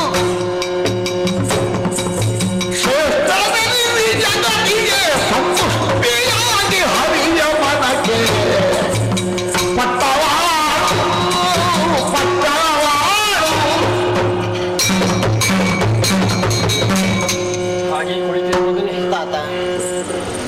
ಭೀಷ್ಮರು ನನಗೆ ಹೇಳಿದಂತಹ ಮಾತುಗಳು ನೆನಪಾಗ್ತದೆ. ಬಂಗಾರದಿಂದ ಮುಚ್ಚಲ್ಪಟ್ಟಂತಹ ಯೋಗ್ಯವೂ ಮನೋಹಕವಾದಂತಹ ಸಿಂಹಾಸನವನ್ನು ಬರೇ ಏರಿ ನೋಟಕ್ಕೆ ಅರಸನಾಗಿದ್ದರೆ ಸಾಲದು, ಅರಸೊತ್ತಿಗೆಯಲ್ಲಿ ಕುಳಿತವನು ಅದಕ್ಕೆ ಹೊಣೆಯನ್ನು ತಾನು ಅರ್ಥ ಮಾಡಿಕೊಂಡಿರಬೇಕು. ಪಟ್ಟವೇರು ಮಗನೇ ಸಾಲದು, ಪಟ್ಟವಾಡು ನೀನು. ಎತ್ತರದ ಸಿಂಹಾಸನದಲ್ಲಿ ಏರಿ ಕುಳಿತಂತಹ ನೀನು ಅದರ ಒಡೆಯ ಅಂತ ಮಾತ್ರ ತಪ್ಪಿ ಭಾವಿಸಿಬಿಟ್ಟ ಮಗು. ಅದಕ್ಕೆ ನೀನು ಆಳು ಎಂಬ ನೆಲೆಯಲ್ಲಿ ನಡೆ. ಅರಸನಾದವನು ಆಳಾಗಿ ನಡೆದಾಗ ಮಾತ್ರ ಆಳುವವನಿಗೆ ಆಳುವುದಕ್ಕಾಗುತ್ತದೆ. ಬೀಳಿಸುವ ಪ್ರಯತ್ನ ಮಾಡಬೇಡ. ಬಿದ್ದವನನ್ನು ಎತ್ತುವ ಪ್ರಯತ್ನ ನಿನ್ನದ್ದಾಗಲಿ. ಸರಿ ಮಗು, ಬದುಕಿಗೆ ಆಧಾರವಾಗಿರುವುದು ಒಂದೇ, ಸತ್ಯವಚನ ಹಾಗೂ ಧರ್ಮ ಮಾರ್ಗ. ಸರಿ ಸತ್ಯವಚನ ಶೀಲನ, ಧರ್ಮ ಮಾರ್ಗ ಮಾರ್ಗಗಾಮಿಯಾಗು. ಇನ್ನು ಹೇಳಬೇಕು, ಇಲ್ಲಿ ಕುಳಿತಂತ ವ್ಯಕ್ತಿ ಲೋಕದಲ್ಲಿ ಯಾವತ್ತೂ ದಂಡ್ಯನಲ್ಲ ಅಂತ ಒಂದು ಹೇಳಿಕೆ ಉಂಟು. ಯಾರು ಅಪರಾಧವನ್ನು ಮಾಡ್ತಾರೋ ಅವರನ್ನು ದಂಡಿಸಬೇಕು, ದುಷ್ಟರನ್ನು ದಂಡಿಸು, ಶಿಷ್ಟ ಜನಾಂಗವನ್ನು ರಕ್ಷಿಸು. ಹಾಗೆ ಅಂತ ನಮಗೆ ದಂಡಿಸುವವರು ಯಾರೂ ಇಲ್ಲ, ನಾನು ಅದಂಡ್ಯನಿದ್ದೇನೆ ಅಂತ ಮಾತ್ರ ಒಪ್ಪಬೇಡ. ಪೀಠದಲ್ಲಿ ಏರಿ ಕುಳಿತಂತಹ ವ್ಯಕ್ತಿಯನ್ನು ದಂಡಿಸುವುದಕ್ಕಿರುವುದು ಒಂದೇ, ರಾಜನು ಧರ್ಮದಿಂದ ದಂಡಿಸಲ್ಪಡ್ತಾನೆ. ಇದು ರಾಮದೇವರು ಹೇಳಿದ ಮಾತು. ಆದ್ರಿಂದ ಧರ್ಮ ಎನ್ನುವಂತಹ ಎತ್ತರದ ಆ ಸ್ವರೂಪಕ್ಕೆ ಯಾವತ್ತೂ ನೀನು ವಿರೋಧವಾಗಿ ನಡೆಯಬೇಡ. ಇಲ್ಲ, ಹಿತವಂತನಾಗು. ಇಲ್ಲಿ ಎತ್ತರದಲ್ಲಿ ಕುಳಿತಂತಹ ವ್ಯಕ್ತಿಯು ಬ್ರಾಹ್ಮಣರ ದಯೆಗೆ ತಾನು ಪಾತ್ರನಾಗಿರಬೇಕು. ಬ್ರಾಹ್ಮಣರ ದಯೆಗೆ ನೀನು ಪಾತ್ರನಾಗ, ಅವರ ಮೇಲೆ ನೀನು ದಯ ಇಡಬೇಕಾದ್ದಿಲ್ಲ. ಅವರ ದಯ ನಮಗಿದ್ರೆ ಮಾತ್ರ ಬದುಕುವುದಕ್ಕಾಗ್ತದೆ. ಒಳ್ಳೆಯದಾಗಲಿ ಅನ್ನುವಂತ ಒಂದು ಮಾತು ಬಾಯಿ ತುಂಬ ಹೇಳಿದ್ರೆ ನೀನು ಒಳ್ಳೆಯವನಾಗುತ್ತದೆ. ಸರಿ, ಸುಳ್ಳನ್ನಾಡಬೇಡ, ಸ್ಥೈರ್ಯ ಮನಸ್ಕರುಳ್ಳವನಾಗು. ಸ್ತ್ರೀಶಕ್ತಿಯಲ್ಲಿ ಕುಂಠಿತತೆಯನ್ನು ತೋರಿಸಬೇಡ. ಎಲ್ಲರಲ್ಲಿ ಹಿತವನ್ನು ಕಾಣು. ಹಿರಿಯರನ್ನು ಹೇಗೆ ಕಾಣಬೇಕು, ಸಮಾನರನ್ನು ಹೇಗೆ ಕಾಣಬೇಕು ಎನ್ನುವುದಕ್ಕೆಲ್ಲ ರಾಜ್ಯ ಶಾಸ್ತ್ರ ಅಥವಾ ತತ್ವಗಳು, ಶಾಸ್ತ್ರಗಳು ಏನು ಹೇಳಿವೆ ಹಾಗೆ ನಡ್ಕೊಂಡು ಅಧಿಕಾರವನ್ನು ಮಾಡು ಮಗನೇ. ನಿನ್ನ ಅಜ್ಜಿ ಇದ್ದಾರೆ, ನಿನಗೆ ಹೇಳಿಕೊಡ್ಲಿಕ್ಕೇನು? ಮಗು ಎಲ್ಲ ಹೇಳಿ ಆಯ್ತಲ್ಲ, ಇಷ್ಟನ್ನು ಹೇಳುವ ದೊಡ್ಡಜ್ಜ ಯಾಕೆ ಅಂತ ಯೋಚನೆ ನಿನಗೆ ಬಂದಿರಬಹುದು. ನಾವೆಲ್ಲ ನಿನಗೆ ಅಧಿಕಾರವನ್ನು ಕೊಟ್ಟು ಕಾಡವಾಸಕ್ಕಾಗಿ ನಿರ್ಣಯ ಮಾಡಿದವರು. ನೀನು ಸಿಂಹಾಸನವನ್ನು ಏರಿಕೊಂಡಿರು. ತಮ್ಮಂದಿರೇ, ನಾನು ಮುಂದಿರ್ತೇನೆ, ನೀವು ಬೆಂಗಡೆಯಿಂದ ಬನ್ನಿ.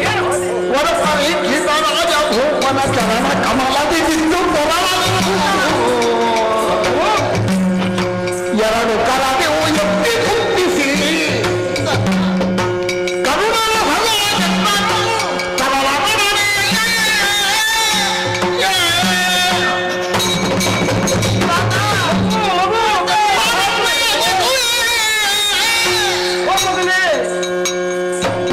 ಚಿಂತೆಯ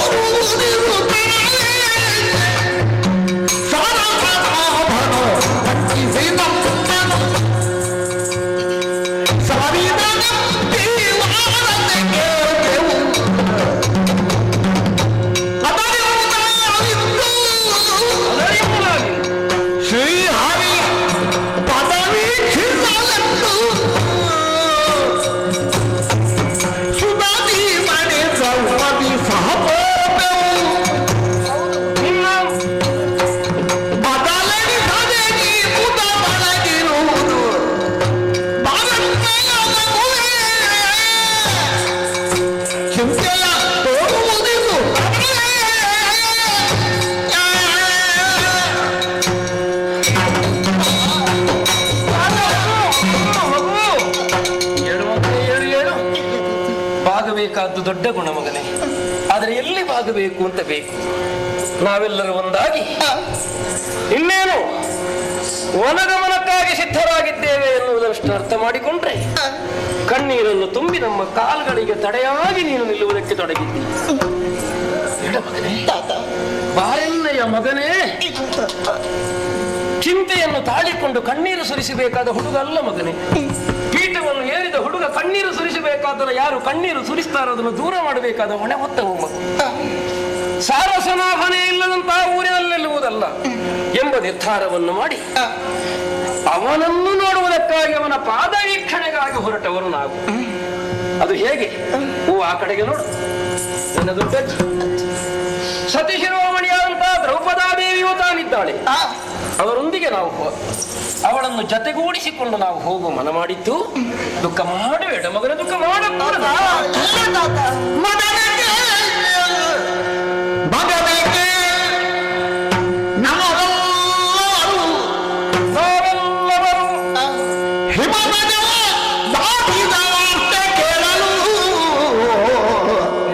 ಕರ್ತವ್ಯ ಉಂಟು ಮಗನೇ.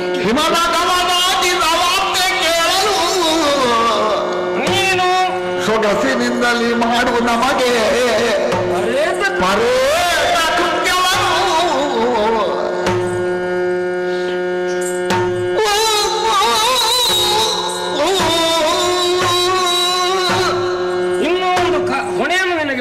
ಹೇಳುವುದೇ ಮಗನೇ, ತೀರಾ ಎಳೆಯವನಲ್ಲದಂತಹ ನಿನಗೆ ಎಲ್ಲೆಲ್ಲಿ ಏನೇನು ಕರ್ತವ್ಯಗಳನ್ನು ಮಾಡಬೇಕು ಎನ್ನುವುದರ ತಿಳುವಳಿಕೆ ಇದೆಯಲ್ಲ, ಇದೆ ತಿಳಿಸುವುದಕ್ಕೆ ಇಲ್ಲಿ ಬುಧ ಜನಾಂಗ ಉಂಟು. ಹೊರಡುವ ಸಂಕಲ್ಪ ದೃಢವಾದದ್ದೇ. ಹೋಗುತ್ತೇವೆ. ಇಲ್ಲಿಯ ತನಕ ನಡೆದೇವು ಹೇಳು, ಹಿಮಗಿರಿಯ ತನಕ ನಡೆಯಬಲ್ಲೆವು ಮಗನೇ. ಹಿಮಗಿರಿಯನ್ನು ಏರಬಲ್ಲೆವೋ ಏನು, ಹಿಮಗಿರಿಯನ್ನು ದಾಟಿದ್ರೆ ಏನುಂಟು ಅಂತ ನಾವು ಕಂಡದ್ದಿಲ್ಲ.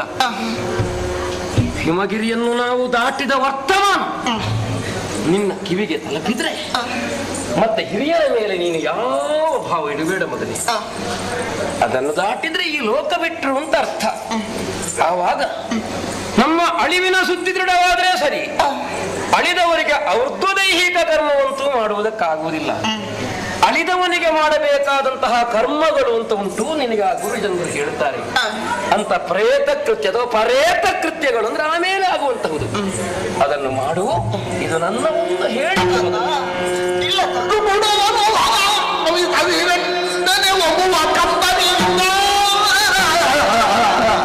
ಕಣ್ಣೀರು ಹಾಕಬೇಡ ಅಂದ್ರೆ ಕೇಳುವುದಿಲ್ಲ.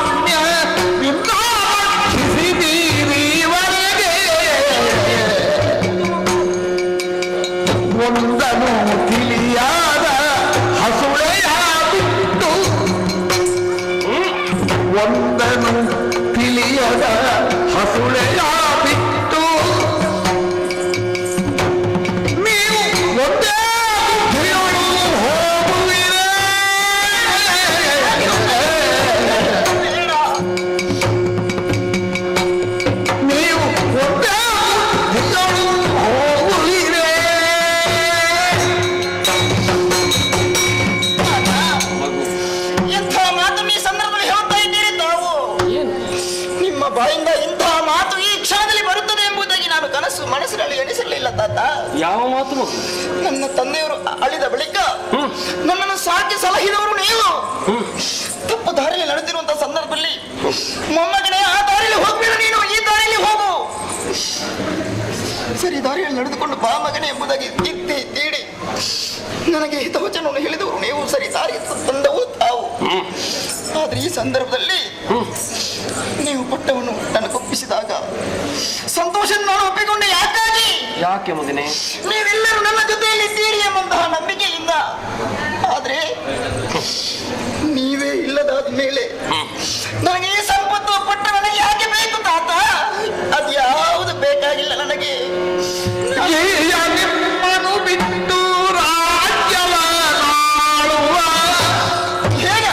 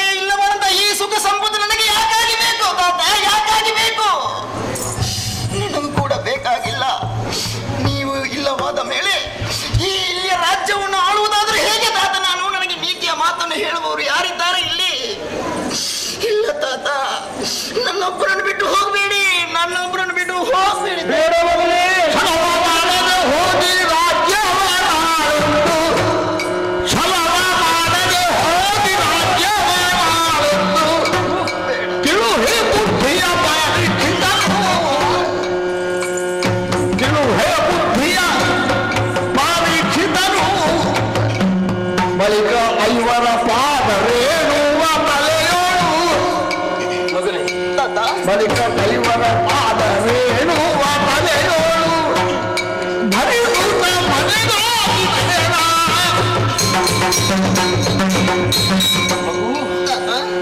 ಎಳೆ ಹುಡುಗನಾದಂತ ನಿನ್ನ ಅಂತರಂಗದ ಭಾವ ನನಗೆ ಅರ್ಥ ಆಗ್ತದೆ ಮಗನೇ. ಆದರೆ ನಾವು ನಿರ್ಧಾರ ಮಾಡಿದ್ದಾಗಿದೆ, ಅದರಿಂದ ಎಂದಕ್ಕೂ ಹಿಂದೆ ಸರಿಯುವಂತಹ ಪ್ರಶ್ನೆ ಇಲ್ಲ. ಛಲ ಮಾಡಬೇಡ ಮಗನೇ. ಹುಡುಗನಾದ ನೀನು ಛಲಕ್ಕೆ ಬಿದ್ದೆ ಅಂತಾದ್ರೆ ಹೃದಯವುಳ್ಳಂತಹ ನಮಗೊಂದು ರೀತಿಯ ಬಂಧನವಾಗ್ತದೆ ಅದು. ಮಗು, ನಡೆವ ನಮ್ಮ ಪಥಕ್ಕೆ ನಿನ್ನ ಭಾವದ ಬಂಧನ ಆಗದಿರಲಿ. ಕೃಷ್ಣಸ್ವಾಮಿ ಕಾಯ್ತಾನೆ. ನಮ್ಮೆಲ್ಲರ ಒಳ್ಳೆಯ ಹಾರೈಕೆಗಳು ನಿನ್ನ ಮೇಲೆ ಖಂಡಿತವಾಗಿದೆ. ಅದು ನಿನ್ನ ಅಜ್ಜನ ತಾಯಿಗೆ ಆಗಬೇಡ ಮಗನೇ. ಇಲ್ಲ ತಾತ. ಹಿರಿಯರೆಲ್ಲ ಬುದ್ಧಿಮಾತು ನಿನಗೆ ಆಡ್ತಾರೆ, ಮುನ್ನಡೆಸುವುದಕ್ಕೆ ಬೇಕಾದಂತಹ ಮಂದಿಗಳೂ ಇದ್ದಾರೆ. ಆದ್ದರಿಂದ ಪ್ರತಿ ಮಾತನ್ನಾಡದೆ ಕೈ ಮುಗಿದು ಪೀಠ ರಕ್ಷಣೆಯ ಹೊಣೆ ಭಗವಂತನಿಂದ ಒದಗಿದ್ದು ಎಂಬ ಭಾವದಿಂದ ಹೋಗು ಹೋಗು ಹೋಗು ರಾಜ್ಯವಾಗ. ಹೋಗ್ಲೇಬೇಕೆ? ಹೋಗು. ನಿಮ್ಮ ನಿರ್ಧಾರವನ್ನು ಬದಲಿಸುವುದಿಲ್ವೇ? ಹಾಗೂ ಹಿರಿಯರೆಲ್ಲರ ಆಶೀರ್ವಾದ ಬಡ್ಕೋ. ಶ್ರೇಯಸ್ಸಾಗಲಿ ಮಗನೇ. ಕೃಷ್ಣಸ್ವಾಮಿ ರಕ್ಷಿಸಿ.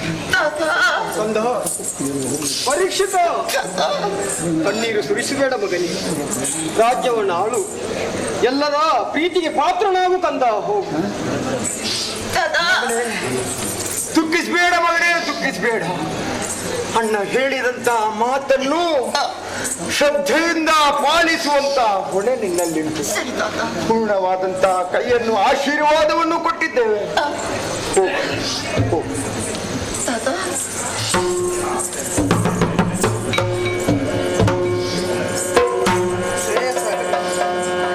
ಸುಭದ್ರ, ನೀವು ಕೂಡ ನನ್ನನ್ನು ಬಿಟ್ಟು ಹೋಗ್ತೀರಿ. ಕೃಷ್ಣಾನುಗ್ರಹ ನಿನಗಿರಲಿ, ಒಳ್ಳೆಯದಾಗಲಿ. ಹುಡುಗನನ್ನು ಕರ್ಕೊಂಡು ಒಳಗೆ ಹೋಗ. ಆಗಲಿ, ಕರ್ಕೊಂಡು ಹೀಗೆ ಬಾಬಾ ಹೋಗು. ತಮ್ಮಂದಿರೇ, ಗಮಿಸುವುದಕ್ಕೆ ಇದುವೇ ಶುಭಮುಹೂರ್ತ ಅಂತ ಧರ್ಮೀಯರಾಡ್ತಾರೆ. ಸರಿ, ಬನ್ನಿ ಹೋಗೋಣ.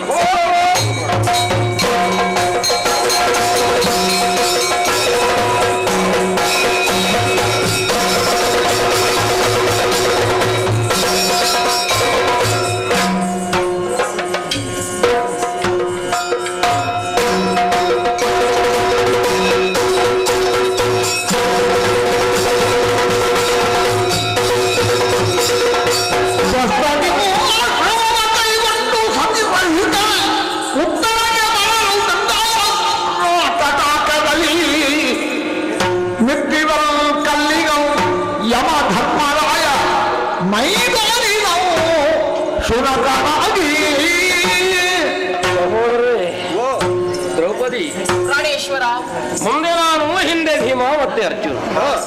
ನಕುಲ ಸಹೋದರಿಯವರು ಅವರೆಲ್ಲರ ಬೆಂಗಡೆಯಲ್ಲಿ ದ್ರೌಪದಿಯಾದ ಹೊರಡುತ್ತಾ ಬಂದವರು.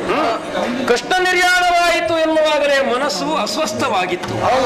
ಯಾವ ಕಾಲಕ್ಕೆ ಪರೀಕ್ಷಿನ್ನಾಮಕನಿಗೆ ನಾವು ರಾಜ್ಯವನ್ನು ಒದಗಿಸಿಕೊಟ್ಟು ಆ ಬದುಕಿನ ಬಂಧನವನ್ನು ಹರಿದೊಗೆದೆವು, ಆವಾಗ ನಮಗೆ ಸ್ವಸ್ಥ ಮಾನಸತೆ ಉಂಟಾಯಿತು. ನಿಜ. ಈಗ ನಮಗೆ ಆ ಬಂಧನ ಇಲ್ಲ. ನಿಜ. ಸ್ವಸ್ಥ ಮಾನಸದಿಂದ ಹೊರಟು ನೇರವಾಗಿ ನಾವು ಬಂದದ್ದು ಗಂಗಾ ತೀರಕ್ಕೆ. ಹೌದಲ್ಲ? ಗಂಗಾ ತೀರಕ್ಕೆ ಬರುವಾಗಲೇ ಏನೋ ಒಂದು ರೀತಿಯ ಸೆಳೆತ ಅಂತ. ಯಾಕೆ ಅಂತ ಒಮ್ಮೆ ಹಾಗೆ ಬೆಂಗಡೆ ಎತ್ತ ನೋಡಿದ್ರೆ, ಹಿಂದೆ ನೋಡಿದ್ರೆ ಶುದ್ಧ ಕಪ್ಪು ವರ್ಣವುಳ್ಳಂತಹ ಶ್ವಾನ ಒಂದು ಆ ಕಡೆಯಲ್ಲಿ ನಮ್ಮ ಬೆಂಗಡೆಯಲ್ಲೇ ಕಾಣತೊಡಗಿದೆ. ನಮ್ಮನ್ನೇ ಬೆಂಬಲಿಸುತ್ತಾ ಬರುತ್ತಾ ಇದೆ. ಏನು ಮಾಡ್ತದೋ ಅದು? ನಮ್ಮ ಜೊತೆ ಬರುವುದಕ್ಕೆ ಬಹಳ ಆತುರದಿಂದ ಇದೆ. ನಾವು ಸಾಗಿದ್ರೆ ಸರಣಿಯಂತೆಯೇ ನಮ್ಮ ಹಿಂಭಾಗದಿಂದ ಬರತೊಡಗಿದೆ ಅಲ್ವಾ? ಹೌದು. ಸರಿ, ಬರುವ ಭಾಗ್ಯದಕ್ಕಿದ್ರೆ ಬರ್ತದೆ. ಹೋಗುವ ಭಾಗ್ಯ ನಮ್ಮದಲ್ಲೂ. ಮುಂದುವರಿಸೋಣ.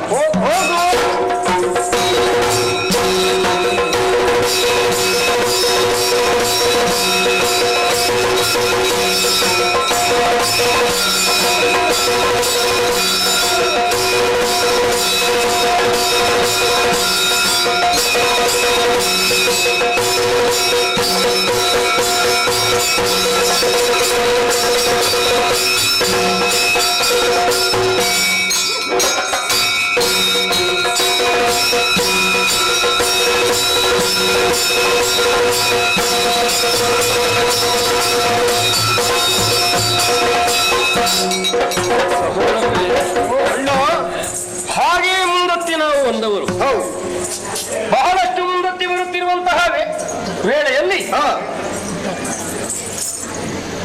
ಕಾಡಿನ ಮಧ್ಯೆಯಲ್ಲೇ ನಾವು ಗಮಿಸುತ್ತಿರುವಂತಹ ವೇಳೆ ನಾನು ಗಮನಿಸಿದ್ದಿಲ್ಲ. ಮತ್ತೆ ಅರ್ಥ ಆಯಿತು. ಏನು? ಬೆಂಗಡೆಯಿಂದಲೇ ಸಾಗಿ ಬರುತ್ತಿರುವಂತಹ ದೃಪದಜೆಯನ್ನು ಯಾವನೋ ಒಬ್ಬ ವ್ಯಕ್ತಿ ವ್ಯಾದ ಬಂಗಡಕ್ಕೆ ಸಂದವನು ಎತ್ತಿಕೊಂಡು ಹೋಗಿದ್ದಾನೆ ಅಂತ. ಯಾವಾಗ ಎತ್ತಿಕೊಂಡೊಯ್ದು ಅವನ ಒಡೆಯನ ಅಂತ ವೃಷಸೇನ ನಾಮಕನಿವನಿಗೆ ಒದಗಿಸಿಕೊಟ್ರೆ ಪಾಂಡವರ ಇವರ ಪತ್ನಿ ಇದ್ದಾಳೆ ಈಕೆ ಎನ್ನುವುದನ್ನು ತಿಳಿದಂತ ಆ ಬೇಡರ ಹಿರಿಯ ಓಡೋಡಿ ಬಂದು ನಮ್ಮ ಪಾದಗಳಿಗೆ ಅವಳನ್ನಿತ್ತು ತಪ್ಪಾಯಿತು ಅಂತ ಕ್ಷಮೆ ಬೇಡಿ ಹೋದ.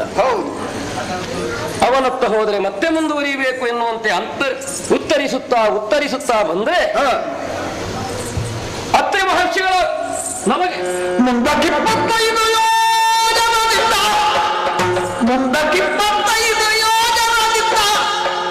ಬಾಂಡು ಕಮುನಿ ಪಣಿಗೆ ಅವರಿಂದ ನಿನ್ನ ಮನೋರಥವು ದೊರಕುವುದು ಹೋಗಲು. ಗಮಿಸುತ್ತಾ ಮುಂದೆ ಬಂದ್ರೆ ಲೋಕದಲ್ಲಿ ಅತಿ ಎತ್ತರವನ್ನು ಏರಿದಂತ ಅತ್ರಿ ಮಹರ್ಷಿಗಳು ನಮಗೆ ಕಾಣಸಿಕ್ಕಿದ್ದು.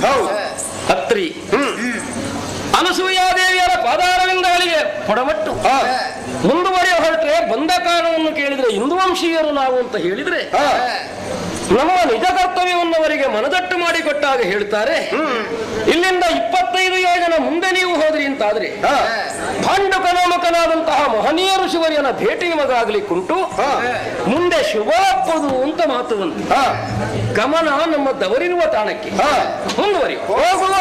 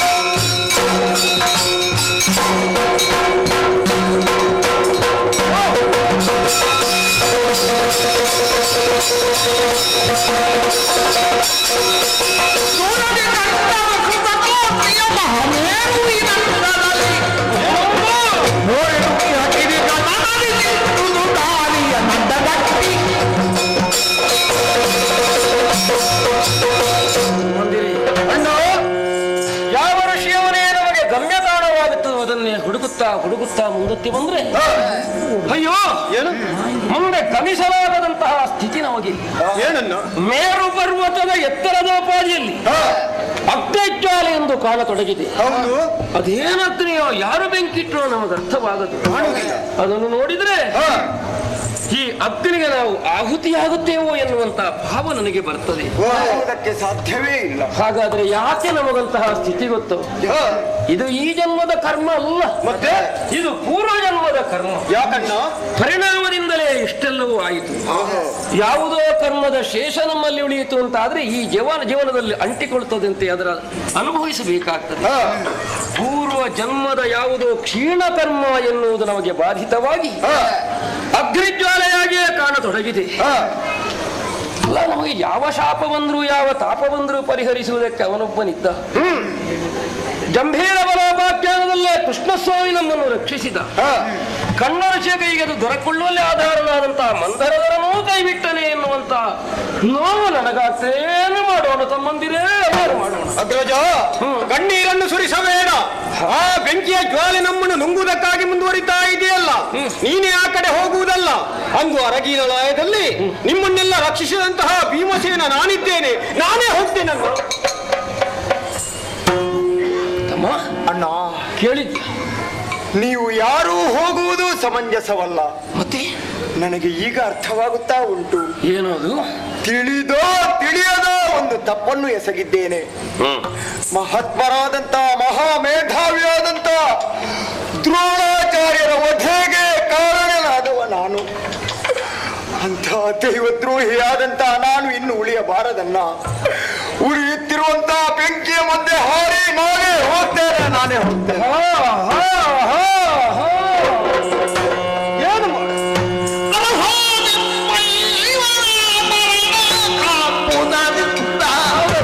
ಸ್ವಾಮಿ,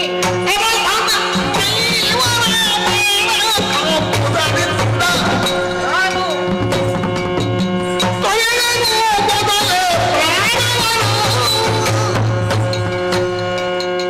ಕರುಣಿ ಸಂಪಣೆಯಂದು ಮಣಿಯಲು ಪಿಡಿದೆತ್ತಿ ಕರುಣದೊಳೆಂದ ದ್ರೌಪದಿಗೆ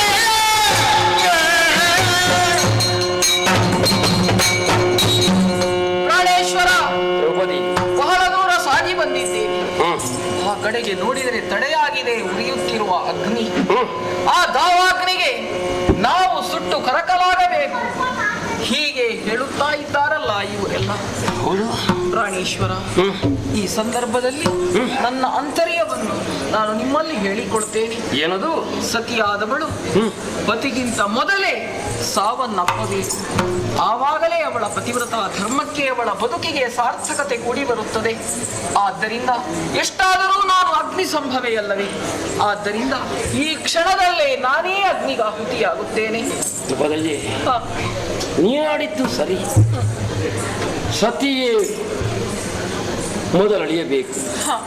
ಪತಿ ಮೊದಲಳಿದ ಅಂತಾದ್ರೆ ಅಂತಹ ಹೀನ ಬದುಕು ಮತ್ತೆ ಯಾವ ಸತಿಗೂ ಬೇಕಾಗುವುದಿಲ್ಲ ಎನ್ನುವುದರಿಂದ ನೀನೇ ಅಗ್ನಿಗಾಹುತಿಯಾದರೆ ಶ್ರೇಷ್ಠತೆ ನಿನಗುದಕ್ಕೆ ಎನ್ನುವಂತಹ ನಿಜ ವಚನವನ್ನಾಡಿದೆ.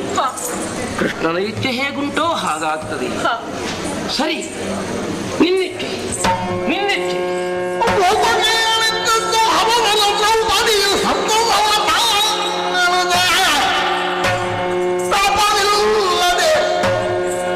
ಹರಿಯ ಪಾದ ಪೂಜವ ಸ್ಮರಿಸಿದರು.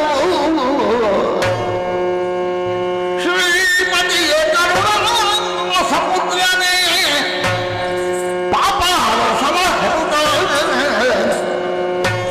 ಅಗ್ನಿಯ ನಾಪತಿ ಊರದೆ ಹೊಡಲು ಬಯಲಾಯ್ತ ಮಹಾಜ್ವಾಲೆ.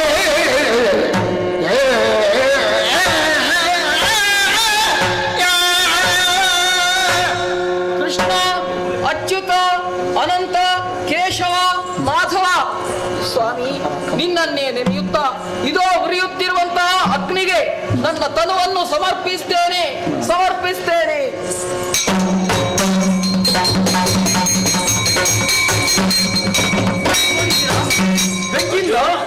ಏನು ಆಶ್ಚರ್ಯ ಇದು!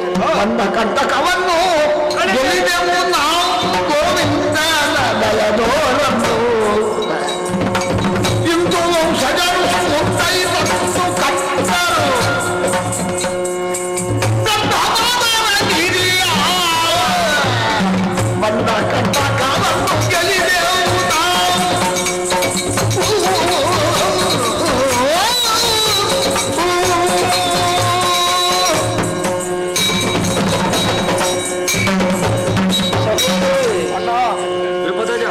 ವಲ್ಲಭ, ಹರಿದಯ ನಮಗುಂಟು ಎನ್ನುವುದು ನಿರ್ಧಾರವಾಯಿತು.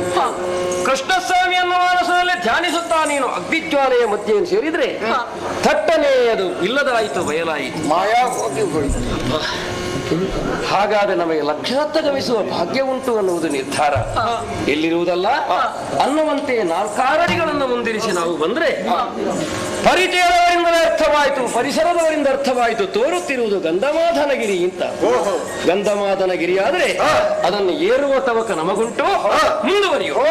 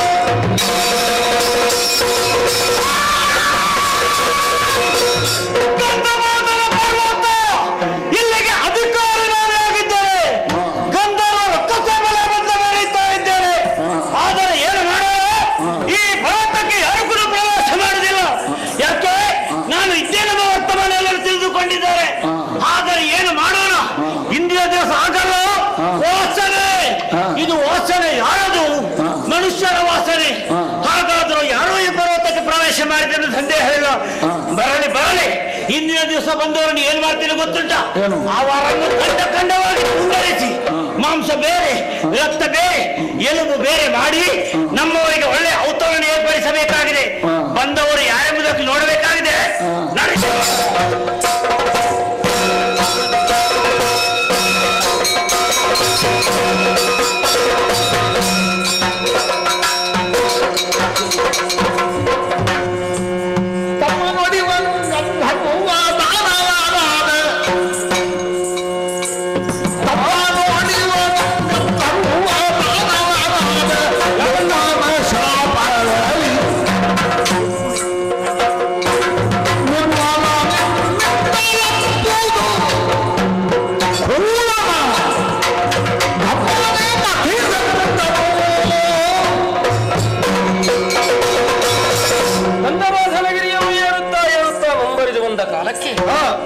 ಅದೇನೋ ಒಂದು ರೀತಿಯ ಕಂಪನ, ಮತ್ತೊಂದು ಬೆಟ್ಟವೋ ಎನ್ನುವ ಹಾಗೆ ಕಾಣುತ್ತಿರುವ ಯಾವನೋ ವ್ಯಕ್ತಿ, ಯಾವನು ಎನ್ನುವ ಹಾಗೆ ಯೋಚನೆ ಈಗ ನನ್ನ ಒಳ ಮನಸ್ಸಿಗೆ ಅರ್ಥವಾಗ್ತದೆ. ಏನು? ಓ, ಅಲ್ಲಿ ಕಂಡು ಬರುವಂತಹ ವ್ಯಕ್ತಿ ಅವನು ಒಬ್ಬ ಗಂಧರ್ವ. ಶಾಪಗ್ರಸ್ತನಾಗಿ ಈಗ ರಾಕ್ಷಸನಾಗಿದ್ದಾನೆ. ನಮ್ಮನ್ನೇನೋ ಮಾಡುವಂತಹ ಉದ್ದೇಶವು ಪಾರಿಸಾರಿಕವಾಗಿ ಏನನ್ನೋ ಮಾಡಬೇಕೆಂಬ ದುರುದ್ದೇಶವು ಉಂಟು. ಒಂದು ಹೊಡೆತ ತಿನ್ನದೆ ಸರಿ ಆಗುವುದೇ ಇಲ್ಲ. ಹೌದಾ? ಆದ್ದರಿಂದ ಭೀಮಸೇನ, ನಿನಗೊಂದು ಇಲ್ಲೂ ಕರ್ತವ್ಯ ಇದೆ. ಆ ದಾನವನನ್ನು ಬಡಿದು ಕೆಡ ಆವಾಗ ನಮಗೆ ಒಳ್ಳೆಯ ವಿಚಾರಗಳೇ ಒದಗಿ ಬರ್ತದೆ. ಬರುವಾಗ ಸಿದ್ಧನಾಗುವುದು. ಹೌದು ಅಗ್ರಜ.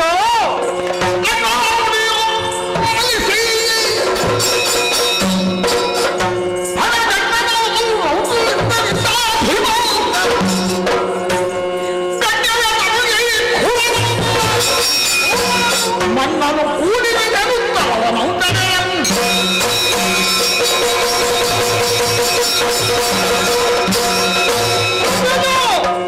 ನಾವು ಹೊರಟಂತಹ ದಾರಿಗೆ ಆ ಗಂಧರ್ವ ಈ ರೀತಿ ದುಷ್ಟನಾಗಿ ಬಂದು ನಮ್ಮನ್ನು ಅಡ್ಡಯಿಸ್ತಾ ಇದ್ದಾನೆಂಬುದು ಈಗ ತಿಳಿಯಿತು. ಅವನಿಗೆ ನನ್ನ ಪೆಟ್ಟು ಬೀಳಲು ಸರಿಯಾಗುವುದಕ್ಕಿಲ್ಲ. ಅವನನ್ನು ಮಣ್ಣು ಕೂಡಿಸುವಂತಹ ಕೆಲಸ ನನಗೆ ಬಿಟ್ಟು ಬಿಡು, ನಾನು ಮಾಡ್ತೇನೆ. ನೋಡುವ, ನಾವು ಮಲ್ಲಗೆ ಮುಂದೆ ಹೋಗುವ. ಬರ್ತಾನೆ ಬಾ, ಅಪ್ಪ ಬರ್ತಾನೆ ಬಾ. ಹೌದಾ?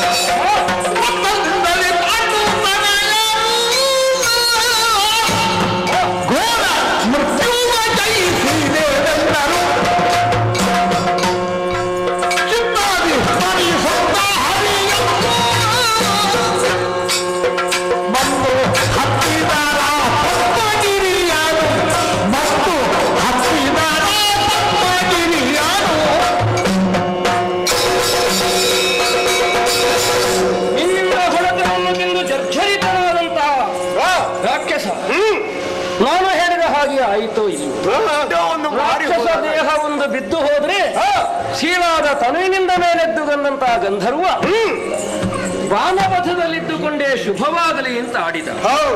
ಅವರಿಂದ ಬೀಳ್ಕೊಂಡಂತಹ ನಾವು ಕಂಟಕ ಪರಿಹಾರವಾಯಿತು ಅಂತಾದ್ರೆ ಮುಂದೆ ಎನ್ನುವ ದೃಷ್ಟಿಯಿಂದಲೇ ಬಂದು ನೋಡಿದ್ರೆ ಕಾಣುವುದಿದು ಪದ್ಮದ ಗಿರಿಯಲ್ಲಿ. ಹೌದಪ್ಪ, ಈ ಗಿರಿಯನ್ನು ಏರಬೇಕು, ಮುಂದೆ ಹೋಗೋಣ.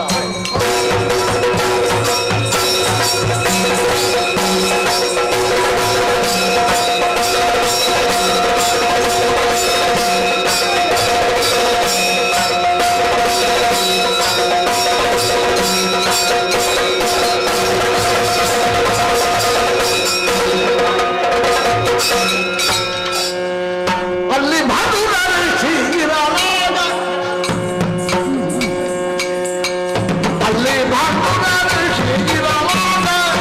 ಇವರೆಲ್ಲ ವರ್ಣಿಸಲಿ ಎಲ್ಲಿ ನೀರ್ಯಾರೆಂದು ಕೇಳ ಓಹೋ ದೇವತಾನೆಲ್ಲ ಸಂಗತಿಯನ್ನು ಮುಗಿಯೋ. ಸಹೋದರರೇ, ಅಣ್ಣ ಅತ್ರಿ ಮಹರ್ಷಿಗಳೇ ನಮಗಾಡಿದಂತಹ ಮಾತು ನೆನಪಿಗೆ ಬರ್ತದೆ. ಎಷ್ಟು ಯೋಜನೆ ಕಳೆದ ದೊರಕುವನು ಬಾಂಡುಕ ಮಹರ್ಷಿ ಬಹಳಷ್ಟು ಯೋಗ್ಯತಾವಂತ ಹುಡುಕಿಕೊಂಡು ಬಂದ್ರೆ ಅರೆದರತ್ತ ಗಡ್ಡವುಳ್ಳಂತಹ ಮಹನೀಯನ ದರ್ಶನ ನಮಗಾಯಿತು ಇಲ್ಲವೋ? ನಮ್ಮನ್ನು ಕಂಡಾಗ ಆತ್ಮೀಯನಾಗಿ ಕರೆದು ಕೇಳುತ್ತಾನೆ, ಯಾರು ನೀವು ಎನ್ನುವ ಹಾಗೆ. ಹಿಂದೂ ಕುಲ ಸಂಜಾತರಾದಂತಹ ಪಾಂಡುಪುತ್ರರು, ಪಾಂಡವರು ನಾವು ಕೃಷ್ಣ ಸದ್ಭಕ್ತರಿದ್ದೇವೆ ಎನ್ನುವಂತೆ ಮಾತನ್ನಾಡಿದ್ದೇ ತಡ. ಹೊರಟ ಕಾರ್ಯವನ್ನು ಕೇಳಿದ್ರೆ ಕೃಷ್ಣ ನಿರ್ಯಾಣಾನಂತರದಲ್ಲಿ ಭಗವತ್ಪಾದ ದರ್ಶನಕ್ಕಾಗಿ ಹೊರಟುದು. ಹಾಗೆ ಗಮಿಸುತ್ತಾ ಅನೇಕ ಗಿರಿಯನ್ನು ಹತ್ತಿಳಿದು ನಾವು ಇಲ್ಲಿಯ ತನಕ ತಲುಪಿದ್ದೇವೆ ಅಂತ ಆಡಿದ್ರೆ ಕಿವಿ ಮಾತಾಗಿ ನನ್ನಲ್ಲಿ ಕೆಲವು ಹೇಳಿದ್ರು ಮುಂದೆ ಏನಾಗುತ್ತದೆ ಎನ್ನುವ ಹಾಗೆ.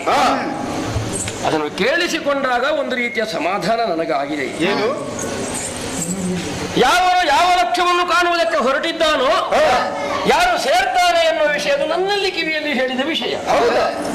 ಒಳ್ಳೆಯದು. ಅವರಿಂದಷ್ಟನ್ನು ಕೇಳಿಸಿಕೊಂಡು ಆದ್ರೆ ಮತ್ತೆ ನಾವು ಇಲ್ಲಿರುವುದಲ್ಲ.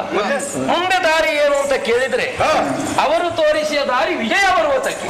ಆದ್ದರಿಂದ ಗಮಿಸೋಣ, ಹೋಗೋಣ.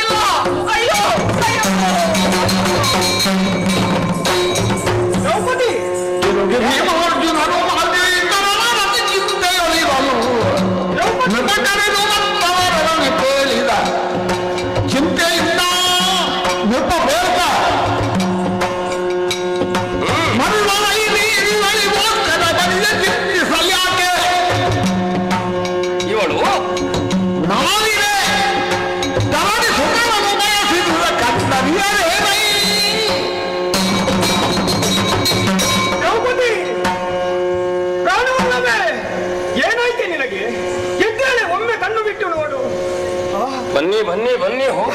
ಏನಿದು ಅರ್ಜುನ? ನಮ್ಮ ಮಡದಿಯಾದಂತಹ ದ್ರೌಪದಿಯ ಸ್ಥಿತಿಯನ್ನೊಮ್ಮೆ ನೋಡು. ಚಂದ್ರವಂಶವನ್ನು ಬೆಳಗಬೇಕೆಂಬ ಉದ್ದೇಶದಿಂದ ನಮ್ಮ ಪಾಲಿಗೆ ಒದಗಿ ಬಂದವಳು ಈಕೆ. ಇಂದು ನೋಡಿದ್ರೆ ಈ ಪ್ರದೇಶದಲ್ಲಿ ಉಸಿರಾಟವೇ ನಿಂತು ಹೋಗಿದೆ. ನಾವು 5 ಮಂದಿ ಗಂಡಂದಿರು ಇದ್ರೂ ಕೂಡ ಕಷ್ಟವನ್ನು ನಮ್ಮಲ್ಲಿ ತೋಡಿಕೊಳ್ಳುವುದಕ್ಕೆ ಅಸಾಧ್ಯವಾಗಿ ಹೋಯ್ತಲ್ಲ ಈಕೆಗೆ. ಅಂದು ಕೀಚಕ ಉಪಟಳ ಕೊಡುವಾಗ ಪ್ರಾಣೇಶ್ವರ ಭೀಮಸೇನ ಬಾ ಕಷ್ಟವನ್ನು ಪರಿಹರಿಸಿ ಎಂಬುದಾಗಿ ಕೇಳಿಕೊಂಡು, ಆದ್ರೆ ಜೊತೆಯಲ್ಲಿರುವಾಗ ತನಗಾದಂತಹ ದುಃಖವನ್ನು ತೋಡಿಕೊಳ್ಳುವುದಕ್ಕೆ ಅಸಾಧ್ಯರಾಗಿ ಇಂದು ಈ ರೀತಿ ಬಿದ್ದು ಬಿಟ್ಟಿದ್ದಾರಲ್ಲ. ಅಯ್ಯೋ ಶಿವ. ತಮ್ಮಂದಿರೇ, ಎಲ್ಲಿದ್ದೀರಪ್ಪ ನೀವು? ನಿಮ್ಮ ಈ ದಯನೀಯವಾದಂತಹ ಸ್ಥಿತಿಯನ್ನು ನೋಡುವುದಕ್ಕೆ ಸಾಧ್ಯ ಇಲ್ಲ. ನಮ್ಮ ಹಾದಿಯನ್ನೇ ನಮ್ಮನ್ನೇ ಹಿಂಬಾಲಿಸಿಕೊಂಡು ಈ ಅರಣ್ಯದಲ್ಲಿ ಬಂದವಳು ನೀನು. ಆದರೆ ನೀನು ಸಾಮಾನ್ಯವೇ ಹೇಳು. ಮತ್ಸ್ಯಯಂತ್ರವನ್ನು ಭೇದಿಸಿ ನಿನ್ನನ್ನು ಸಂತೋಷದಿಂದ ಕರೆತಂದೆ. ಅಷ್ಟೇ ಅಲ್ಲ, ಮಹತ್ತರವಾದಂತಹ ಸಾಧನೆಯನ್ನು ಕೈಯಬೇಕೆಂಬ ಉದ್ದೇಶದಿಂದ ಪಶುಪತಿಯಿಂದ ಪಾಶುಪತಾಸ್ತ್ರವನ್ನು ಪಡೆಯುವುದಕ್ಕಾಗಿ ಹೊರಟು ನಿಂತಹ ವೇಳೆಯಲ್ಲಿ ನನ್ನನ್ನು ಅಕ್ಕರೆಯಿಂದ ಕಳುಹಿಸಿಕೊಟ್ಟವಳು ನೀನು. ಇಂದು ನಮ್ಮೆಲ್ಲವರನ್ನು ಬಿಟ್ಟು ನೀನು ಹೋದೆಯಾ? ಅರ್ಜುನ, ಇವಳಿಗೋಸ್ಕರವಾಗಿ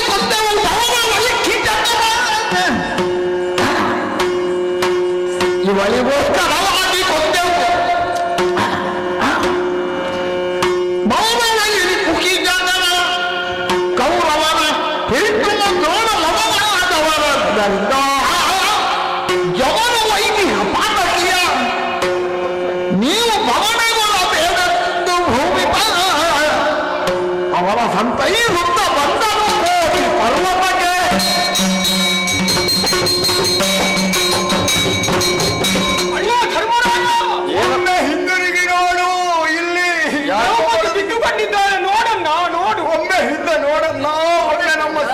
ಕಾಣು. ಬಿದ್ದವಳು ಬೀಳ್ಲಿ, ಅವಳಿಗೆ ಬರುವ ಯೋಗ ಇಲ್ಲ, ನೀವು ಬನ್ನಿ. ಏನನ್ನ ಇದು? ನಿನ್ನ ಮಾತೆ ಹೌದು, ಜೊತೆಯಲ್ಲಿ ಬರ್ಬೇಕೆ ಬಿಟ್ಟು ಹೌದಾ? ಇವಳು ಯಾಕೆ ಬಿದ್ದರು ಅಂತಲ್ಲೂ ನಿಮಗೆ ಸಮಸ್ಯೆ. ಯಾಕೆ ಈ ರೀತಿಯಾಗಿ ಹೋಯ್ತು? 5 ಮಂದಿ ಗಂಡಂದಿರಿದ್ದರೂ ಅಕ್ಷಯಂತ್ರ ಭೇದನವನ್ನು ಮಾಡಿದವನು ಅರ್ಜುನ ಎನ್ನುವ ಅಧಿಕ ಮಮತೆ ಅವಳಿಗೆ. ನಕುಲ ಸಹದೇವರು ತೀರಾ ಸಣ್ಣವರು ಎನ್ನುವಂತಹ ಹಗುರವಾದ ಭಾವ. ಜೊತೆಗೆ ಇವಳಿಂದಲಾಗಿಯೇ ನಾವು ಅನೇಕ ಮಂದಿಗಳನ್ನು ಕೊಲ್ಲಬೇಕಾಗಿ ಬಂತು ಎನ್ನುವುದರಿಂದ ಇವಳಲ್ಲೂ ಕೊರತೆ ಇದೆ. ದೋಷಿಯಾದ ಕಾರಣವೇ ಇವಳಿಗೆ ನಮ್ಮ ಜೊತೆಯಲ್ಲಿ ಸ್ವರ್ಗವೇರುವ ಭಾಗ್ಯ ಇಲ್ಲ. ಬನ್ನಿ ಅರ್ಜುನ, ಹೋಗುವ.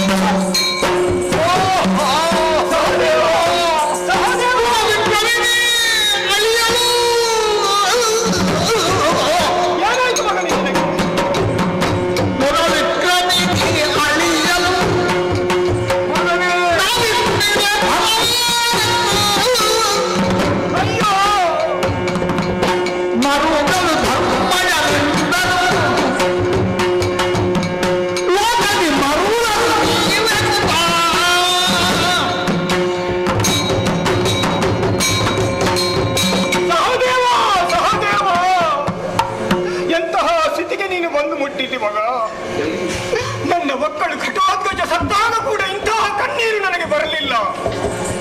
ಆ ಉಪಮಾನವರು ಸತ್ತಾಗ ಕೂಡಲು ನಾನು ಹತ್ತು ಹೋಗಲಿಲ್ಲ. ಆದ್ರೆ ನಿನ್ನ ಪರಿಸ್ಥಿತಿಯನ್ನು ಕಂಡು ಕಣ್ಣೀರು ಬರ್ತಾ ಇದೆ ಮಗನೇ. ಕಾಡಿನಲ್ಲಿ ಇಂದು ನಿನ್ನ ಪರಿಸ್ಥಿತಿ ಹೀಗಾಗಿ ಹೋದ್ರೆ ನಮ್ಗೆ ಇನ್ನು ಗತಿಯಾರು ಬಂದ? ದುರಪರಾಕ್ರಮಿ ನೀನಲ್ಲವೇ ಮಗನೇ? ಏನಾಗಿದೆ?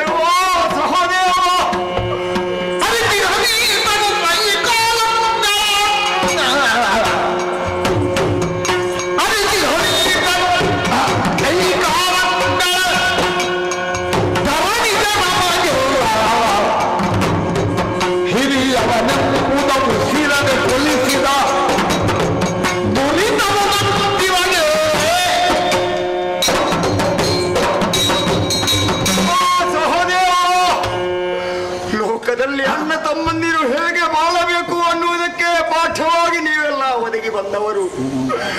ಆದರೆ ಈ ಪಾಂಡವರ ಜೀವನದಲ್ಲಿ ಇಂತಹದ್ದೊಂದು ಬರ್ತದೆ ಅನ್ನುವ ಹಾಗೆ ನಾವು ಕನಸಿನಲ್ಲಿಯೂ ಭಾವಿಸಿದವರಲ್ಲ. ಸಹದೇವ, ಏನು ದುರಿತ ಅರ್ಥ ಆಗುವುದಿಲ್ಲ. ಬನ್ನಿ ಬನ್ನಿ ಬನ್ನಿ. ಅಣ್ಣ, ಒಮ್ಮೆ ಹಿಂದೆ ತಿರುಗಿ ನೋಡು, ಸಹದೇವ ಬಿದ್ದಿದ್ದಾನೆ. ಒಮ್ಮೆ ನೋಡಣ್ಣ, ಒಮ್ಮೆ ಹಿಂದೆ ನೋಡು, ಇವನ ಸ್ಥಿತಿಯನ್ನು ಒಮ್ಮೆ ಗಮನಿಸು. ಯಾಕೆ ಹೀಗಾಗಿ ಹೋಯ್ತು ಇವನಿಗೆ? ಮುಂದೆ ಹೋದವನು ಹಿಂದೆ ಬರಬೇಕಾದ್ದಿಲ್ಲ. ಯಾಕೆ? ನಾವು ಮುಂದೆ ಹೋಗುವುದಕ್ಕೆ ಬಂದವರು ತಾನೆ.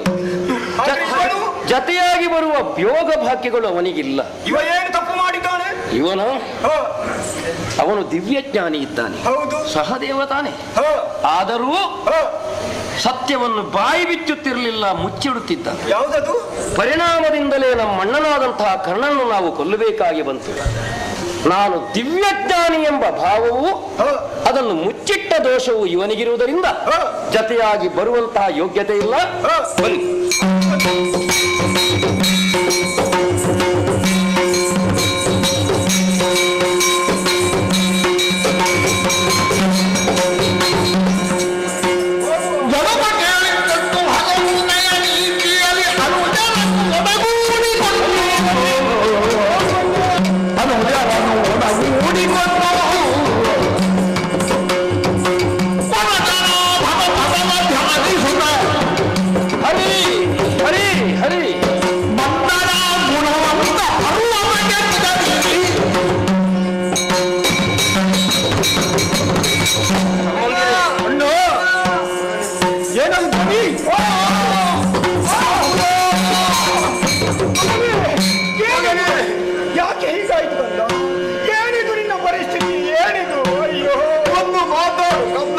ಒಂದು ಮಾತಾಡು. ವೀರಮಹನ ಕುಲಾಂಕೈಷ ಶಿವೋತ್ಮ ರತ್ನ ವೀರಮಹನ ಕುಲಾಂಕೈಷ ಶಿವಂಶ ರತ್ನ ಶಶಿವಂಶ ರತ್ನ ಫಲವೀರೋಕ್ಷರ ಪಾದ ಶರಣ ಸೂರ್ಯಗೊಂಡುವೆ ನಿನ್ನ ಸತ್ವಗಳು ಹಿಮವೆಂದು ಈ ಹಿಮ ಪರ್ವತದಲ್ಲಿ ಮಾರುತಿಯು ವಿಜಯ ಸಹಮರುಗೆ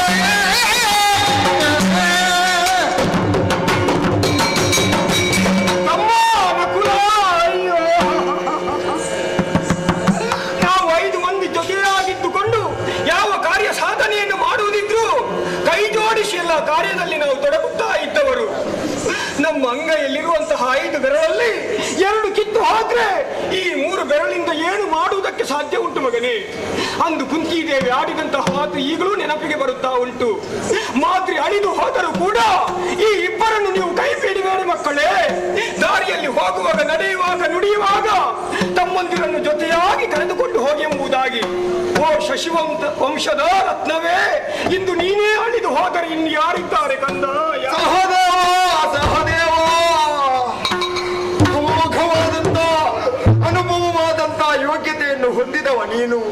ನಮ್ಮನ್ನೆಲ್ಲ ಬಿಟ್ಟು ನೀನು ದೂರ ಹೋದೆಯೋ ಹೋದೆ. ಬನ್ನಿ ಬನ್ನಿ ಬನ್ನಿ. ನೋಡಿ ಧರ್ಮಜನು ವಿಸ್ಮಯಗೊಂಡು ನೋಡಿದ ಮೇಲೆ ಇಲ್ಲನ್ನ ಧರ್ಮಜನು ವಿಸ್ಮಯಗೊಂಡು ನೋಡಿದ ಮೇಲೆ ಮರುಳರು ನೀವು ಧರೆದ ಚಿಂತಿಸುವಿರೇಕೆ?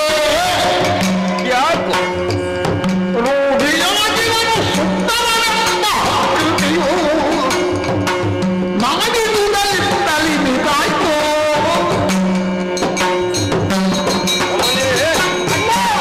ಮುಂದುವರಿಬೇಡ, ಸ್ವಲ್ಪ ನಿಲ್ಲು. ಯಾಕೋ ಇಲ್ಲಿ ನಕುಲ ಬಿದ್ದಿದ್ದಾನೆ, ಉಸಿರಾಟವೇ ಇಲ್ಲ. ಒಮ್ಮೆ ತಿರುಗಿ ನೋಡಣ್ಣ, ಒಮ್ಮೆ ತಿರುಗಿ ನೋಡು. ಬೀಳಲಿ ಅವನಿಗೆ ಏಳುವ ಯೋಗ ಇಲ್ಲ. ಯಾಕೆ? ಏನು ಅಪರಾಧ ಮಾಡಿದ್ದಾನೆ? ಅವನಿಗೂ ಸ್ವಲ್ಪ ತಲೆಗೇರಿತ್ತು. ಯಾಕೆ?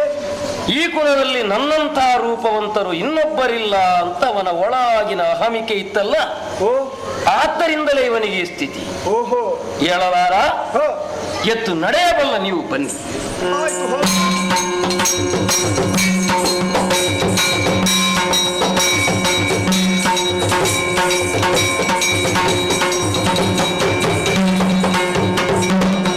ಎಂದೆನಲ್ಲೂ ಧರ್ಮಜ ಭೀಮ ಬಂಕುಡರ ಮನ ಹೊಂದೆ ಬಿಡಿಸಲು ಅಗ್ರಜದಲ್ಲಿ ಹಿಡಿದು ನಿಮ್ಮ ಸಂದೇಹ ಪರಿವಾರವಾಯ್ತು ನಾನೇ.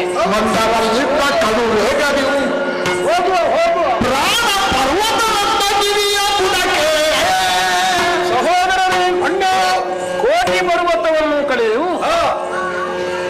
ಗುಣವಂತ ಪರ್ವತವನ್ನು ಕಳೆದು ನಕುಲನೂ ಅಲ್ಲಿ ಬಿತ್ತು. ಅಷ್ಟನ್ನು ದಾಟಿ ಮತ್ತೆಲ್ಲಿ ಬಂದುದು ಅಂತ ನೋಡಿದ್ರೆ ಅರ್ಥವಾಗ್ತದೆ. ಇದು ಪ್ರಾಣ ಪರ್ವತ, ದಟ್ಟವಾಗಿ ಹಿಮ ಕವಿದಿದೆ, ಮೊಣಕಾಲ ಪರ್ಯಂತರ ಬೆಳೆದಿದೆ. ಬಹಳ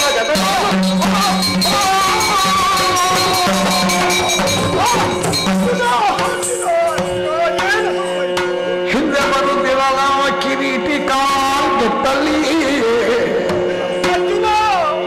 ಕಿರೀಟಿ ಕಾಲ್ ಗೆಟ್ಟಲ್ಲಿ ನಿಂದಿರಲು ತಿರುಗಿ ನೋಡಿದ ಭೀಮನಿತನು ಇವನು ನಿನ್ನೆ ಬಿಡುವುದಲ್ಲ. ಬಂದು ಬೆಗಲೇ ವಿಧಿಯ ಒಂದು ಯೋಜನವ ಸಾಗಿ ಮುಂದಕ್ಕೆ ಬಂದು ಆತ ಬಿದ್ದಿದ್ದಾನೆ. ಇವನನ್ನು ಇಲ್ಲೇ ಬಿಡುವುದು ಸರಿಯಲ್ಲ. ಒಂದು ಯೋಜನೆ ದೂರಕ್ಕೆ ಹೆಗಲಲ್ಲಿ ಹಾಕಿ ಮುಂದುವರಿಯುತ್ತೇನೆ. ಬಾ ತಮ್ಮ, ಬಾ. ಏನು? ಅಮ್ಮ, ಬೆಗಲಿಂದಳು ಇದು ನೋಡಲು ತಮ್ಮನ ಮೊಗವನ್ನು ಶವವೆಂದರಿ ಮಾತಾಡು ತಮ್ಮ, ಮಾತಾಡು. ಯುಗದಲ್ಲಿ ರಾಜರಾಜನು ಸುರಿಸುತ್ತ ನಿಗೆ ಮೊದಲಿನ ಪಾರ್ಥನ ಗುಣವು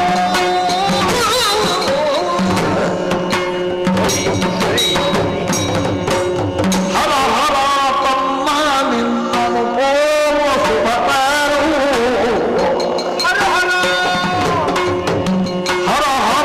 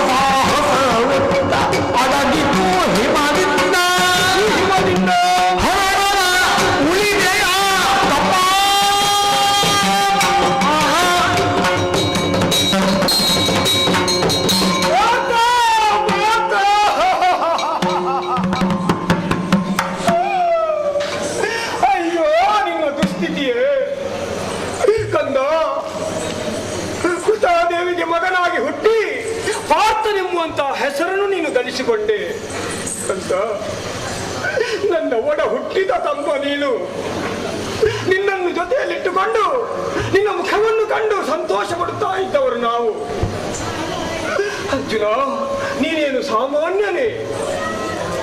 ಅಖಂಡ ಭೂಮಂಡಲವನ್ನು ಜಯಿಸುವ ಮುಖೇನವಾಗಿ ಅಲ್ಲಿದ್ದಂತಹ ದಿಂಡರ ರಾಜರ ತಲೆಗಳನ್ನೆಲ್ಲ ಮಣಿಸಿ ಅವರಿಗೆ ನೀನು ಪರಾಕ್ರಮಿ ಎಂಬುದಾಗಿ ತೋರಿಸಿಕೊಟ್ಟವ. ಅಷ್ಟು ಮಾತ್ರವಲ್ಲ, ನಿನ್ನನ್ನು ಯಾರೆಲ್ಲ ಹೊಗಳ್ತಾರೆ ಕೇಳಿದ್ದೀಯ? ಆ ಹರಿ, ಹರ ಅಥವಾ ಆ ಸುರಪನೇ ನಿನ್ನನ್ನು ಅಲ್ಲಿ ತನಕ ಕರೆದುಕೊಂಡು ಹೋಗಿ ಅವನ ಪೀಠದಲ್ಲಿ ಕುಳ್ಳಿರಿಸಿ ಕಿರೀಟಿ ಅನ್ನುವಂತಹ ಹೆಸರನ್ನು ನಿನಗೆ ಇಟ್ಟಿದ್ದಾನೆ ಕಂದ. ಅಂದು ನಡೆದಂತಹ ಮಹಾಭಾರತ ಯುದ್ಧ, ಆ ಯುದ್ಧದಲ್ಲಿ ನಮ್ಮ ತಾತನಾದಂತಹ ಭೀಷ್ಮಾಚಾರ್ಯರು ಅಥವಾ ನಮಗೆ ವೈರಿ ಎನಿಸಿದಂತಹ ಕರ್ಣ ಅವರನ್ನೆಲ್ಲ ನೀನು ಧರೆಗೆ ಉರುಳಿಸಿದ್ದಿ, ನಮಗೆ ಜಯವನ್ನು ತಂದುಕೊಟ್ಟಿ. ತಮ್ಮ, ನಿನ್ನ ಅಣ್ಣ ನಾನಲ್ವೇ? ಇದು ನಿನ್ನಲ್ಲಿ ಮಾತನಾಡಿಸುತ್ತಾ ಇದ್ದೇನೆ. ಒಮ್ಮೆ ಕಣ್ತೆರೆದು ನೋಡು, ನನ್ನಲ್ಲಿ ಮಾತಾಡು. ಈತ ಶುಚಿಯಲ್ಲ ಕಟ ನೋಡಲು, ಈತ ಶುಚಿಯಲ್ಲ ಕಟ ನೋಡಲು, ಮಾತಕಿಯು ಗುರು ಭೀಷ್ಮ ಕನ್ನಡ ಘಾತಿಸಿದ ಕೈಯಾರೆ ಬಂದು ರಾಮನನ್ನು ಅರಿಯೇ ಏನೈ ಹಿಂದೆ ಎನ್ನಯ ಶಿರೋ ಛೇದಿಸಲೆಂದು ನೆನೆದಿಹ.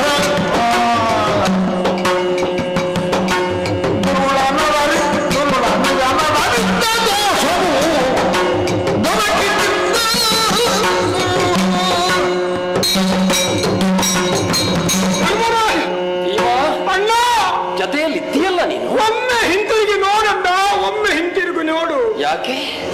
ನಿನ್ನ ತಮ್ಮ ಪಾರ್ಥ ಇಲ್ಲಿ ಬಿದ್ದು ಬಿಟ್ಟಿದ್ದಾನೆ. ನಡೆಯುವುದಕ್ಕೆ ಅಸಾಧ್ಯ ಇಲ್ಲ ಎಂಬುದಾಗಿ ಒಂದು ಯೋಜನೆ ನಾನು ಅವನನ್ನು ಹೊತ್ತುಕೊಂಡು ಹೋದ್ರೆ ಉಸಿರಾಟವೇ ನಿಂತು ಹೋಗಿದೆ ಅಣ್ಣ, ಉಸಿರಾಟ ನಿಂತು ಹೋಗಿದೆ. ಹೆಣವನ್ನು ಹೊತ್ತುದಷ್ಟೇ. ಅಯ್ಯೋ, ಇವನನ್ನು ನೋಡು ನೀನೊಮ್ಮೆ. ಬಿಟ್ಟು ನೀನು ಬಾ. ಯಾಕೆ? ಇವ ಏನು ತಪ್ಪು ಮಾಡಿದ್ದಾನೆ? ಈತ ಶುಚಿಯಲ್ಲ ಕಣ. ಯಾಕೆ? ಹೃದಯದಲ್ಲಿ ಶುಚಿತ್ವ ಇದ್ದವನಿಗೆ ಮಾತ್ರ ಸ್ವರ್ಗವನ್ನೇರುವುದಕ್ಕೆ ಸಾಧ್ಯ. ಇವ ಏನು ತಪ್ಪು ಮಾಡಿದ್ದಾನೆ? ನಾನು ಮೂರು ಲೋಕದಲ್ಲಿ ಅತ್ಯಂತ ವಿಕ್ರಮ ಇದ್ದೇನೆ ಎನ್ನುವಂತ ಒಂದು ಒಳ ಭಾವವನಲ್ಲಿ ಉಂಟು. ಓಹೋ, ಎನ್ನುವುದೇ ಅವನ ದೋಷ. ಯಾವನಲ್ಲಿ ಎಲ್ಲವೂ ತುಂಬಿದೆಯೋ ಅದನ್ನು ಇನ್ನೊಬ್ಬನು ಗುರುತಿಸಬೇ ಹೋಗ ಹೊರತು ನನಗಿದೆ ಎನ್ನುವುದನ್ನು ಅವನು ಆಡಿಕೊಳ್ಳಕೂಡದಿತ್ತು. ಓಹೋ, ಸದೋಷಿ. ಪರಿಣಾಮ ಹಾಗೆ. ಏನು? ಭೀಷ್ಮಾಚಾರ್ಯರನ್ನು, ಗುರುದ್ರೋಣರನ್ನು, ಇನ್ನನೇಕರನ್ನು ಮದಿಸಿದವ.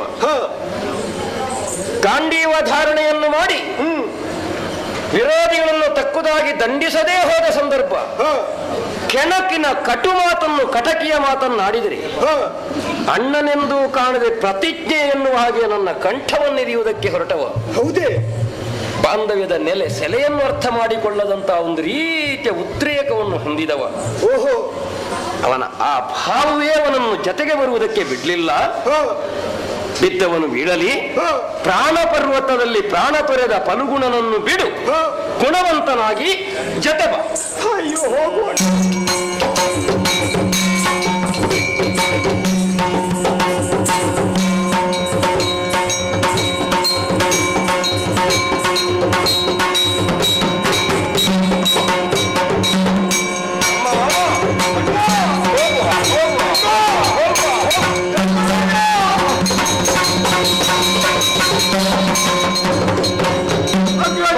ಮರಬರಲು ಘೋರವೆಯಲಿ ನಿಜೆ ಮರುತ ಸಂಭವನ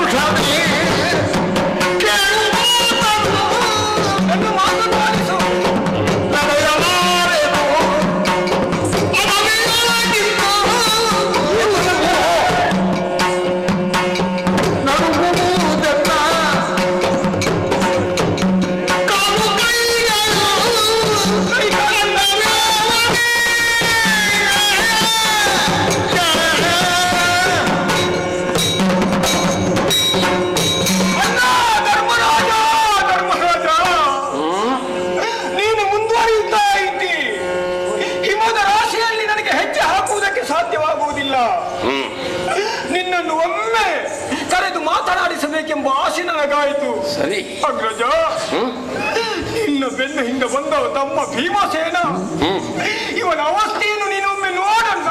ಹಿಂತೆಯೂ ನೋಡು. ನಾನು ಇಲ್ಲಿ ಬಿದ್ದು ಬಿಟ್ಟಿದ್ದೇನೆ. ನನ್ನ ಸ್ಥಿತಿ ನೋಡಿದ್ದೀಯಾ?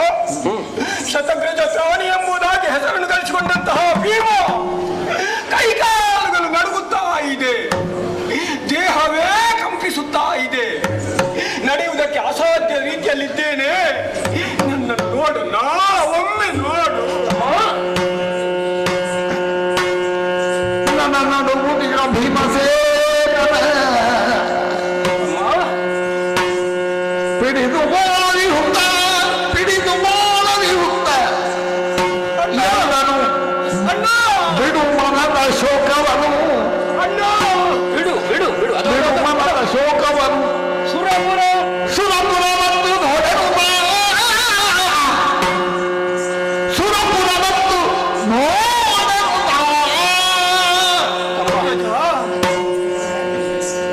ನನಗೆ ಯಾಕೆ ಹೀಗಾಗಿ ಹೋಯಿತು? ಹಿಮದಲ್ಲಿ ಕಾಲು ಎತ್ತಿರುವುದಕ್ಕಾಗದೆ ಕುಸಿಯಿತೆಲ್ಲೂ. ಹೌದು, ನಿನ್ನ ಕಾಲುಗಳಿಗೆ ಬಲವಿಲ್ಲ, ಇಲ್ಲ. ನನ್ನ ಕೈಗೂ ಬಲವಿದೆ, ಕಾಲಿಗೂ ಬಲ ಇದೆ. ನನಗೆ ಯಾಕೆ ಸ್ವಲ್ಪ ಆಧರಿಸು. ಅಯ್ಯೋ, ಹತ್ತಿರದಲ್ಲಿ ಸುರಪುರ ಉಂಟು, ನಾವು ಮೆತ್ತಗೆ ಆಡ್ಕೊಂಡು ಹೋದ್ರೆ ತಲುಪ್ತೇವೆ. ಅಣ್ಣ, ಹೇಳು ಹೇಳು ಹೇಳು ಹೇಳು.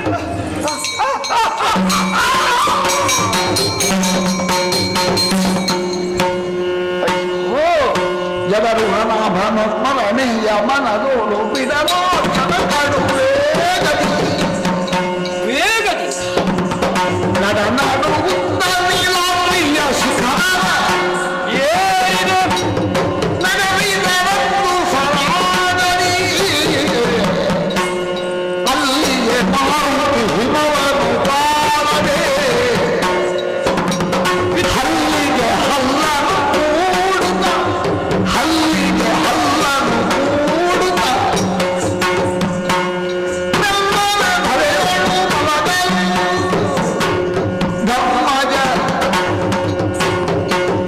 ಧರ್ಮಜ ನಿಲ್ಲದೆ ತಿರುಗಿಯೇ ನೋಡುತ್ತ, ಧರ್ಮಜವಿಲ್ಲದೆ ತಿರುಗಿಯೇ ನೋಡುತ್ತ. ಬಲಿಷ್ಠನಾದಂತಹ ಭೀಮಸೇನನ್ನು ಮೆತ್ತಗೆ ಕೈಗಳಿಂದ ಆಧರಿಸಿ ಪರ್ವತದ ಸಾನು ಪ್ರದೇಶಕ್ಕೆ ಕರೆದೊಯ್ಯಬೇಕು ಎನ್ನುವಂತೆ ಮೆಲ್ಲ ಮೆಲ್ಲನೆ ನಡೆಸುತ್ತಾ ಮೇಲೆತ್ತರಕ್ಕೇರಿದ್ರೆ ಒತ್ತರಿಸಿದಂತಹ ಹಿಮದ ಪ್ರಭಾವದಿಂದಲಾಗಿ ತಡೆದುಕೊಳ್ಳುವಂತಹ ಭೀಮನ ಶರೀರವು ಕಂಪನಕ್ಕೆ ತೊಡಗಿತು. ವಿರೋಧಿಗಳನ್ನು ಎನ್ನಿಸಿಕೊಂಡ್ರೆ ಹಲ್ಲನ್ನು ಕಟ ಕಟ ಕಟನೆ ಕಡಿಯುತ್ತಿದ್ದಂತಹ ಭೀಮಸೇನ ಹಿಮದ ಬಾಧೆಯಿಂದ ಹಲ್ಲನ್ನು ಕಟಕಟನೆ ಕಡಿಯತೊಡಗಿದನಲ್ಲ. ಆಧರಿಸಿ ನೀಲಾದ್ರಿಯಲ್ಲಿ ಮೇಲೆ ಸಾಗುತ್ತಿರುವ ವೇಳೆ ನೋಡುತ್ತಿರುವ ಹಾಗೆ ಅಣ್ಣ ಅಣ್ಣ ಅಣ್ಣ ಅಣ್ಣ ಅನ್ನುತ್ತಾ ಬಿದ್ದೇ ಹೋದ. ತಮ್ಮ ತಮ್ಮ ತಮ್ಮ ತಮ್ಮ ತಮ್ಮ ಮಾಡಲಿ ಶಿವ ಶಿವ ಹೇ ಶಿವನೇ, ಮಾಡಲಿ ಶಿವ ಶಿವ ಪಲ್ಲದ ಭೂಷಣ ಮುನಿರನೆ ಎನ್ನಯ ಮಾಡುವೆ ಬಿಟ್ಟಿನ ಅನ್ಯಥವೇ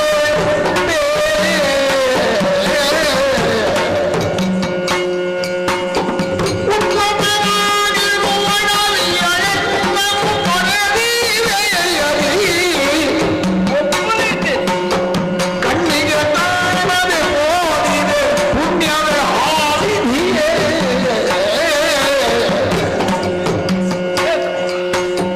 ಇನ್ನೇನು ಮಾಡಲಿ ಶಿವ ಶಿವ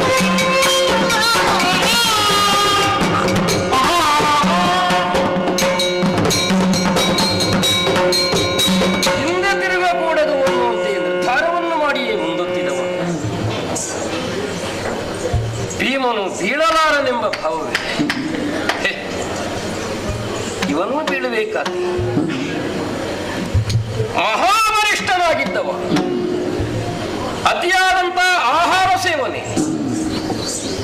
ತನ್ನದನವನ್ನು ತಾನು ಹೇಳಿಕೊಳ್ಳುವ ಬಗೆ, ಇತರರ ಕುರಿತಾದಂತ ನಿರ್ಲಕ್ಷ್ಯ ಭಾವ ಎನ್ನುವ ತ್ರಿದೋಷಗಳನ್ನು ಇವನು ತುಂಬಿದ್ದರಿಂದ ಬರಲಾಗದೆ ತಾನು ಬಿದ್ದ. ಆದರೂ ಕರುಳು ನೋಯಿತು. ಜೊತೆಯಾಗಿ ಭೀಮ ಇದ್ದಾನೆ ಅಂತ ಭಾವಿಸಿದರೆ ನಮ್ಮೊಬ್ಬನನ್ನೇ ಬಿಟ್ಟು ವಾಯುಚಿಣ್ಣ ಧರಿತ್ರಿಗೆ ಒರಗಿದ. ಎಂತ ಅನುಭವಿಸಲಿ. ಇತರರಂತಲ್ಲ, ನಮ್ಮ ಉಳಿವಿಕೆಯಲ್ಲಿ ಇವನ ಕೊಡುಗೆ ಅಪಾರ. ದುಷ್ಟನಾದಂತಹ ಸುಯೋಧನ ಅರಗಿನ ಆಲಯವನ್ನು ಬೇಯ್ದು ನಮ್ಮನ್ನು ಸುಡಹೊರಟಂತಹ ಕಾಲಕ್ಕೆ ಐವರನ್ನು ಎತ್ತಿಕೊಂಡು ಸಾಗಿದಂತಹ ಭುಜಬಲಗಳುಳ್ಳವನು, ಹಿಡಿಂಬನನ್ನು ವಧಿಸಿ ಹಿಡಿಂಬೆಯನ್ನು ವಿವಾಹವಾದವ,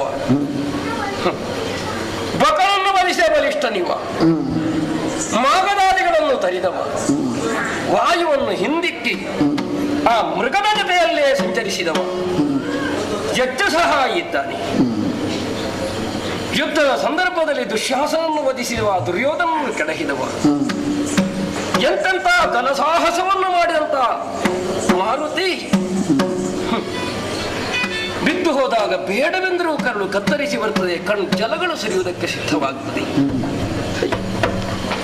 ಹಿಮದಲ್ಲಿ ಅವನನ್ನು ಒಟ್ಟಾಗಿಡುವುದೇ ಹಾಗಪ್ಪ. ಹೀಗೆಲ್ಲ ಅದಕ್ಕಾಗಿ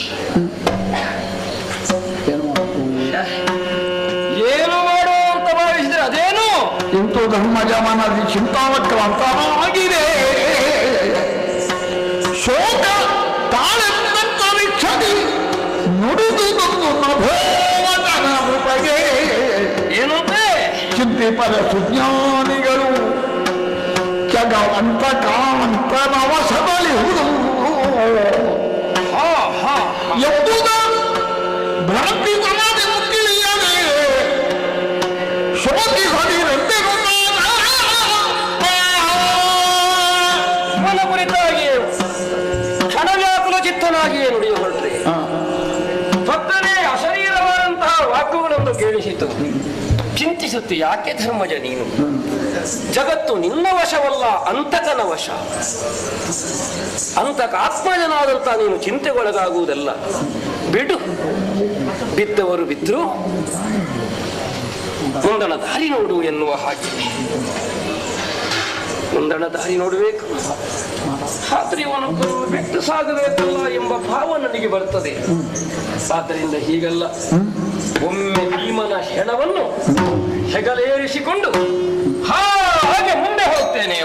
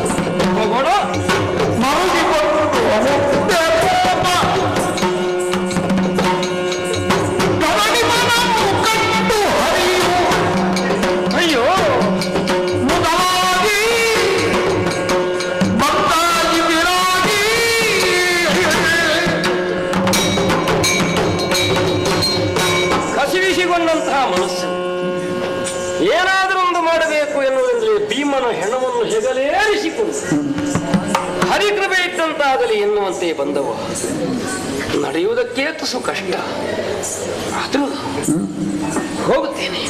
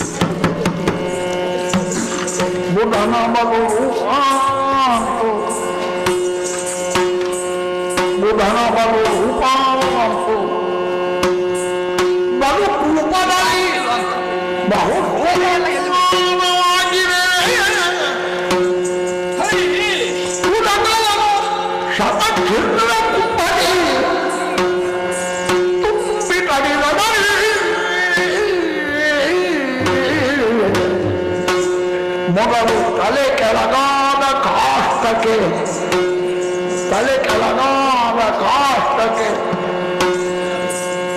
ಉದಕವನು ಬರಿಗೈಯೋ ಬಲವುಳ್ಳ ಒಡವಿ ಊಟ ಹೊಟ್ಟಿವ ಪುತ್ರನ ಕಟ್ಟು ನೋಡಿ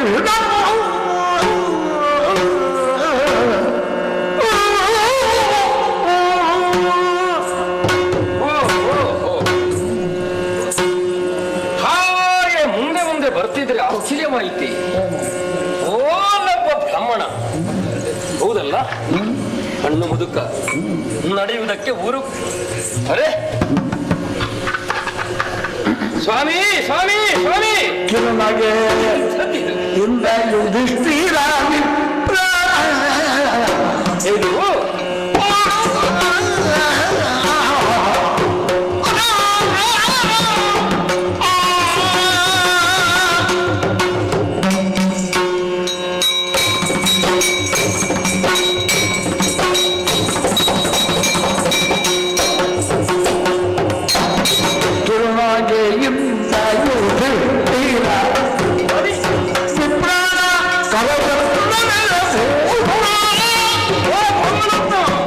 ಓ ನೀರೆಲ್ಲ ಹಾಗೆ. ಕರೆಯೋರು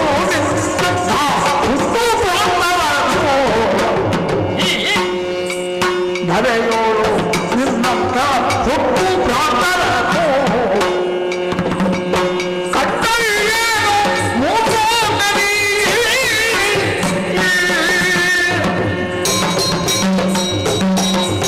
ಸ್ವಾಮಿ ಬ್ರಾಹ್ಮಣೋತ್ತಮರೇ, ಎಂತದ್ದು ಸ್ವಾಮಿ ಎಂತದ್ದು ಮಾಡ್ತೀವಿ? ಹೀಗೂ ಒಂದು ಮರುಳುಂಟು. ಯಾರಿಗೆ ಮಾಡಲು? ಏನು ಭ್ರಾಂತು ಅಂತ ಬೇಕೋ ಬೇಡು. ಭ್ರಾಂತೆ. ನಾನು ದೂರದಿಂದ ನಿಮ್ಮ ಬರೋಣವನ್ನು ಗಮನಿಸ್ತಾ ಇರುವುದು. ಒಂದು 100 ತೂತಾದ್ರೂ ಇದ್ದೀತ ಮಡಿಕೆಯಲ್ಲಿ ಶತಚಿತ್ರವಾದ ಕುಂಭ. ಹೂವಲ್ಲಿ ಕೆಳಗೆ ಹೋಗುತ್ತೀರಿ, ಆ ಹೊಳೆಯಿಂದ ನೀರನ್ನು ತುಂಬಿಕೊಂಡು ಬರ್ತೀರಿ. ಮತ್ತೊಂದು ಕೈಯಲ್ಲಿ ಏನು ಅಂತ ನೋಡಿದ್ರೆ ಒಣ ಕಾಷ್ಟ. ಅದನ್ನು ಬೇರಿನ ಭಾಗವನ್ನು ಮೇಲೆ ಮಾಡಿ ತುದಿಯನ್ನು ಮಣ್ಣಲ್ಲಿ ಊರಿ ಅದಕ್ಕೆ ತೂತು ಪಾತ್ರದಿಂದ ಜಲ ಸುರಿಯುತ್ತಾ ಇದ್ದೀರಿ. ಎಲ್ಲಿಯಾದ್ರೂ ಹಸಿ ಜೀವವುಳ್ಳಂತಹ ಗಿಡಗಳನ್ನಾದ್ರೂ ಬೇರು ಮಣ್ಣಿಗೆ ತಾಗುವ ಹಾಗೆ ನೆಟ್ಟರಲ್ಲೂ ಬದುಕು. ಬೇರನ್ನು ಮೇಲ್ಮುಖವಾಗಿ ಮಾಡಿ ತುದಿಯನ್ನು ನೆಟ್ಟರೆ ಬದುಕೀತಿ. 100 ರಂಧ್ರವುಳ್ಳಂತಹ ಪಾತ್ರೆಯಲ್ಲಿ ಜಲವನ್ನು ತುಂಬುವುದಕ್ಕುಂಟು. ಎಂತ ಮರುಳು ಅಂತ ಬೇಕೋ ಬೇಡು. ನಾವು ತುಂಬಾ ಮರುಳಕ್ಕೆ ಊಟ ಇಲ್ಲ ಆದ್ರೆ ಇಂತಹ ಮರುಳು ಇದೆಲ್ಲ ಆಗ್ಲಿಕ್ಕೆ ಉಂಟು. ಯಾರು ಮಾಡಲು? ನನಗೆ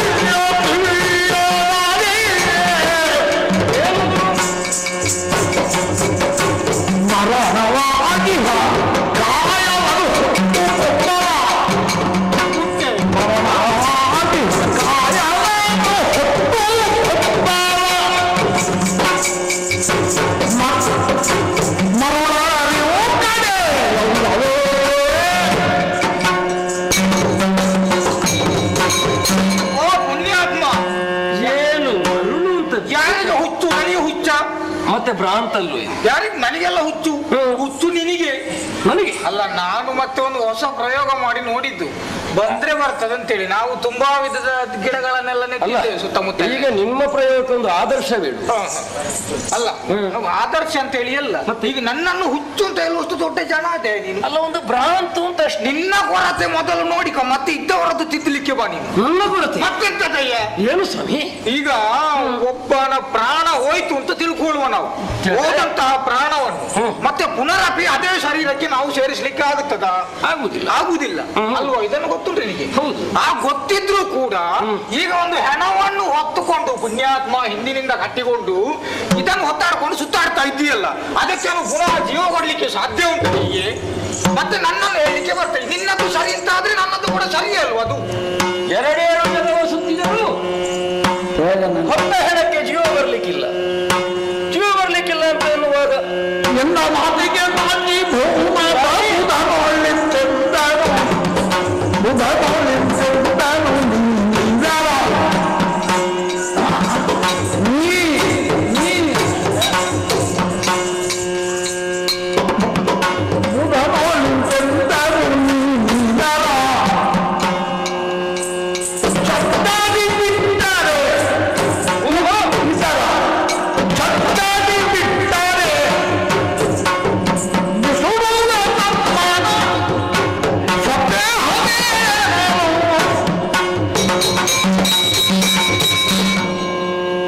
ಬಿಡಿ ಸ್ವಾಮಿ, ಇದು ಆಗ್ಲಿಕ್ಕಿಲ್ಲ. ಆಗ್ಲಿಕ್ಕಿಲ್ವ? ಯಾಕೆ ಆಗ್ಲಿಕ್ಕಿಲ್ಲ? ಅಲ್ಲವೋ ತೂತು ಪಾತ್ರೆಯಲ್ಲಿ ನೀರು ನಿಲ್ಲಿಕ್ಕಿಲ್ಲ. ಹಾಗೆ ನಾನು ಬೇರೆ ಯಾವ್ದಾದ್ರು ಒಂದು ಪಾತ್ರೆಯಲ್ಲಿ ನೀರು ತರುವಂತ ಹೋಗ್ತದೆ. ಹೌದಾ? ಹೌದು.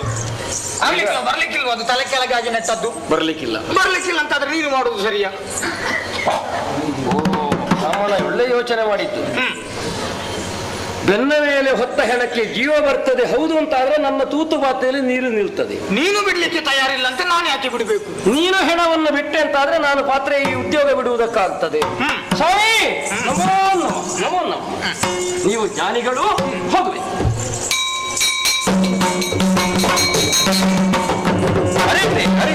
ಕಾಲದ ಹರಿಯೋಪಾಯಕವೆಂದು ಮನದಲ್ಲಿ ಜ್ಞಾನದಿ ಹರಿದಾಕ್ಷಣ ಜ್ಞಾನದಿ ಹರಿದಾಕ್ಷಣ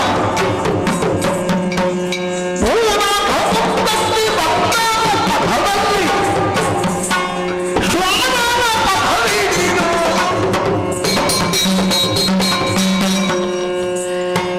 ಬುದ್ಧಿವಂತನಾಗಿಯೇ ತೋಡಿದ. ಎರಡೇಳು ಜಗ ಸುತ್ತಿದರೂ ಕೂಡ ನಿನ್ನ ಬೆನ್ನ ಮೇಲಿರುವ ಹೆಣಕ್ಕೆ ಜೀವ ಬಂದೀತು. ಬರುವುದಿಲ್ಲ ಅಂತಾರೆ ಹೆಣ ಹೊರುವ ಕೆಲಸವನ್ನು ಮರಳುತನದಿಂದ ನೀನು ಮಾಡುವ ನನಗೇನು ಹೇಳ್ತಿ? ಅದಲ್ಲಿ ಬರ್ತದೆ ಅಂತಾದ್ರೆ ಇದಲ್ಲಿ ಬರ್ತದೆ. ಬರುವುದಿಲ್ಲ ನೀನು ಬಿಟ್ಟರೆ ನಾನು ಬಿಡ್ತೇನೆ ಅಂತ ಹೇಳಿದ. ಒಮ್ಮೆ ತಿಂಗಳಾಗಿ ನಾನು ತಿರುಗಿ ನೋಡ್ತೇನೆ. ಓಯ್, ಕ್ಷಣದಲ್ಲಿ ನೋಡಿದರೆ ಬ್ರಹ್ಮನೇ ಇಲ್ಲ.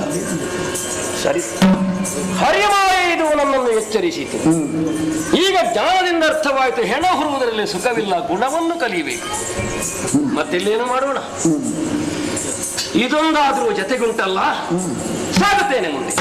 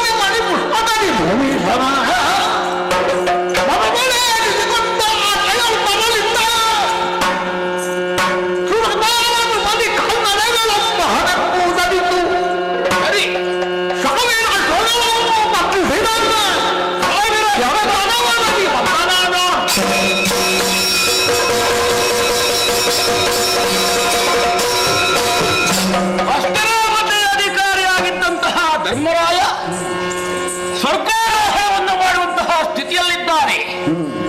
ಎಲ್ಲವನ್ನೂ ಕಳೆದುಕೊಂಡಾಗಿನೇ ಅವರೊಬ್ಬರೇ ಇದ್ದಾರೆ. ಈ ಕಡೆಗೆ ಬರ್ತಾ ಇದ್ದಾರೆ ಅಂತಾದ್ರೆ ಅವರನ್ನು ಸ್ವಾಗತಿಸಬೇಕು ಎನ್ನುವಂತಹ ಉದ್ದೇಶವುಳ್ಳವರಾಗಿದ್ದೇನೆ ನಾನು.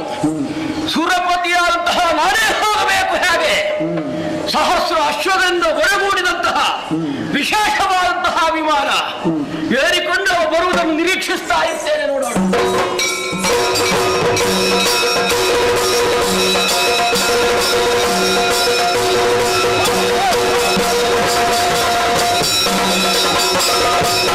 ಮತ್ತು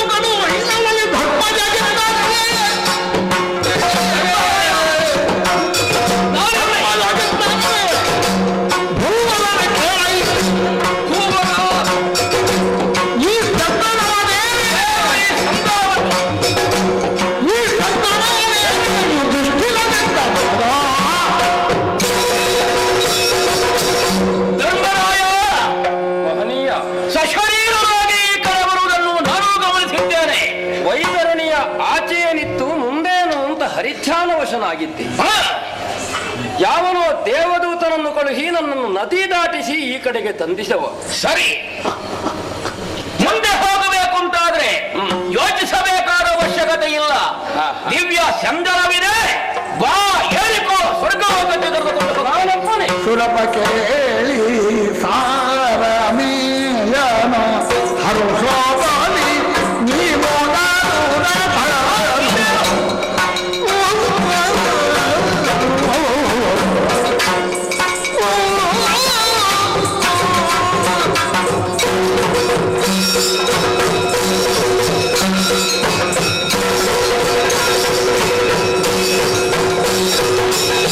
ಸುಲಭ ಕೇಳಿ ಸಾರಮೇಯನ ಹರುಷೋಬಲಿ ನೀವು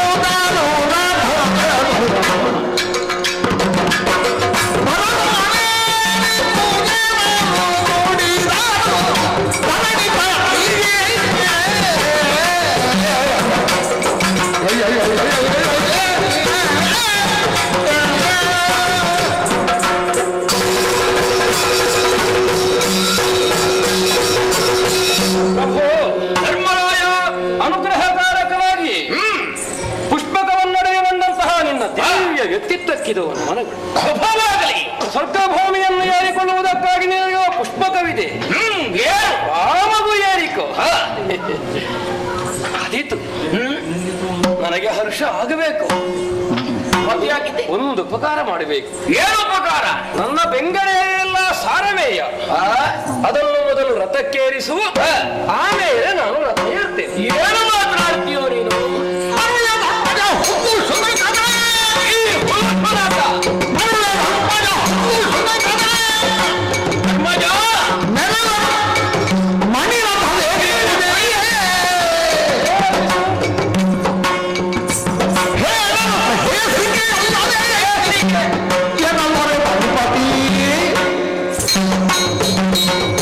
ಧರ್ಮರಾಯ, ನಿನ್ನ ಮಾತನ್ನು ಕೇಳುವಾಗ ನಗಬೇಕೋ ಏನು ಮಾಡಬೇಕು ಅಂತ ಗೊತ್ತಾಗುವುದಿಲ್ಲ. ಯಾಕೆ? ದಿವ್ಯ ಸಂದರ್ಭವಿದು. ನೀನು ಬಂದು ಯಾರು ಅಂತ ಹೇಳಿದ್ರೆ ನಾನೊಬ್ಬನೇ ಏರುವುದಕ್ಕಾಗುವುದಿಲ್ಲ, ನನ್ನ ಜೊತೆಯಲ್ಲಿ ಶ್ವಾನ ಇದೆ ಅಂತ. ಇದನ್ನು ಏರಿಸಿಕೊಂಡಾಗ ಮಾತ್ರ ನಾನು ಬರ್ತೇನೆ ಅಂತ. ಈ ಮರುಳೇನೋ ನಿನಗೆ? ಇಲ್ಲದಿದ್ರು ಹೀಗೂ ಉಂಟ. ಇದನ್ನು ಏರಿಸಿಕೊಂಡು ಹೋದಾಗ ಮಾತ್ರ ನಿನ್ನ ಮನಸ್ಸಿಗೆ ನೆಮ್ಮದಿಯಾಗುವುದು. ಯಾರಾದ್ರೂ ಶ್ವಾನವನ್ನು ಮೆರವಣಿಗೆ ಮಾಡ್ತಾರೇನು? ಅಸಹ್ಯವಾದ್ದು, ಅಪಥ್ಯವಾದ್ದು. ಸುರಪ ಸುರಪ ಇದಾಗ್ಲಿಕ್ಕಿಲ್ಲ, ನೀನೊಬ್ಬರೇ ಬಾಗಿಬಿಡು. ಕೇಳಯ್ಯ ನಿರ್ಜರ ನಾಥನಿ ನಿಂತು ಸ್ವಲ್ಪ ನೀವು ಕೇಳಿ.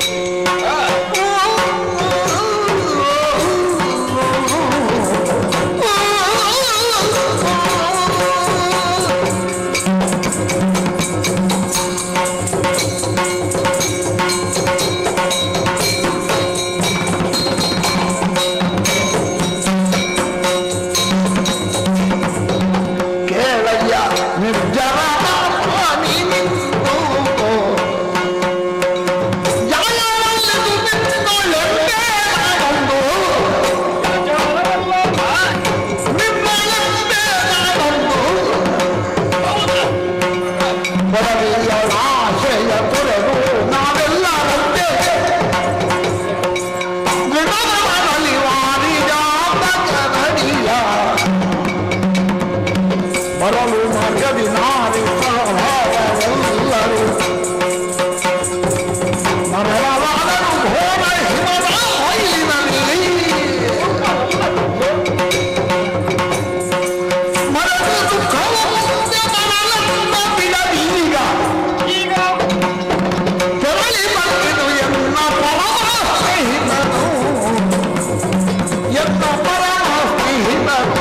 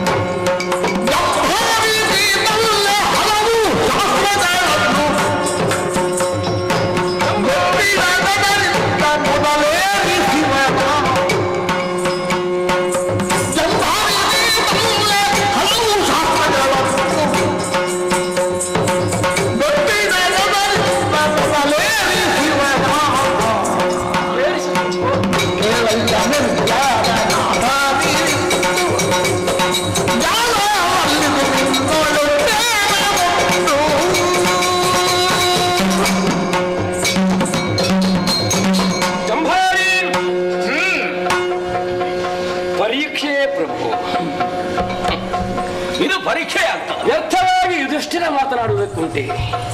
ವ್ಯರ್ಥವಾದ ಕಾಯಕವನ್ನು ಯುಧಿಷ್ಠಿರ ಮಾಡೋದಿಲ್ಲ ಅಂತ ಲೋಕ ನಿರ್ಣಯ. ಕಿವಿಯಲ್ಲಿ ಉಳ್ಳಂತಹ ಬಗೆಗಣ್ಣುಳ್ಳಂತಹ ನೀನು ನಮ್ಮ ಅಂತರ್ಯವನ್ನು ಅರ್ಥ ಮಾಡಿಕೊಂಡವ. ಸಕಾರಣವುಳ್ಳವನಾಗಿ ಹಸ್ತಿನೆಯನ್ನು ತೊರೆದು ಹೊರಟವನು. ಸಾರಸನಾಮನ ಪಾದಭಜನೆಯನ್ನು ಕಾಣಬೇಕೆಂಬ ಉತ್ಸುಕತೆಯಿಂದ ಹೊರಟ್ರೆ ಒಬ್ಬನೇ ಹೊರಟದ್ದೆಲ್ಲ ಪ್ರಭು. ಮತ್ತೆ ನನ್ನ 4 ಮಂದಿ ತಮ್ಮಂದಿರು ಜೊತೆಗೆ ನಮ್ಮ ಇವರ ಮಡದಿಯಾದಂತಹ ದೃಪದ ಸಹಿತವಾಗಿ ಹೊರಟವರು. ಒಡ ಹುಟ್ಟಿದವರು ಮತ್ತು ಕಟ್ಟಿಕೊಂಡವರು ಅಷ್ಟು ಮಂದಿ ಒಟ್ಟಾಗಿ ಬಂದ್ರೆ ಒಬ್ಬರು ನನ್ನ ಜೊತೆ ಇಲ್ಲಿ ತನಕ ಬರಲಿಲ್ಲ. ಬರುವುದಕ್ಕಾಗುತ್ತದ? ಒಬ್ಬೊಬ್ಬನ ಒಂದೊಂದು ಕಡೆಯಲ್ಲೇ ಬೀಳುತ್ತಲೇ ಹೋದ. ನೀವು ಹೇಳ್ತೀರಿ ಹುಲುಶ್ವಾನವನ್ನು ಏರಿಸುವುದು. ಈಗ ನನ್ನ ತಮ್ಮಂದಿರು ಘನತೆ ವ್ಯಕ್ತವರೇ ಹೌದಲ್ಲ, ಅವರಿಗೆ ಬರ್ಲಿಕ್ಕೆ ಆಗಲಿಲ್ಲ. ಆದ್ರೆ ನೀವಂದ ಹುಲುಶ್ವಾನ ನನ್ನ ಬೆಂಗಡೆಯಲ್ಲಿ ಇಲ್ಲಿ ತನಕ ಬಂದಿದೆ. ಸರಿ, ಇಲ್ಲಿಂದಲ್ಲ ಪ್ರಭು, ಹಸ್ತಿನೆಯಿಂದ ಹೊರಟು ಯೋಜನೆ ಕಳೆಯುವುದಕ್ಕೆ ಮೊದಲೇ ದೊರಕೊಂಡದು.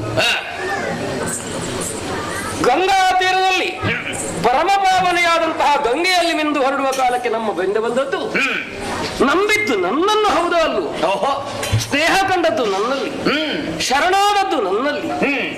ಶರಣಾಗತರನ್ನು ಯಾವ ಕಾಲಕ್ಕೂ ಬಿಡಕೂಡದೆನ್ನುವಂತಹ ಹಲವು ಶಾಸ್ತ್ರ ವಚನ ದೇವಾತ್ಮರಾದಂತಹ ನಿನಗೆ ಹೇಳಬೇಕು. ಎಷ್ಟು ವಿಷಯ ಉಂಟು, ಯಾರನ್ನೆಲ್ಲ ರಕ್ಷಿಸಬೇಕು, ಏನು ತಪ್ಪಾಗ್ತದೆ. ಲೋಕನಿಂದನೆಗೆ ನಾನು ಹೊಣೆಯಾಗಬೇಕಾಗ್ತದೆ ಪ್ರಭು. ಒಂದು ಮಾತು ಹೇಳಲೇ ನಿಮಗೆ ಶಾಸ್ತ್ರವಚನ. ಏನು ಶಾಸ್ತ್ರ?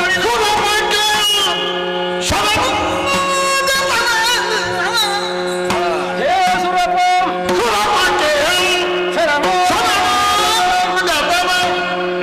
ಧಿಕ್ಕರಿಸುವುದು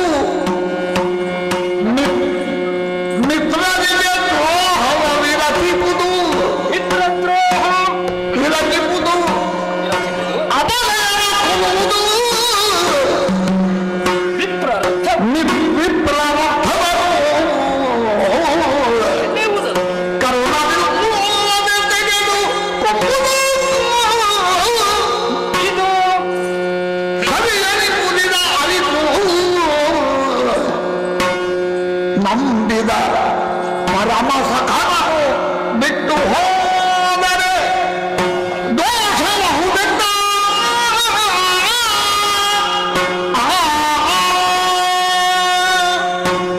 ಸುರವತೆ ಯಮಸೂರು ನಂಬಿದವರನ್ನು ಕೈ ಬಿಡುವುದು,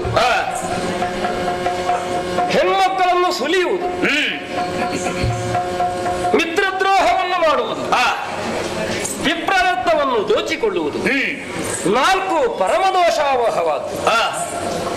ಪರಮ ಸ್ನೇಹಿತನಾಗಿ ಅವನು ಶರಣು ಎಂಬ ಭಾವದಿಂದ ಜೊತೆಗಿರಿಸಿದ್ದಾನೋ ಅವನನ್ನು ತೊರೆದರೆ ಬರುವುದು ಮಹಾಪಾತಕವೆನ್ನುವುದು ಶಾಸ್ತ್ರವಚನ. ಇವನು ಶರಣನುವುದು ಪರಮ ಸ್ನೇಹವುಳ್ಳವು. ಆದ್ದರಿಂದಲೇ ಇವನನ್ನು ತೊರೆದು ನಾನು ಬರಲಾರೆ. ಇವನನ್ನು ನೀನು ಕರೆದೊಯ್ಯದೇ ಹೋದೆ ಅಂತ ಆದ್ರೆ ಆಗುವುದಿಲ್ಲ. ಅದು ನೀನು ಕೊಡಮಾಡುವಂತಹ ಸ್ವರ್ಗವೂ ನನಗೆ ಬೇಡ, ನಾನು ಇಲ್ಲೇ ಇರ್ತೇನೆ. ಹೌದಾ?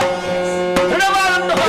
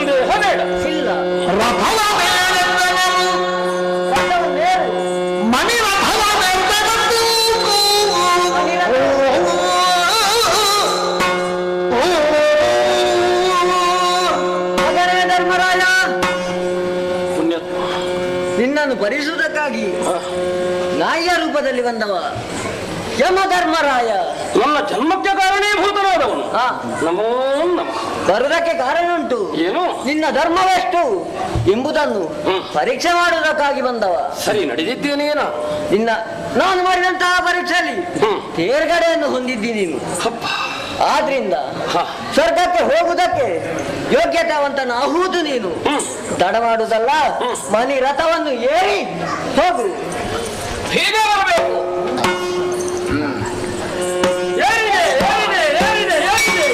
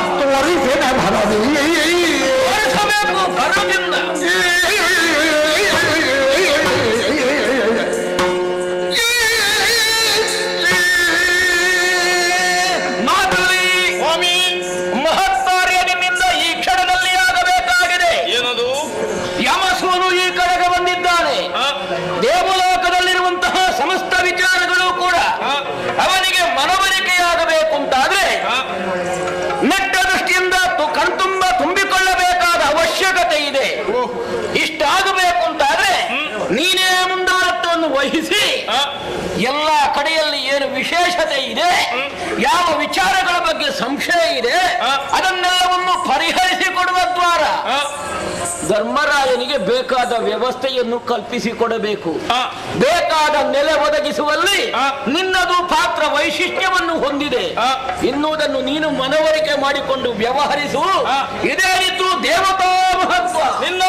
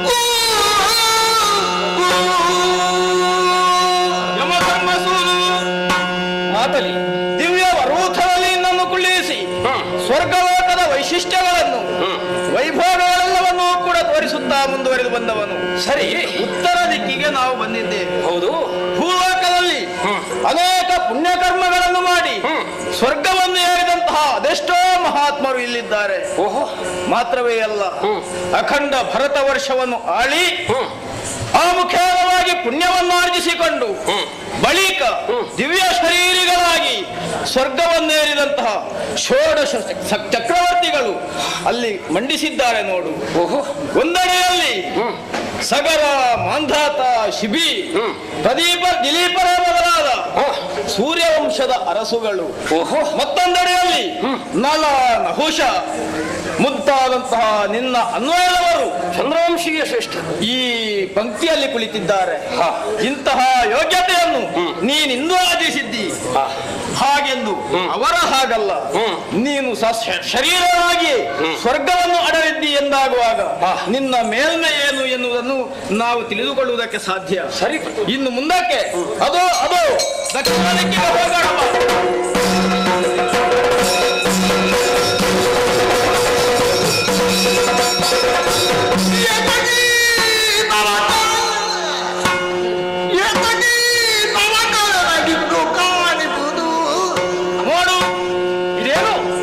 ನವ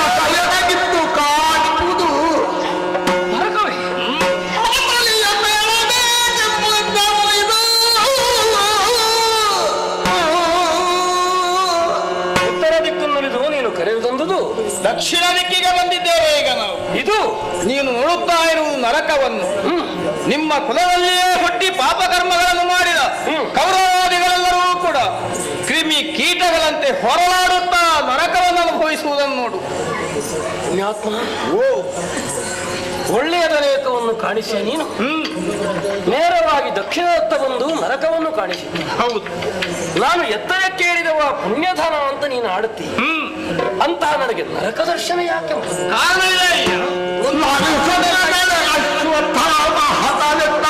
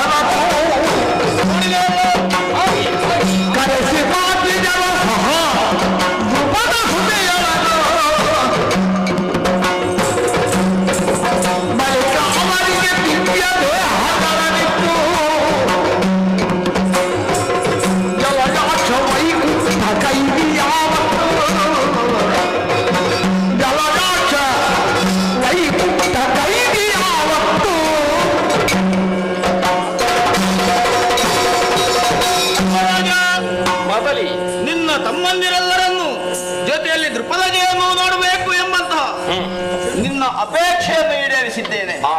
ನೋಡು, ನಿನ್ನವರೆಲ್ಲರೂ ಇದ್ದಾರೆ. ಪರಿಪರಿಯಿಂದ ಮನ್ನಿಸಿದಾಗ ನಾನು ಸಮಾಧಾನ ಹೊಂದಿದೆ, ಸಂತೋಷವಾಯಿತಷ್ಟೇ. ಸರಿ ಸರಿ. ಇಷ್ಟೇ ಅಲ್ಲ, ಮತ್ತೆ ನಿನಗೆ ಸತ್ಯವಾಕವನ್ನು ತೋರಿಸಬೇಕು. ಆ ಬ್ರಹ್ಮನ ಸಂದರ್ಶನವೇ ಆಗಬೇಕು. ಹಾಗಾಗಿ ದ್ವಾರಾವತಿಯಿಂದ ಹೊರಟಂತ ಜಲಜಾಕ್ಷನೂ ಅಲ್ಲೇ ಇದ್ದಾನೆ. ಹೌದು, ಹೋಗುವ ಹೋಗುವ ಹೋಗುವ.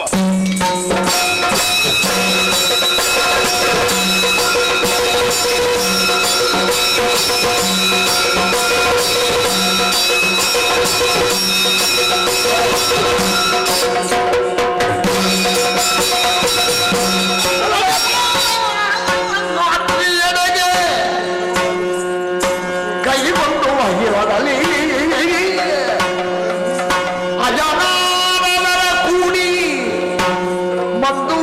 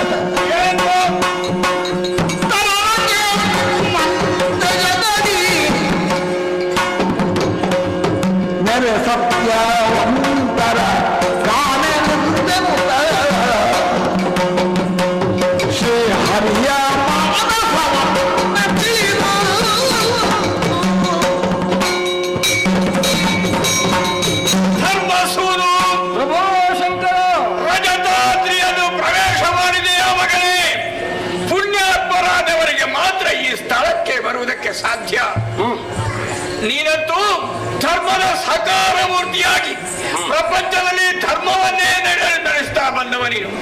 ಹಾಗಾಗಿಯೇ ಇಲ್ಲಿಗೆ ಬಂದೆ. ಪರಮಾತ್ಮನ ಸದ್ಭಕ್ತನಾಗಿ ರಂಜಿಸಿದ್ಯಾ ನೀನು. ಶ್ರೀಹರಿಯ ಕಿಂಕರನಾಗಿ ರಾಜ್ಯಭಾರ ಮಾಡಿದ ಕಾರಣದಿಂದ ನೀನು ಈ ಕೈಲಾಸ ಶಿಖರವನ್ನು ಸೇರುವುದಕ್ಕಾಯಿತು. ಮಗನೇ, ಏನಾಗಬೇಕು ನಿನಗೆ ಹೇಳು. ಒಂದೇ ಬೇಡಿಕೆ. ಯಾವುದದು? ಸಶರೀರನಾಗಿ ದೇವಭೂಮಿಯನ್ನು ಏರಿ ಮೂರು ಮೂರ್ತಿಗಳಂತಹ ನಿಮ್ಮನ್ನು ನಾನು ಕಂಡಿದ್ದೇನೆ. ಅಂತಹ ನಾನು ಯಾವ ಜೀವನ್ಮುಕ್ತಿಯನ್ನು ಹೊಂದಿದವ, ಅಂದ್ರೆ ಗೋಬಂಧನದಿಂದ ಮುಕ್ತಿಯನ್ನು ಹೊಂದಿದವ, ಮುಂದೇನಾಗಬೇಕು ಅಂತ ಭಗವದೀಚ್ಛೆ. ಮಗನೇ,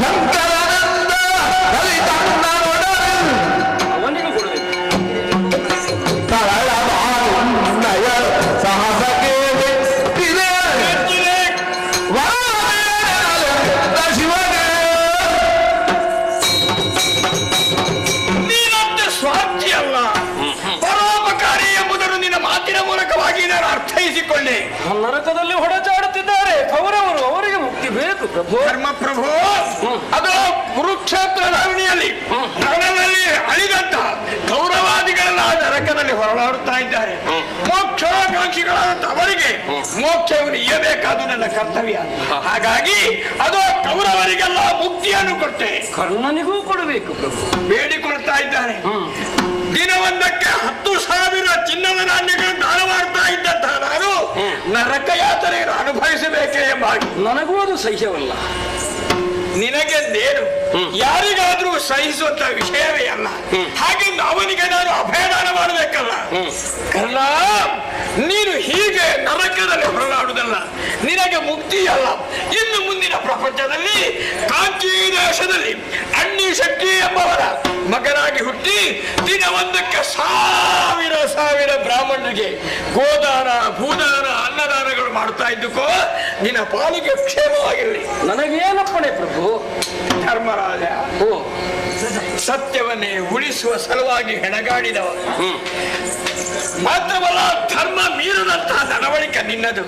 ಹಾಗಾದ ಕಾರಣವೇ ನಿನಗೆ ಮೋಕ್ಷವನ್ನು ಕೊಡಬೇಕು ಎಂಬಂತಹ ತೀರ್ಮಾನವನ್ನು ಮಾಡಿದ್ದೇನೆ. ನಾನು ಮೂಲ ರೂಪದಲ್ಲೇ ಸೇರಿಕೊಳ್ಳಬೇಕು. ಹೌದಪ್ಪ. ಅಂದ್ರೆ ನನ್ನ ಜನ್ಮಕ್ಕೆ ಯಾವನು ಕಾರಣನೋ ಆ ಯಮನಲ್ಲಿ ಸೇರಿಕೊಳ್ಳಬೇಕು. ಸತ್ಯ. ಉಳಿದವೆಲ್ಲ ಹಾಗೆ ಇರ್ತಾರೆ. ಶುಭವಾಗಲಿ ನಿನಗೆ. ಮಂಗಳ.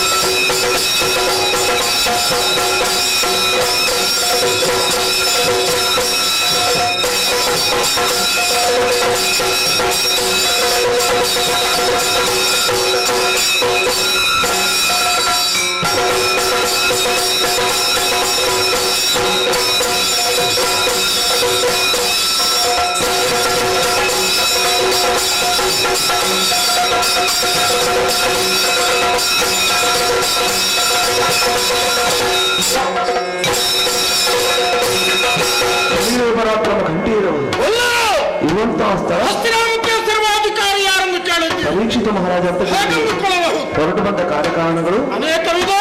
ಶ್ರೀಕೃಷ್ಣ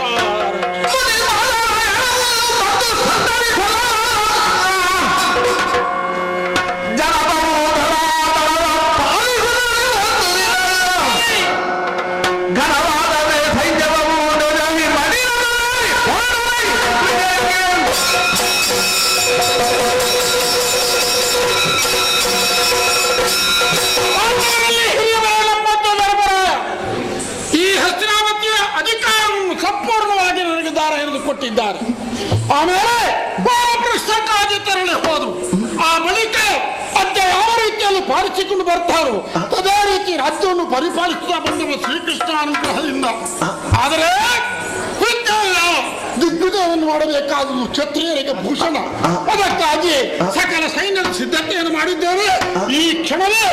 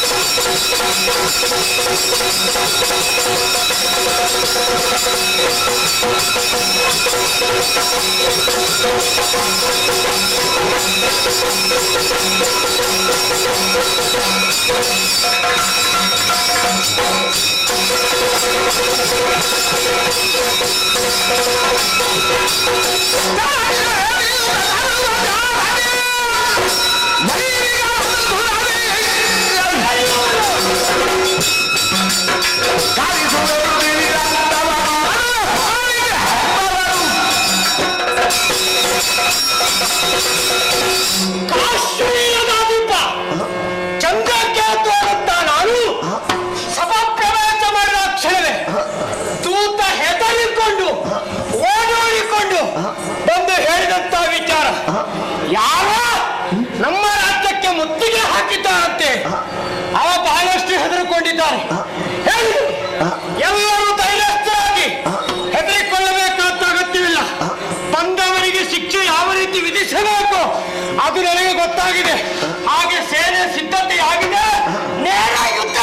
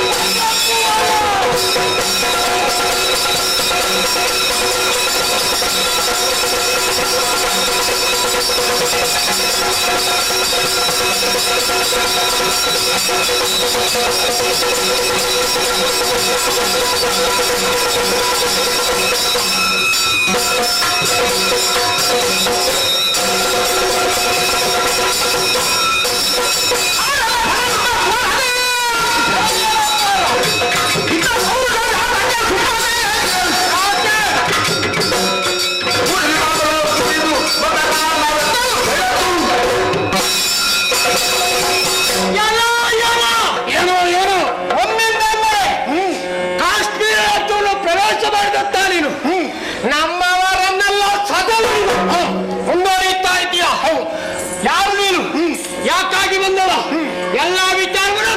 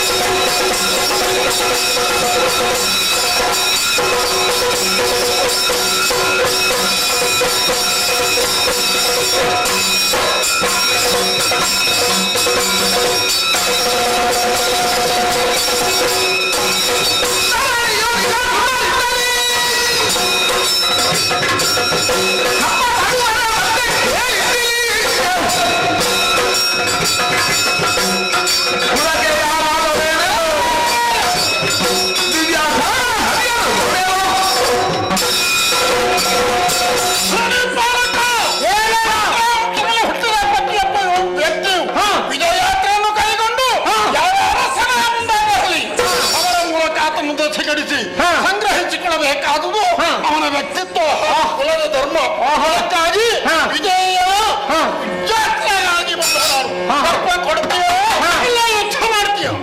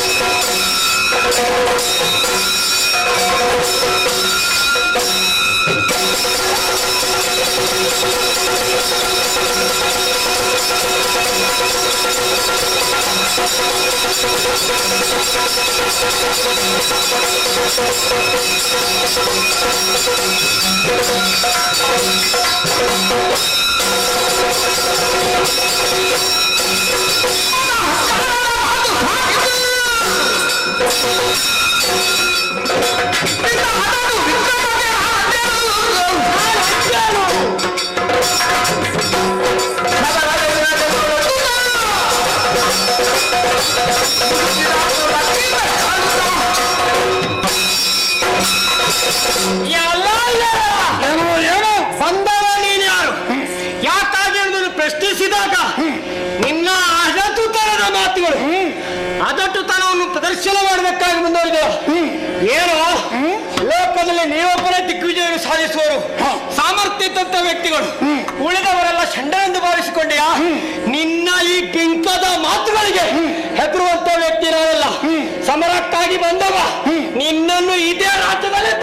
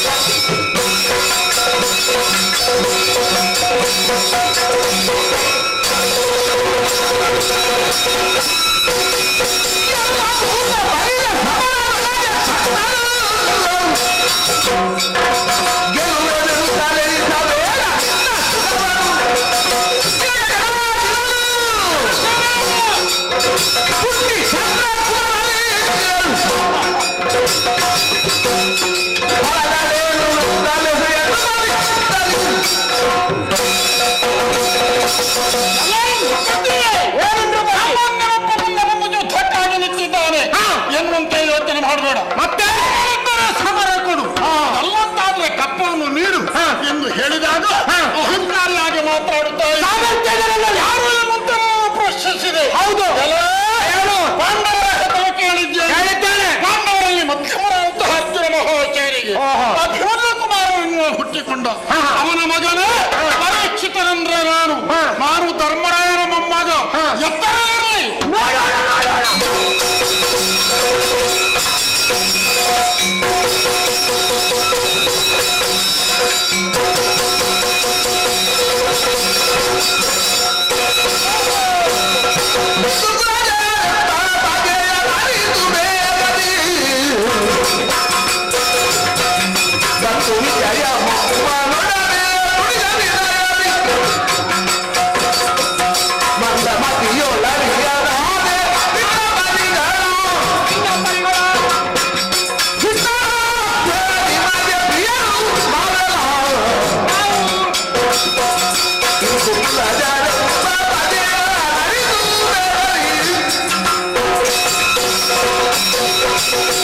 ಪರೀಕ್ಷಿತ ಮಹಾರಾಜಾಧಿಪತಿ ಯುದ್ಧವನ್ನು ಗೈತಾರೆ ಎನ್ನುವುದಾಗಿ ನಿನ್ನಲ್ಲಿ ಸಮರಕ್ಕಾಗಿ ಮುಂದಾದವನಾಗಿದ್ದೇನೆ.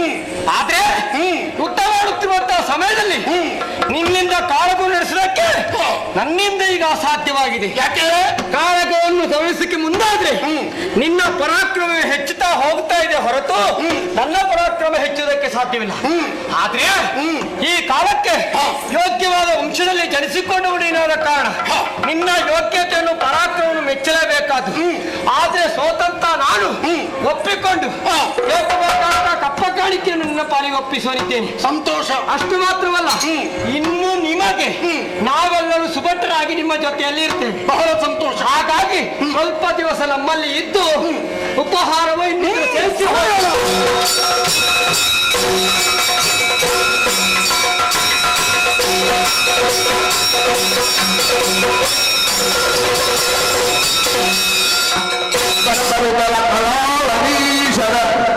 ಕರವಿ ಕಪ್ಪವನ್ನು ಬಂದರು ಪಡೆದು ಬಂದು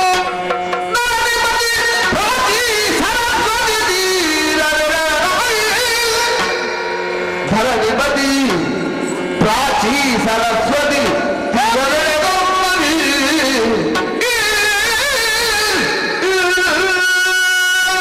ರಾಜಪತಿಯಿಂದ ಕಪ್ಪವನ್ನು ಹೊರಹೊರೆಯಾಗಿ ಹೊರಿಸಿಕೊಂಡು ಬಂದವ ನಾನು ಹಸ್ತಿನಾವತಿಗೆ ನೇರವಾಗಿ ಕಳುಹಿಸಿಕೊಟ್ಟದಾಯಿತು. ಇನ್ನು ಅನೇಕ ಧರಣಿ ಪಾಲಕರನ್ನು ಗೆಲ್ಲಬೇಕೆನ್ನುವಂತಹ ತವಕವಿದೆ. ಆದರೆ ಮುಂದೆ ಸರಸ್ವತಿ ಕಾಣುತ್ತಾ ಇದೆ.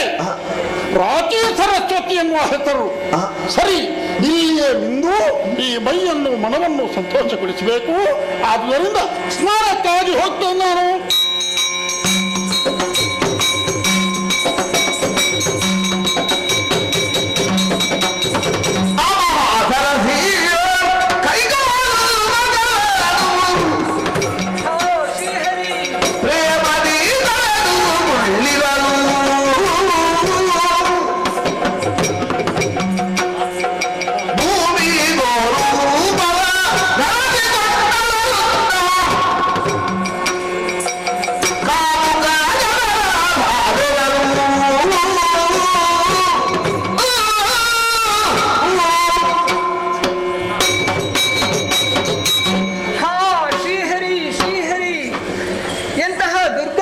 ಪಾಲಿಗೆ ಒದಗಿ ಬಂದು ಹೋಯಿತು. ಈ ಪ್ರಪಂಚದಲ್ಲಿರುವಂತಹ ಪ್ರತಿಯೊಂದು ಜೀವರಾಶಿಗೂ ಆಧಾರಳು ನಾನು, ಆಶ್ರಯಳು ನಾನು. ಆದ್ರೆ ಈ ಪ್ರಪಂಚದಲ್ಲಿ ಧರ್ಮ ಇಲ್ಲ, ನ್ಯಾಯ ಇಲ್ಲ, ಸತ್ಯ ಇಲ್ಲ ಅನ್ನುವುದನ್ನು ತಿಳಿದುಕೊಂಡೆ. ಅನ್ಯಾಯ, ಅನಾಚಾರ, ಧರ್ಮಗಳೇ ತುಂಬಿ ತುಳುಕುತ್ತಾ ಇದೆ. ಆದ್ದರಿಂದಲೇ ಈ ಹಸುವಿನ ರೂಪದಿಂದ ಕಾಣಿಸಿಕೊಂಡಿದ್ದೇನೆ. ಬಳಿಯಲ್ಲಿರುವಂತಹ ಸರಸಿಯಲ್ಲಿ ಕೈಕಾಲುಗಳನ್ನು ತೊಳೆದದ್ದಾಯ್ತಲ್ಲ. ಇನ್ನು ಮುಂದಕ್ಕೆ ಈ ಧರ್ಮವನ್ನು ರಕ್ಷಿಸುವವರು ಯಾರು, ನ್ಯಾಯವನ್ನು ಉಳಿಸುವವರು ಯಾರು ಅನ್ನುವಂತೆ ಗೋಳಿಡುತ್ತಾ ಮುಂದೆ ಮುಂದೆ ಮುಂದೆ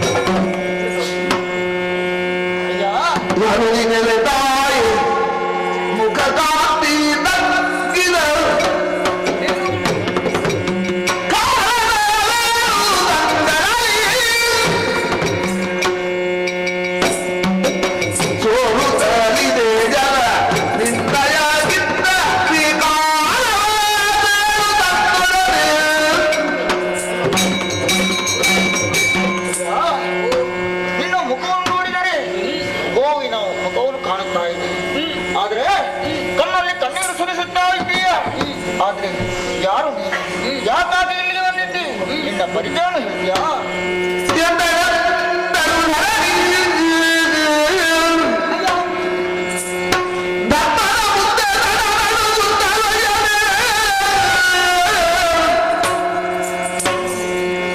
ಇಂದು ಹರಿಚರಣಾರವಿಂದವ ನೆನೆದು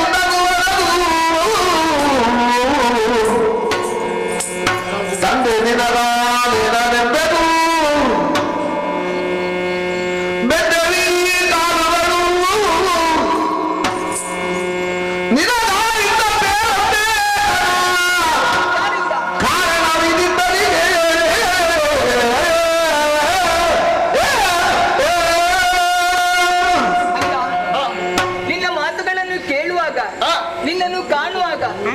ನನ್ನ ದೇಹಗಳು ಕಂಪಿಸ್ತಾ ಇದೆ, ಕೈ ಕಾಲುಗಳು ನಡುಗುವುದಕ್ಕೆ ಆರಂಭವಾಗಿದೆ. ಯಾಕೆ? ಆದ್ದರಿಂದಲೇ ನಿನ್ನನ್ನು ಕೇಳ್ತಾ ಇದ್ದೇನೆ. 4 ಕಾಲಿನಲ್ಲಿ ಭದ್ರವಾಗಿ ನಡಿಬೇಕಾದಂತಹ ನೀನಿಂದು 3 ಕಾಲುಗಳನ್ನು ಕಳೆದುಕೊಂಡಿದ್ದೀಯಾ. ಒಂಟಿ ಕಾಲಿನಲ್ಲಿ ಕುಂಟುತ್ತಾ ಮುಂದುವರಿದು ಬರ್ತಾ ಇದೀಯಾ. ಯಾರು ನೀನು? ನಿನಗೆ ಈ ಸ್ಥಿತಿ ಆಗುವುದಕ್ಕೆ ಕಾರಣವಾದ್ರು ಏನಯ್ಯ? ನನ್ನ ಪರಿಚಯ ಹೌದು. ಅರಿತರಿತು ನೀನನ್ನ ಕೇಳುವ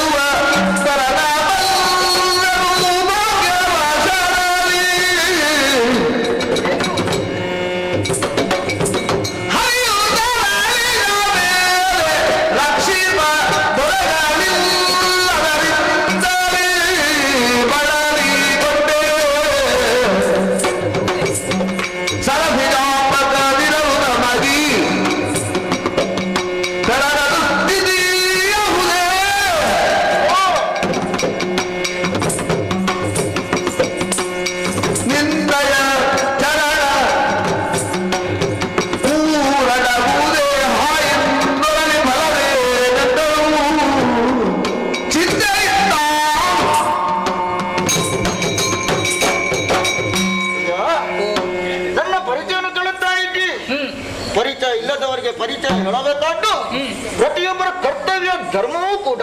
ಯಾರು ಏನು ಅನ್ನುವುದನ್ನು ತಿಳಿಯದವಳು ನಾನು ಸಾಮಾನ್ಯನಲ್ಲ. ಯಾರು ನೀನು? ಧರ್ಮದೇವ ಎಂಬುದಾಗಿ ನನ್ನನ್ನು ಕರೆಯುತ್ತಾ ಇದ್ದಾರೆ. ಧರ್ಮದೇವನೇ? ನಿನ್ನ ಪರಿಸ್ಥಿತಿ ಹೀಗ್ಯಾಕಾಯ್ತಪ್ಪ? ನನ್ನ ಪರಿಸ್ಥಿತಿ ಈ ರೀತಿ ಆಗುವುದಕ್ಕೆ ಬಲವಾದಂತಹ ಕಾರಣ ಉಂಟು.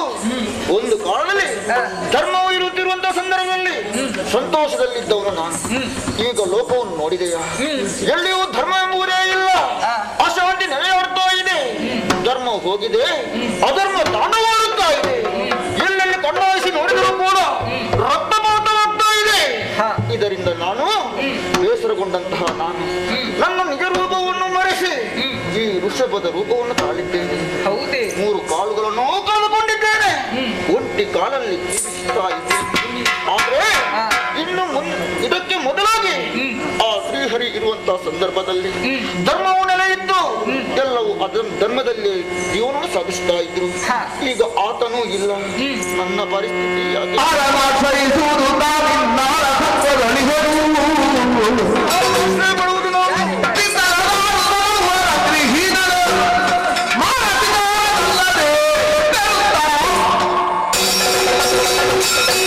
ಸಂದರ್ಭದಲ್ಲಿ ಧರ್ಮವೂ ಇಲ್ಲವಂತಾಗಿದೆ. ನಮ್ಮನ್ನು ಕಾಪಾಡೋರು ಯಾರಿದ್ದಾರೆ ಇನ್ನು? ಆದ್ರಿಂದ ಆತನೇ ಬಲ್ಲ ನಮ್ಮನ್ನು ಕಾಪಾಡುವುದಕ್ಕೆ. ನನ್ನ ಪರಿಸ್ಥಿತಿ ಆಗಿರಲಿ. ನೀನು ಯಾರು? ಹಾಗಿದ್ರೆ ನಮ್ಮಿಬ್ಬರ ಪರಿಸ್ಥಿತಿ ಒಂದೇ ಆಗಿ ಹೋಯಿತಲ್ಲ. ನನ್ನನ್ನು ಪ್ರಶ್ನಿಸ್ತಾ ಇದ್ದೆ, ನೀನು ಯಾರು ಅನ್ನೋ ಹಾಗೆ. ಈ ಪ್ರಪಂಚಕ್ಕೆ ಆಧಾರಳು ನಾನು ಧರಣಿ ದೇವಿ. ಹೌದಪ್ಪ, ನಿನ್ನಂತೆಯೇ ಈ ಪ್ರಪಂಚದಲ್ಲಿ ಧರ್ಮ ಇಲ್ಲ, ನ್ಯಾಯ ಇಲ್ಲ ಅನ್ನುವುದನ್ನು ತಿಳಿದುಕೊಂಡು ಈ ಗೋವಿನ ರೂಪದಲ್ಲಿ ಪ್ರಪಂಚದಲ್ಲಿ ಕಾಣಿಸಿಕೊಂಡಿದ್ದೇನೆ. ನಮ್ಮಿಬ್ಬರ ಪರಿಸ್ಥಿತಿ ಒಂದೇ. ಈ ಪ್ರಪಂಚದಲ್ಲಿ ಧರ್ಮ ಯಾವತ್ತು ಕಾಣ್ತೇವೆ, ನ್ಯಾಯವನ್ನು ಯಾವಾಗ ನೋಡ್ತೇವೆ ನಾವು. ಸಾಧ್ಯ ಇದೆಯೇ? ಹೋಗೋಣ, ಸಾಗೋಣ ಎಂದು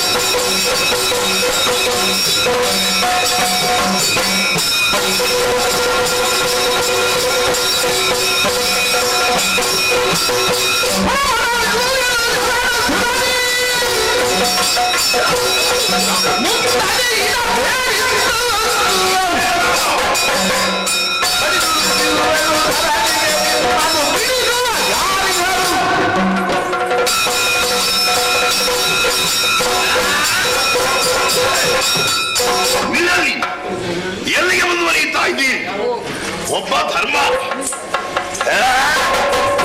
ಮತ್ತೊಂದು ಗೋಧಿ, ಒಂದು ಎತ್ತು, ಮತ್ತೊಂದು ಹಸು. ನಿಮಗೆ ರೂಪ ಧರಿಸುವುದಕ್ಕೆ ಸಮಯ ಸಿಕ್ಕಿದ್ದು ನಾಳೆ ನಮ್ಮ ಯೋಗ್ಯತೆ ಯಾರು ಗೊತ್ತಾಯ್ತಾ ನಿಮಗೆ? ದ್ವಾಪರಾಯುಗ ಕಳೆಯುವಂತಹ ಹೊತ್ತಿನಲ್ಲಿ ನಾನು ಕಾಲು ಒಯ್ದವ ಕಲಿಪುರುಷ. ನಾನು ಕಾಲು ಊರಿನ ಕ್ಷಣವೇ ನಿಮ್ಮ ಒಂದೊಂದು ಕಾಲು ಕುಂಟಾಗುವುದಕ್ಕೆ ಪ್ರಾರಂಭವಾಯಿತು. ಸರಿಯಾಗಿ ನಡೆಯುವುದಕ್ಕೆ ನಿಮಗೆ ಆಗುವುದಿಲ್ಲ. ಮುಂದೆ ಇಡುವುದಕ್ಕೆ ಪ್ರಯತ್ನ ಮಾಡ್ತಾ ಇದ್ದೀರಾ? ಹೋಗುವುದಕ್ಕೆ ನಾನು ಬಿಡಲಾರೆ.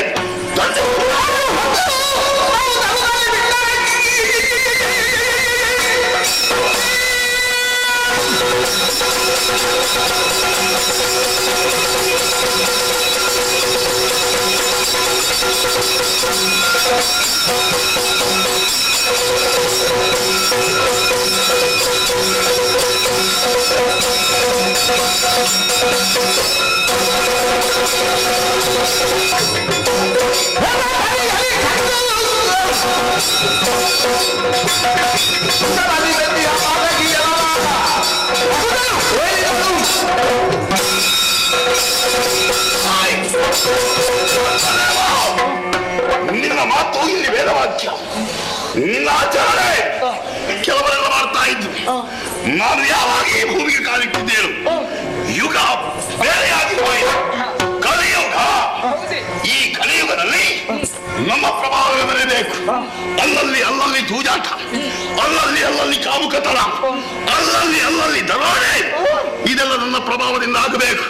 ಯಾಕೆ ಗೊತ್ತಾ? ಭೂಮಿಯಲ್ಲಿ ಸತ್ಯ ಎಂಬುದಿರಬಾರದು, ಧರ್ಮ ಎಂಬುದು ಆಚರಣೆಗಿರಬಾರದು. ಅದಕ್ಕಾಗಿ ನೀವು ಅದನ್ನು ಎತ್ತಿ ಹಿಡಿಯುವುದಕ್ಕೆ ಪ್ರಯತ್ನ ಮಾಡ್ತಾ ಇದ್ದೀರಲ್ಲ, ನೀವು ಒಂದೊಂದು ಕಾಲದಲ್ಲಿ ಕುಟ್ಟುತ್ತಾ ಇದ್ದೀರಿ. ಈ ಕುಟ್ಟುವ ಕಾಲನ್ನು ನಾಶ ಮಾಡಿದ್ದಾರೆ.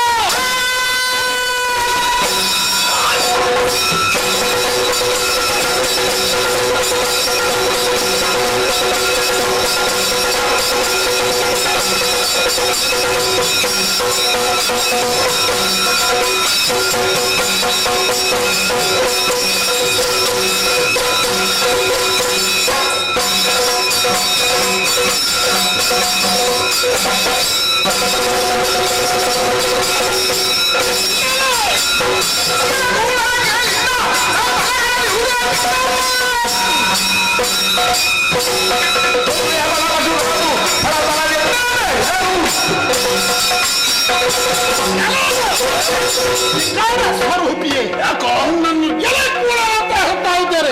ಎಂತಹ ಅತ್ಯಂತ ನಡೆಸ್ತಾ ಇದ್ದಿ. ಅವುಗಳನ್ನು ಪಡೆಯುತ್ತಾ ಅವುಗಳನ್ನು ಬಂಧಿಸುವುದಕ್ಕಾಗಿ ಅವುಗಳಿಗೆ ಕಷ್ಟ ಕೊಡುವುದಕ್ಕಾಗಿ ಮುಂದಾಗುತ್ತಾ ಇದ್ದಿ. ಯಾಕೆ ಹೇಳು, ಏನು ಪ್ರಯೋಜನ? ಯಾಕೆ?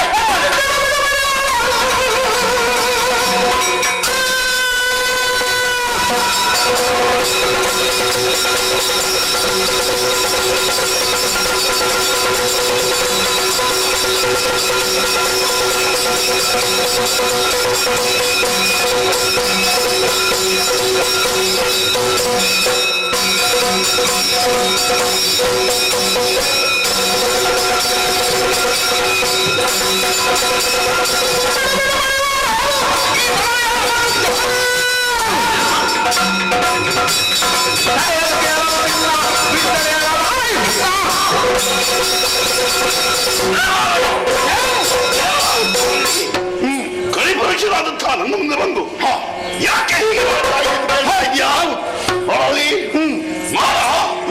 ಒಂದು ಎತ್ತು, ಅದು ಮನೆ ಎತ್ತು ಅಲ್ಲ, ಧರ್ಮದ ಎತ್ತು, ಧರ್ಮ ದೇವತೆ ನಡೆಯುವುದು ನೋಡು. ಒಂದು ಕಾಲು ಕುಂಟಾಗಿ ಹೋಗಿದೆ. ಕಾಲು ಕುಂಟಾಗಿದೆ. ಹೇಗೆ? ಅವ ಮಾಡಿದ ಅನರ್ಥದಿಂದಾಗಿ ಧರ್ಮ ನೆಲೆ ಆಗಬೇಕು ಅಂತ ಬೇಚಾಡ್ತಾ ಇದ್ದಾರಲ್ಲ, ನಾನು ಬಿಟ್ಟೇನ? ಅದಕ್ಕಾಗಿ ಮಂಗಪಾನ ಊದಿದ ಕ್ಷಣ ಇವನ 3 ಪಾದದ ಬಲ ಕಳೆದು ಹೋಗಿದೆ. ಒಂದು ಪಾದವನ್ನು ಊರುವುದಕ್ಕೆ ಬಿಡುವುದಿಲ್ಲ. ಮತ್ತೆ ಅವಳು ನೋಡು, ಹಸುವಿನ ರೂಪ. ಅವಳು ಯಾರು ಗೊತ್ತಾ? ಭೂದೇವಿ. ಈ ಭೂದೇವಿ ಮಾಡುವುದು ಒಂದೋ ಎರಡೋ, ಬಹಳಷ್ಟು ಅನ್ಯಾಯವನ್ನು ಮಾಡಿದ್ದಾರೆ. ನಡೆಯುವುದಕ್ಕೆ ಸರಿಯಾಗಿ ಆಗುವುದಿಲ್ಲ. ಇಲ್ಲಿ ಸತ್ಯಾತ್ಮರು ಇರಬೇಕು, ಧರ್ಮಾತ್ಮರು ಇರಬೇಕೆಂಬ ಹಂಬಲ ಅವಳಿಗೆ. ನಾನು ಬಿಟ್ಟೇನ? ಒಬ್ಬೊಬ್ಬರಿಗೆ ಶಿಕ್ಷೆಯನ್ನು ಕೊಡುವುದಕ್ಕೆ ಹೊರಟಿದ್ದೇವೆ. ಇದನ್ನು ಕೇಳುವುದಕ್ಕೆ ಬಂದರೆ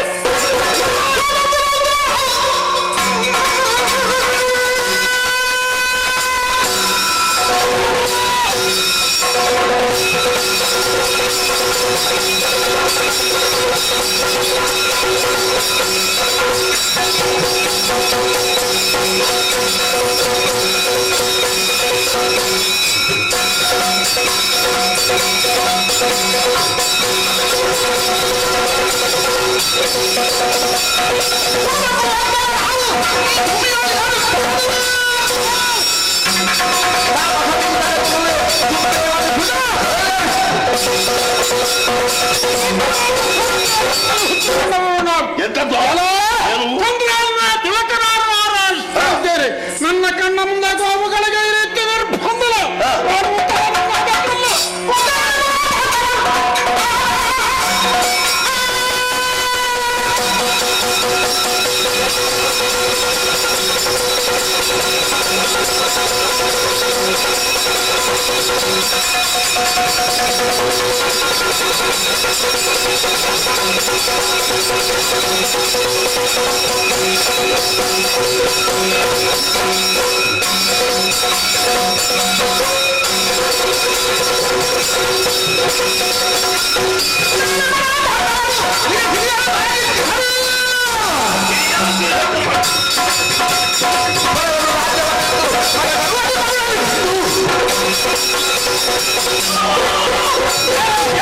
ಚಂದ್ರವಂಶದಲ್ಲಿ ಹುಟ್ಟಿದವ. ಹೆಸರೇನು ನಿನ್ನದು? ನನ್ನ ಹೆಸರು ಪರೀಕ್ಷಿತನೆಂದು. ಓಹೋ, ನಿನ್ನ ಜಾಗೃತ ಧರ್ಮರಾಜ ನನಗೆ ಯಾವ ಸ್ಥಾನಮಾನವನ್ನು ಕೊಟ್ಟಿದ್ದಾನೆ ಎಂಬುದನ್ನು ಸರಿಯಾಗಿ ಯೋಚನೆ ಮಾಡು. ಏನದು? ನಾನು ಬರಲೇಬಾರದು ಎಂಬ ಅಭಿಪ್ರಾಯ ಅವರಲ್ಲಿತ್ತು. ಕೃಷ್ಣ ಯಾವ ಕಾಲದವರೆಗೆ ಈ ಭೂಮಿಯಲ್ಲಿ ಇರ್ತಾರೋ ಅಲ್ಲಿಯವರೆಗೆ ಕಲಿಪ್ರವೇಶ ಮಾಡಬಾರದು ಎಂಬ ಅಭಿಪ್ರಾಯ ಆತರದ್ದು. ಆದ್ರೂ ನಾನು ಒಂದು ಸೇರಿದೆ. ನನಗೆ ಆತರಲ್ಲಿ ಜಾಗವನ್ನು ಕೇಳಿದೆ. ಜೂಜಾಟ, ಆಮೇಲೆ ವ್ಯಭಿಚಾರ, ಆಮೇಲೆ ಚಳವಳಿ, ಇವುಗಳನ್ನೆಲ್ಲ ಕೇಳಿ ಪಡೆದವ ನಾನು. 6 ಸ್ಥಳಗಳನ್ನು ನಿನ್ನ ಅಜ್ಜ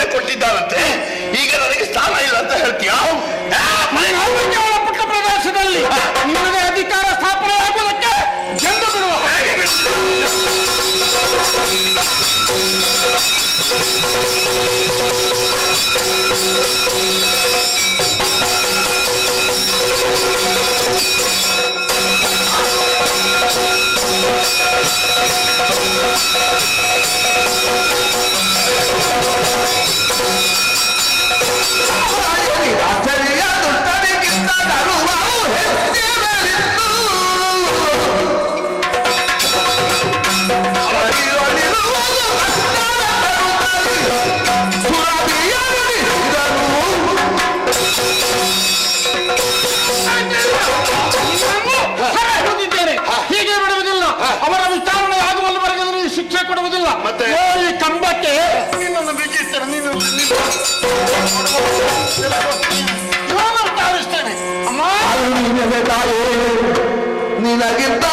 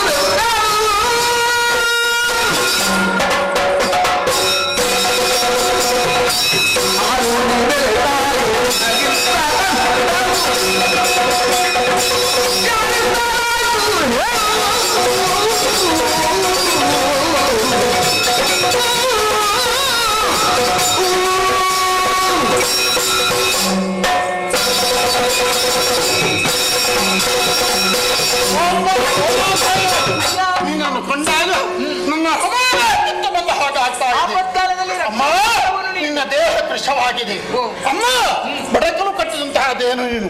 ಈ ಅರಣ್ಯ ಭಕ್ತನಿಂದ ಓಡಿಕೊಂಡು ಬಂದವಳು ಯಾರು ತಾಯಿ ನೀನು? ಎಲ್ಲಿಂದ ಬಂದವಳು? ನಿನಗೆ ಈ ಕಷ್ಟವನ್ನು ಯಾರು ಕೊಟ್ರು? ನಿನ್ನ ಜೊತೆಯಲ್ಲೇ ಕಾಣುತ್ತಾ ಇದ್ದಾನೆ. ಓಹೋ ಹೋರಿ ಇವನು. ಸರಿ ಸರಿ ಯಾರಪ್ಪ ನೀನು? ನಿನ್ನ ಹೆಸರೇನು? ಎಲ್ಲಿಂದ ಬಂದೆ? ನೀವಿಬ್ಬರು ಇಲ್ಲಿ ಒಂದಾಗಿರುವಾಗ ಈ ದುಷ್ಟ ಬಂದಿದ್ದಾನಲ್ಲ, ತಡೆದಿದ್ದೇನೆ ಹೇಳ ನನ್ನಲ್ಲಿ. ನಮ್ಮ ವಿಚಾರವಾಗಿ ಕೇಳ್ತಾ ಇದ್ದೀನಿ.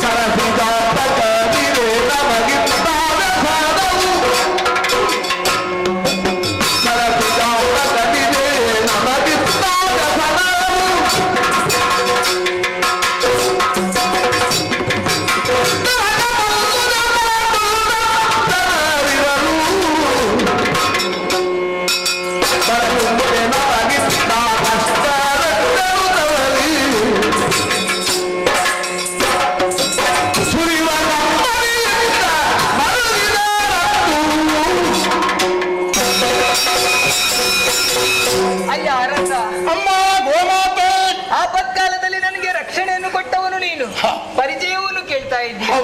ಯಾಕೆ ಹೀಗಾಯ್ತು? ಕಾಣುವುದಕ್ಕೆ ಹಸುವಿನ ರೂಪವಾದ್ರು. ಹಸುವಿನ ರೂಪ? ಹಾ. ಹಾಗಾದ್ರೆ ಇದು ಹಸುವಿನ ರೂಪ, ನಿಜವಾದ- ಯಥಾರ್ಥವಾಗಿ ಹಸುವಲ್ಲ. ನಿಜವಾದ ಯಾರಮ್ಮ? ಹಸು ಅಲ್ಲ. ಯಾರು? ಧರಣಿ ದೇವಿ ನಾನು. ನೀನು ಧರಣಿ ದೇವಿ? ಈ ಪ್ರಪಂಚದಲ್ಲಿ ಹುಟ್ಟಿಕೊಂಡಂತಹ ಪ್ರತಿಯೊಂದು ಜೀವರಾಶಿಗೂ ಆಧಾರಳು ನಾನು. ಓಹೋ. ಈ ರೂಪದಿಂದ ಕಾಣಿಸಿಕೊಳ್ಬೇಕು ಅಂತ ಇದ್ರೆ ಬಲವಾದಂತಹ ಕಾರಣ ಏನಮ್ಮ ಅದು? ನಿನ್ನ ಆಡಳಿತದಲ್ಲಿ ಈ ನಾಡಿನಲ್ಲಿ ಧರ್ಮ ಇಲ್ಲ, ನ್ಯಾಯ ಇಲ್ಲ ಅನ್ನುವುದನ್ನು ತಿಳಿದುಕೊಂಡೆ. ಅನ್ಯಾಯ, ಅನಾಚಾರ, ಧರ್ಮಗಳೇ ನಡೀತಾ ಇದೆ. ನನ್ನ ಆಳ್ವಿಕೆಯಲ್ಲಿ ಧರ್ಮ ಇಲ್ಲ, ಯಾಕಂದ್ರೆ ನ್ಯಾಯ ಇಲ್ಲ. ಖಂಡಿತ ಇಲ್ಲ. ಹಾ. ಈ ಹಿಂದಿನ ಬಗ್ಗೆ ಯೋಚನೆ ಮಾಡು. ಏನು? ಆ ವೈಕುಂಠವಾಸಿಯಾದಂತಹ ಶ್ರೀಹರಿ ಶ್ರೀಹರಿ ಈ ಲೋಕದಲ್ಲಿರುವಂತಹ ಸಂದರ್ಭದಲ್ಲಿ ಧರ್ಮ ನೆಲೆಯಾಗಿತ್ತು. ಹಾ. ಪಾಂಡವರು ಇರುವಂತಹ ಕಾಲದಲ್ಲಿ ಹಾ. ಧರ್ಮ ನೆಲೆಯಾಗಿತ್ತು. ಈಗ ಆದ್ರೆ ಈಗ ಅದ್ಯಾವುದು ಇಲ್ಲ. ಧರ್ಮ ಅನ್ನುವಂತ ಗೋವು ಕಾಲು ಮುರಿದು ಬಿದ್ದಿದೆ. ಅಧರ್ಮ ಅನ್ನುವಂತ ವ್ಯಾಘ್ರ ಬಾಯಿ ತೆರೆದು ಗರ್ಜಿಸುವುದಕ್ಕೆ ಆರಂಭಿಸಿದೆ. ಓಹೋ. ಈ ಹೊತ್ತಿಗೆ ನಮ್ಮನ್ನೆಲ್ಲ ರಕ್ಷಿಸುವರು, ಕಾಯುವವರು ಈ ಪ್ರಪಂಚದಲ್ಲಿ ಯಾರಿದ್ದಾರಯ್ಯ?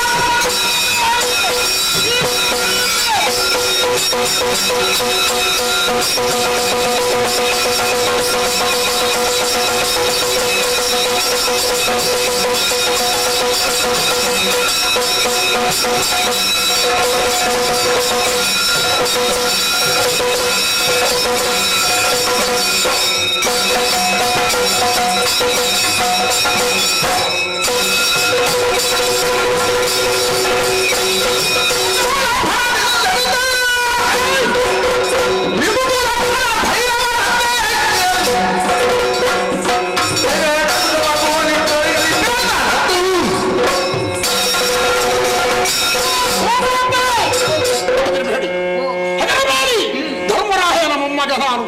ಇಲ್ಲಿ ಧರ್ಮ ಇಲ್ಲ, ನ್ಯಾಯ ಇಲ್ಲ. ಅದೇ ವಂಶದಲ್ಲಿ ಹುಟ್ಟಿದಂತಹ ನಾನು ಧರ್ಮಕ್ಕಾಗಿ, ನ್ಯಾಯಕ್ಕಾಗಿ, ಸತ್ಯಕ್ಕಾಗಿ ತನ್ನಯ್ಯ ಆಗಿದ್ದವ. ಅಮ್ಮ, ಈ ಕೂಳಂಗ ನಮಗೆ ಈ ರೀತಿಯ ಅನಾಹುತ ಬಿಡಲಾರೆ.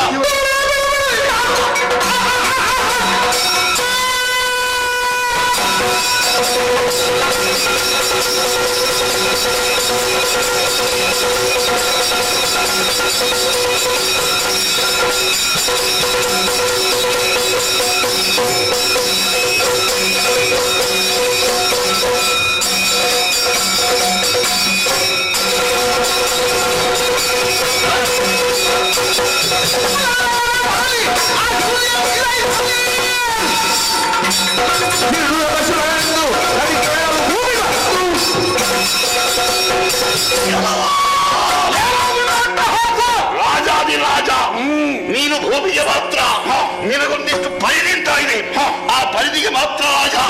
ನನಗೆ ಹಾಗಲ್ಲ. ಮತ್ತೆ ನಿಬಂಧನೆ, ನಿಯಮ ಅದು ಯಾವುದೂ ಇಲ್ಲ. ಈ ಭೂಮಂಡಲವೇ ನನ್ನದ್ದು, ನಮ್ಮ ಯುಗವೇ ಹೌದು. ಇವ ಹೇಳಿದ್ರಲ್ಲ, ಧರ್ಮದೇನು ನಶಿಸುವುದು, ಸತ್ಕರ್ಮ ಲೋಪವಾಗಿರುವುದು. ಇವನ ಕರ್ಮ ಆದದ್ದು. ನನಗೆ ಸರಿಯಾಗಿ ಕೆಲಸ ಮಾಡುವುದಕ್ಕೆ ಇವ ಬಿಡುವುದಿಲ್ಲ, ನಾನು ಬಿಟ್ಟೇನ ಜೊತೆಗೆ ಕೆಲಸ.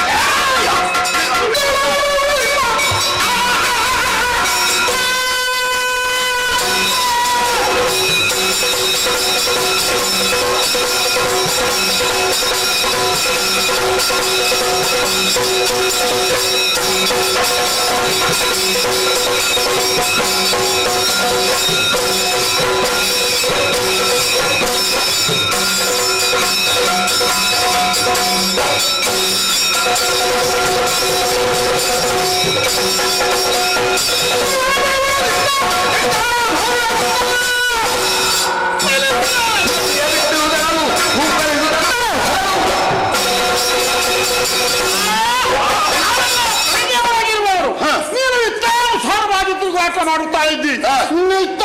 ತಿರುಗಾಟಕ್ಕೆ ಇವತ್ತು ನಿನ್ನನ್ನು ಹೊರಗೆ ಬಿಡುವುದಿಲ್ಲ. ನಾನು ಮುಂದಿಸ್ತೇನೆ. ಮಾತಾಡಿ ಪ್ರಯೋಜನ ಇಲ್ಲ.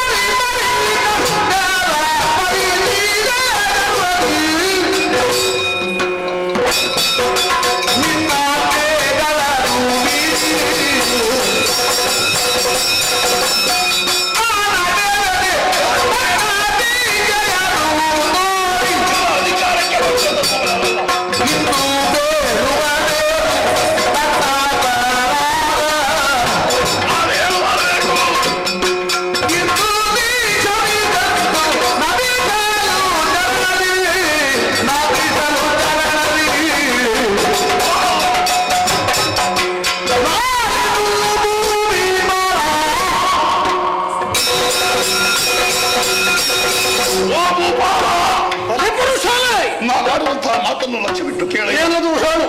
ಅಯ್ಯ ಏನು? ನಾನು ಯುಗ ಪುರುಷ. ಪುರುಷ ನನ್ನದೇ ಆದಂತಹ ಒಂದು ಯುಗವಿದೆ. ಓಹೋ, ಆ ಯುಗ ಈ ಭೂಮಿಯಲ್ಲಿ ನಡೆಯಲೇಬೇಕು. ನಡೆಯಲೇಬೇಕು ಅಂತಾದ್ರೆ ನಾನು ಈ ಭೂಮಿಯಲ್ಲಿ ಇರಲೇಬೇಕು. ಅದಕ್ಕಾಗಿ ಓ ರಾಜಾದಿರಾಜನೇ, ನಿಮ್ಮ ಅಜ್ಜನಾದಂತಹ ಧರ್ಮಜ ನನಗೆ ಕೆಲವು ಕಡೆಗಳಲ್ಲಿ ಸ್ಥಳವನ್ನ ಕೊಟ್ಟಿದ್ದಾರೆ.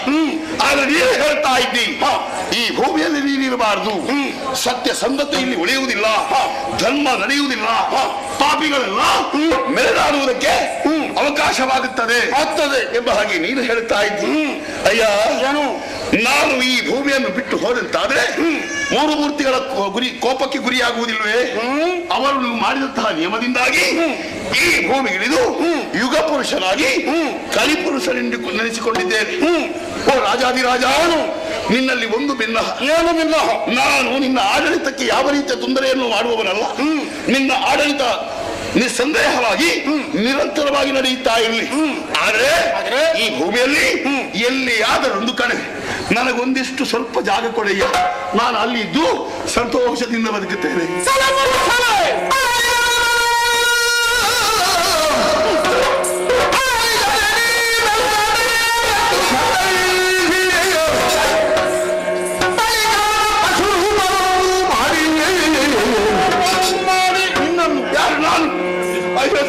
ನಾನು ಪಶು ಆಗಲಿಕ್ಕೆ ಸಾಧ್ಯ ಇಲ್ಲ.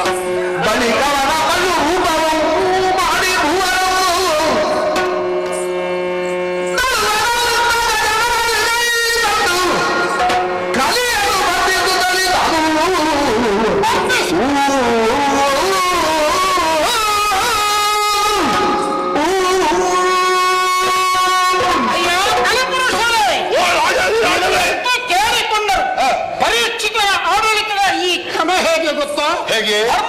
ಧರ್ಮಕ್ಕೆ ಎಲ್ಲಿ ದಾನಿ ಉಂಟಾಗ್ತದೋ ಅದನ್ನು ಅವರನ್ನು ಶಿಕ್ಷಿಸಬೇಕಾದುದು ನನ್ನ ಧರ್ಮ. ಪರಂಪರೆಯಿಂದಲೇ ನಡೆದುಕೊಂಡು ಬಂದಂತಹ ದಾರಿಯದ್ದು ಗೊತ್ತಿದೆ. ನಿನ್ನನ್ನು ಎಲ್ಲಿಯಾದರೂ ಕಳುಹಿಸುವುದಕ್ಕೂ ಎಲ್ಲಿಯಾದರೂ ಇರುವುದಕ್ಕೆ ನಾನು ಅವಕಾಶ ಅವಕಾಶ ಕೊಡುವುದಿಲ್ಲ. ನಾನೇ ಸ್ಥಳ ಕೊಡ್ತೇನೆ. ಒಂದಿಷ್ಟು ಕಾರುವುದಕ್ಕೆ ಸಾಕು, ಬೇರೆ ನಾನೇ ಕೊಡ್ತೇನೆ. ಉಳಿದುಕೊಳ್ಳುವುದಕ್ಕೆ ಸ್ಥಳ ಇಲ್ಲ. ನಿನ್ನನ್ನು ಪಶುರೂಪವನ್ನಾಗಿಸುವುದು, ನನ್ನನ್ನು ಗೋವಿನ ಹಾಗೆ ನನ್ನನ್ನು ಪಶುವನ್ನಾಗಿಸುವ. ನಿನ್ನ ಕೈ ಮತ್ತು ಕಾಲುಗಳನ್ನು ನೋಡು. ನಮ್ಮ ಅರಮನೆಯಲ್ಲಿ ಕಷ್ಟ ಆಗಬಹುದಾದ ಅರಮನೆಯ ಮುಂಭಾಗದಲ್ಲಿ ಕೈ ಕಾಲುಗಳನ್ನು ಬಂಧಿಸಿ ಈ ಭೂಮಿ ಸ್ಪರ್ಶವಾಗದ ರೀತಿಯಲ್ಲಿ ಮೇಲೆ ಕಟ್ಟಿ ನೇತಾಡಿಸ್ತೇವೆ. ಪಶುವಾದ್ರೆ ಕಷ್ಟ ಆಗುದಿಲ್ವ? ಅವರ ಕಷ್ಟ ನೋಡಿ ನನಗೆ ದುಃಖ. ಕಷ್ಟ ಆಗ್ಬೇಕು. ಅವರ ಕಷ್ಟ ನಿಮಗೆ ಗೊತ್ತಾಗ್ಬೇಕು. ಬೇಡ, ಬೇಡ, ಬೇಡ. ಅವರ ನಗಾಡ್ತಾರೆ, ಕುಂಟ ನೋಡಿ. ಯಾವಾಗ ಅವರನ್ನು ಎಷ್ಟು ನೋಯಿಸಿದ್ದಿ ನೀನು, ಎಷ್ಟು ಕಷ್ಟಪಡಿಸಿದ್ದಿ. ಆ ಕಷ್ಟ ಏನು ಎನ್ನುವುದು ನಿನ್ನ ಜೀವನಕ್ಕೂ ತಿಳಿದಿರ್ಬೇಕು. ನಿನ್ನನ್ನು ನೋಡಿ ಮತ್ತೊಬ್ಬರು ತಿಳಿದುಕೊಳ್ಬೇಕು. ಅಷ್ಟಕ್ಕೆ ಅವಕಾಶ ನಾನು ಯಾರಲ್ಲಿ ಇವನನ್ನು ಕೊಂಡು ಹೋಗಿ ಗೋರೂಪದಿಂದ ಇವನ ಕೈ ಕಾಲುಗಳನ್ನು ಬಂಧಿಸಿ.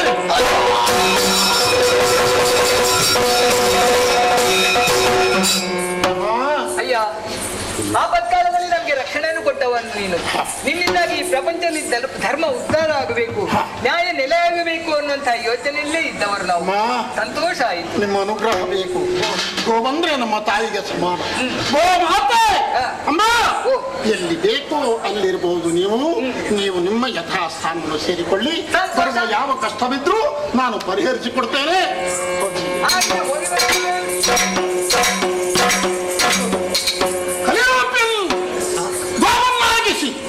ಬಂಧಿಸಿದ್ದಾಯ್ತು. ಇವ ಅಲ್ಲೇ ಇರ್ಬೇಕು. ಇವನಿಗೆ ಎಲ್ಲಿಯೂ ಬೇರೆ ನೆಲ ಸಿಗಬಾರ್ದು, ನೆಲವೂ ಸಿಗಬಾರ್ದು. ಅದಕ್ಕಾಗಿ ಭೂಮಿ ಸ್ಪರ್ಶ ಮಾಡದ ಹಾಗೆ ಮೇಲೆ ಎತ್ತಿ ಕಟ್ಟಿದ್ದಾರೆ. ಹಾಗೆ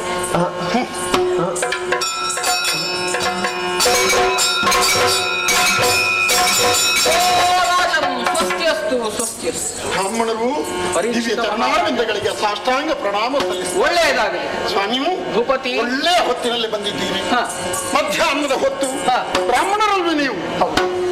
ದೈನಂದಿನ ಕರ್ಮಗಳನ್ನೆಲ್ಲ ಮುಗಿಸಿದ ಮೇಲೆ ಊಟವಾಗಬೇಕು ನಿಮಗೆ.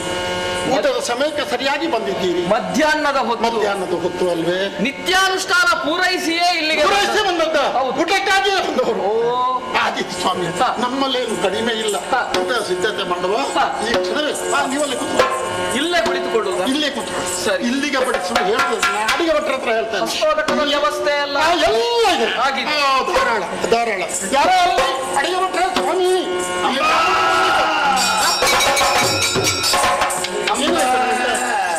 ಕೂತ್ಕೊಳ್ಳಿ ಸ್ವಾಮಿ. ನೀವು ಎದ್ದ ಕುಳಿತುಕೊಳ್ಳುವಂತಹ ತಾಳ್ಮೆಯೇ ನನಗಿಲ್ಲ. ಯಾಕೆ? ಗೋವು ಏನೋ ಹಿಂಸೆಯನ್ನು ಅನುಭವಿಸುತ್ತಾ ಇದ್ದಂತೆ ನನಗೆ ಇದೆಯಲ್ಲ. ಏನು ಗತಿ ಇಲ್ಲದೆ ತಿರುಗಾಡುವ ದನಗಳಿಗೆ ನಮ್ಮಲ್ಲೇನು ಕೊರತೆ ಇಲ್ಲ. ಎಲ್ಲಿಯೂ ಅರಗ್ತಾವೆ, ಬೊಬ್ಬ ಹೊಡಿತಾವೆ. ಮತ್ತೆ ನೀವೇನು ತಲೆ ಕೆಡಿಸಿಕೊಳ್ಬೇಡಿ. ಊಟ ಮಾಡಿ. ಇಲ್ಲ, ನನಗೆ ಊಟ ಬೇಡ. ಯಾವ ರಾಜ್ಯದಲ್ಲಿ, ಅದು ನೀನು ಈ ರಾಜ್ಯವನ್ನಾಡುವಂತಹ ಒಬ್ಬ ನೃಪತಿಯಾಗಿ ಇಂತಹ ಮಾತುಗಳನ್ನಾಡುವುದೇನು? ಗಾವೋ ವಿಶ್ವಸ್ಯ ಮಾತರಹ. ದೇವಾನುದೇವತೆಗಳ ಸಾನ್ನಿಧ್ಯವಿದೆ ಗೋವಿನಲ್ಲಿ. ಗೋವನ್ನು ಪೂಜಿಸಬೇಕು. ಅದರಲ್ಲೂ ಗೋವಿನ ಚಿತ್ರಹಿಂಸೆಯನ್ನು ಕಂಡು ಅಥವಾ ಕೇಳಿ ನಾನು ಊಟ ಮಾಡಬೇಕು. ನಾನು ಬ್ರಾಹ್ಮಣನಾಗ್ತೇನೆ. ಆಳ್ವಿಕೆಯಲ್ಲಿ ಅಂತಹ ಗೋವುಗಳಿಗೆ ಕಷ್ಟಪಡುವುದನ್ನು ನಾನು ನೋಡುವ ಹಾಗಿಲ್ಲ, ಕಷ್ಟಪಡುವ ಹಾಗೆ ಬೇರೆ ಅವರು ಮಾಡುವ ಹಾಗೆ ಇಲ್ಲ. ಯೋಚನೆ ಮಾಡಬೇಡಿ, ನೀವು ಊಟ ಮಾಡಿ ಸ್ವಾಮಿ. ಮಾಡಿ. ಯಾಕೆ ಗೋವು ಯಾಕೆ ಅರಚುತ್ತಾ ಉಂಟು? ಏನಾಯ್ತಾ ಗೋವಿಗೆ? ಸ್ವಾಮಿ, ಒಳ್ಳೆಯ ಕಥೆ ಅದು. ಸಂಕ್ಷಿಪ್ತವಾಗಿ ತಿಳಿಸ್ತೇನೆ ನಾನು. ಅಮ್ಮ, ತಾಯಿ, ಗೋವಿನ ಪಾದಕ್ಕೆ ನಾನು ವಂದಿಸಿಕೊಂಡೆ, ಹೇಳಿಕೊಂಡು ಅವಳಿಗೆ ಬಂದ ಕಷ್ಟವನ್ನು ನನ್ನಲ್ಲಿ ನಿವೇದಿಸಿಕೊಂಡಿದ್ದಾಳೆ. ಯಾರಿಂದ? ಕಲಿಪುರುಷನಿಂದ. ಆ ಕಲಿಪುರುಷ ಎಲ್ಲಿದ್ದಾನೆ ಹೀಗೆ ನಾನು ಮುಂದೆ ಹೋದ ನನಗೆ ಪ್ರತ್ಯಕ್ಷನಾದ. ಅವನಿಗೆ ಯುದ್ಧ ಪ್ರಾರಂಭವಾಯಿತು. ಯುದ್ಧವೆಲ್ಲವರ ಕೈ ಕಾಲುವನ್ನು ಬಂಧಿಸಿ ಆಮೇಲೆ ಅವ ಎಲ್ಲಾದರೂ ಹೋಗುವುದಕ್ಕೆ ಒಂದಷ್ಟು ಸ್ಥಳದ ಅವಕಾಶ ಕೊಡಬೇಕೆಂದು ನಾನು ಕೇಳಿಕೊಂಡು ಒಪ್ಪಲಿಲ್ಲ. ಅವ ಮಾಡಿದ ಅನ್ಯಾಯಕ್ಕೆ ಸರಿಯಾದ ಪ್ರಾಯಶ್ಚಿತ್ತವಾಗಬೇಕು, ಅವನಿಗೂ ಕಷ್ಟ ಎನ್ನುವುದನ್ನು ಜೀವನದಲ್ಲಿ ತಿಳಿದುಕೊಳ್ಬೇಕು ಎನ್ನುವಂತೆಯೇ ನಮ್ಮವರಿಗೆ ಆಜ್ಞೆ ಕೊಟ್ಟಿದ್ದೇನೆ. ಸ್ವಾಮಿ, ಅರಮನೆಯಲ್ಲಿ ಭೂಮಿ ಸ್ಪರ್ಶವಾಗದ ಹಾಗೆ ಗೋವಿನ ರೂಪದಿಂದ ಅವನ ಕೈ ಕಾಲುಗಳನ್ನು ಮಾಡಿಸಿದ್ದೇನೆ ನಾನು. ನೃಪತಿ, ಕಲಿಪುರುಷನನ್ನು ಗೋವಾಗಿ ಮಾರ್ಪಡಿಸಿ ನೀನು ಬಂಧಿಸಿದ್ದೇನೆ. ಈಗ ಗೋವು ಹೌದಷ್ಟೇ. ಗೋವು ಹೌದು, ಈಗ ಗೋವು ಹೌದು. ಇದು ಸರಿಯೇ ಅಲ್ಲ. ನೀನು ಮಾಡಿದಂತಹ ಕೆಲಸ ಸಂಪೂರ್ಣವಾಗಿ ನನ್ನ ಮನಸ್ಸಿಗೆ ನೋವು ತಂದಿದೆ. ಒಂದು ಸ್ಪರ್ಶಿಸುವಂತೆ ನೀನು ಮಾಡಬೇಕು. ಗೋವುಗಳಿಗೆ ಬರುವ ಕಷ್ಟ, ಬ್ರಾಹ್ಮಣರಿಗೆ ಬದುಕುವಂತಹ ಕಷ್ಟ, ಇವುಗಳನ್ನು ನೋಡಿ ಸಹಿಸಿಕೊಂಡವ ನಾನಲ್ಲ ಸ್ವಾಮಿ.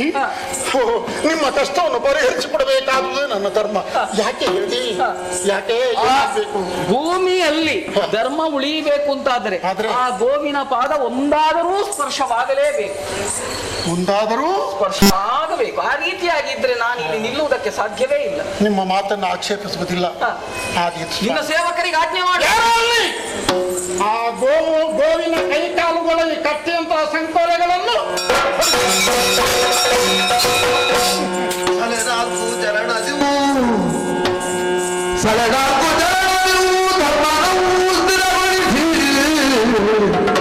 ರೀತಿಯ ಆಳ್ವಿಕೆಯನ್ನು ನಡೆಸುವರಿ ಅನುಗ್ರಹವನ್ನು ಮಾಡುತ್ತಂದೆ ಕೃಷ್ಣ ಕೃಷ್ಣ. 11 ದಿವಸಗಳ ಭಾರತ ಎನ್ನುವ ಕಥಾನಕವನ್ನು ಶ್ರೀಯುತರಾದ ದಾಮಲೆಯವರ ಪ್ರೇರೇಪಣೆಯಂತೆ ಬಲಿಪ ನಾರಾಯಣ ಭಾಗವತರ ನಿರ್ದೇಶನದಂತೆ ನಾವಾಡಿದ್ದೇವೆ ಈ ರಂಗದಲ್ಲಿ. ಇದು ಕೊನೆಯ ದಿವಸ, ಇಲ್ಲಿಗೆ ಮಂಗಲ ಹಾಡುವಿಕೆ. ಆದ್ದರಿಂದ ಈ ಪುಣ್ಯಪ್ರದವಾದಂತಹ ಕಥೆಯನ್ನು ಆಡಿ ಹಾಡಿದ ನಮಗೂ ನೋಡಿ ಕೇಳಿದಂತಹ ಕಲಾಭಿಮಾನಿಗಳೆಲ್ಲವರಿಗೂ ಪರಮಾತ್ಮನು ಆಯುಷ್ಯ ಆರೋಗ್ಯ ಸಂಪತ್ತನ್ನು ಕರುಣಿಸಲಿ ಎಂದು ದೇವರಲ್ಲಿ ಪ್ರಾರ್ಥಿಸುತ್ತಾ ಈ ಪುಣ್ಯಪ್ರದವಾದ ಕಥೆಗೆ ಮಂಗಲಗೀತೆ ಹಾಡುವುದಕ್ಕೆ ಸಭಿಕರಿಂದ ಅಪ್ಪಣೆ ಕೇಳುತ್ತೇವೆ. ಜಯ ಜಯ.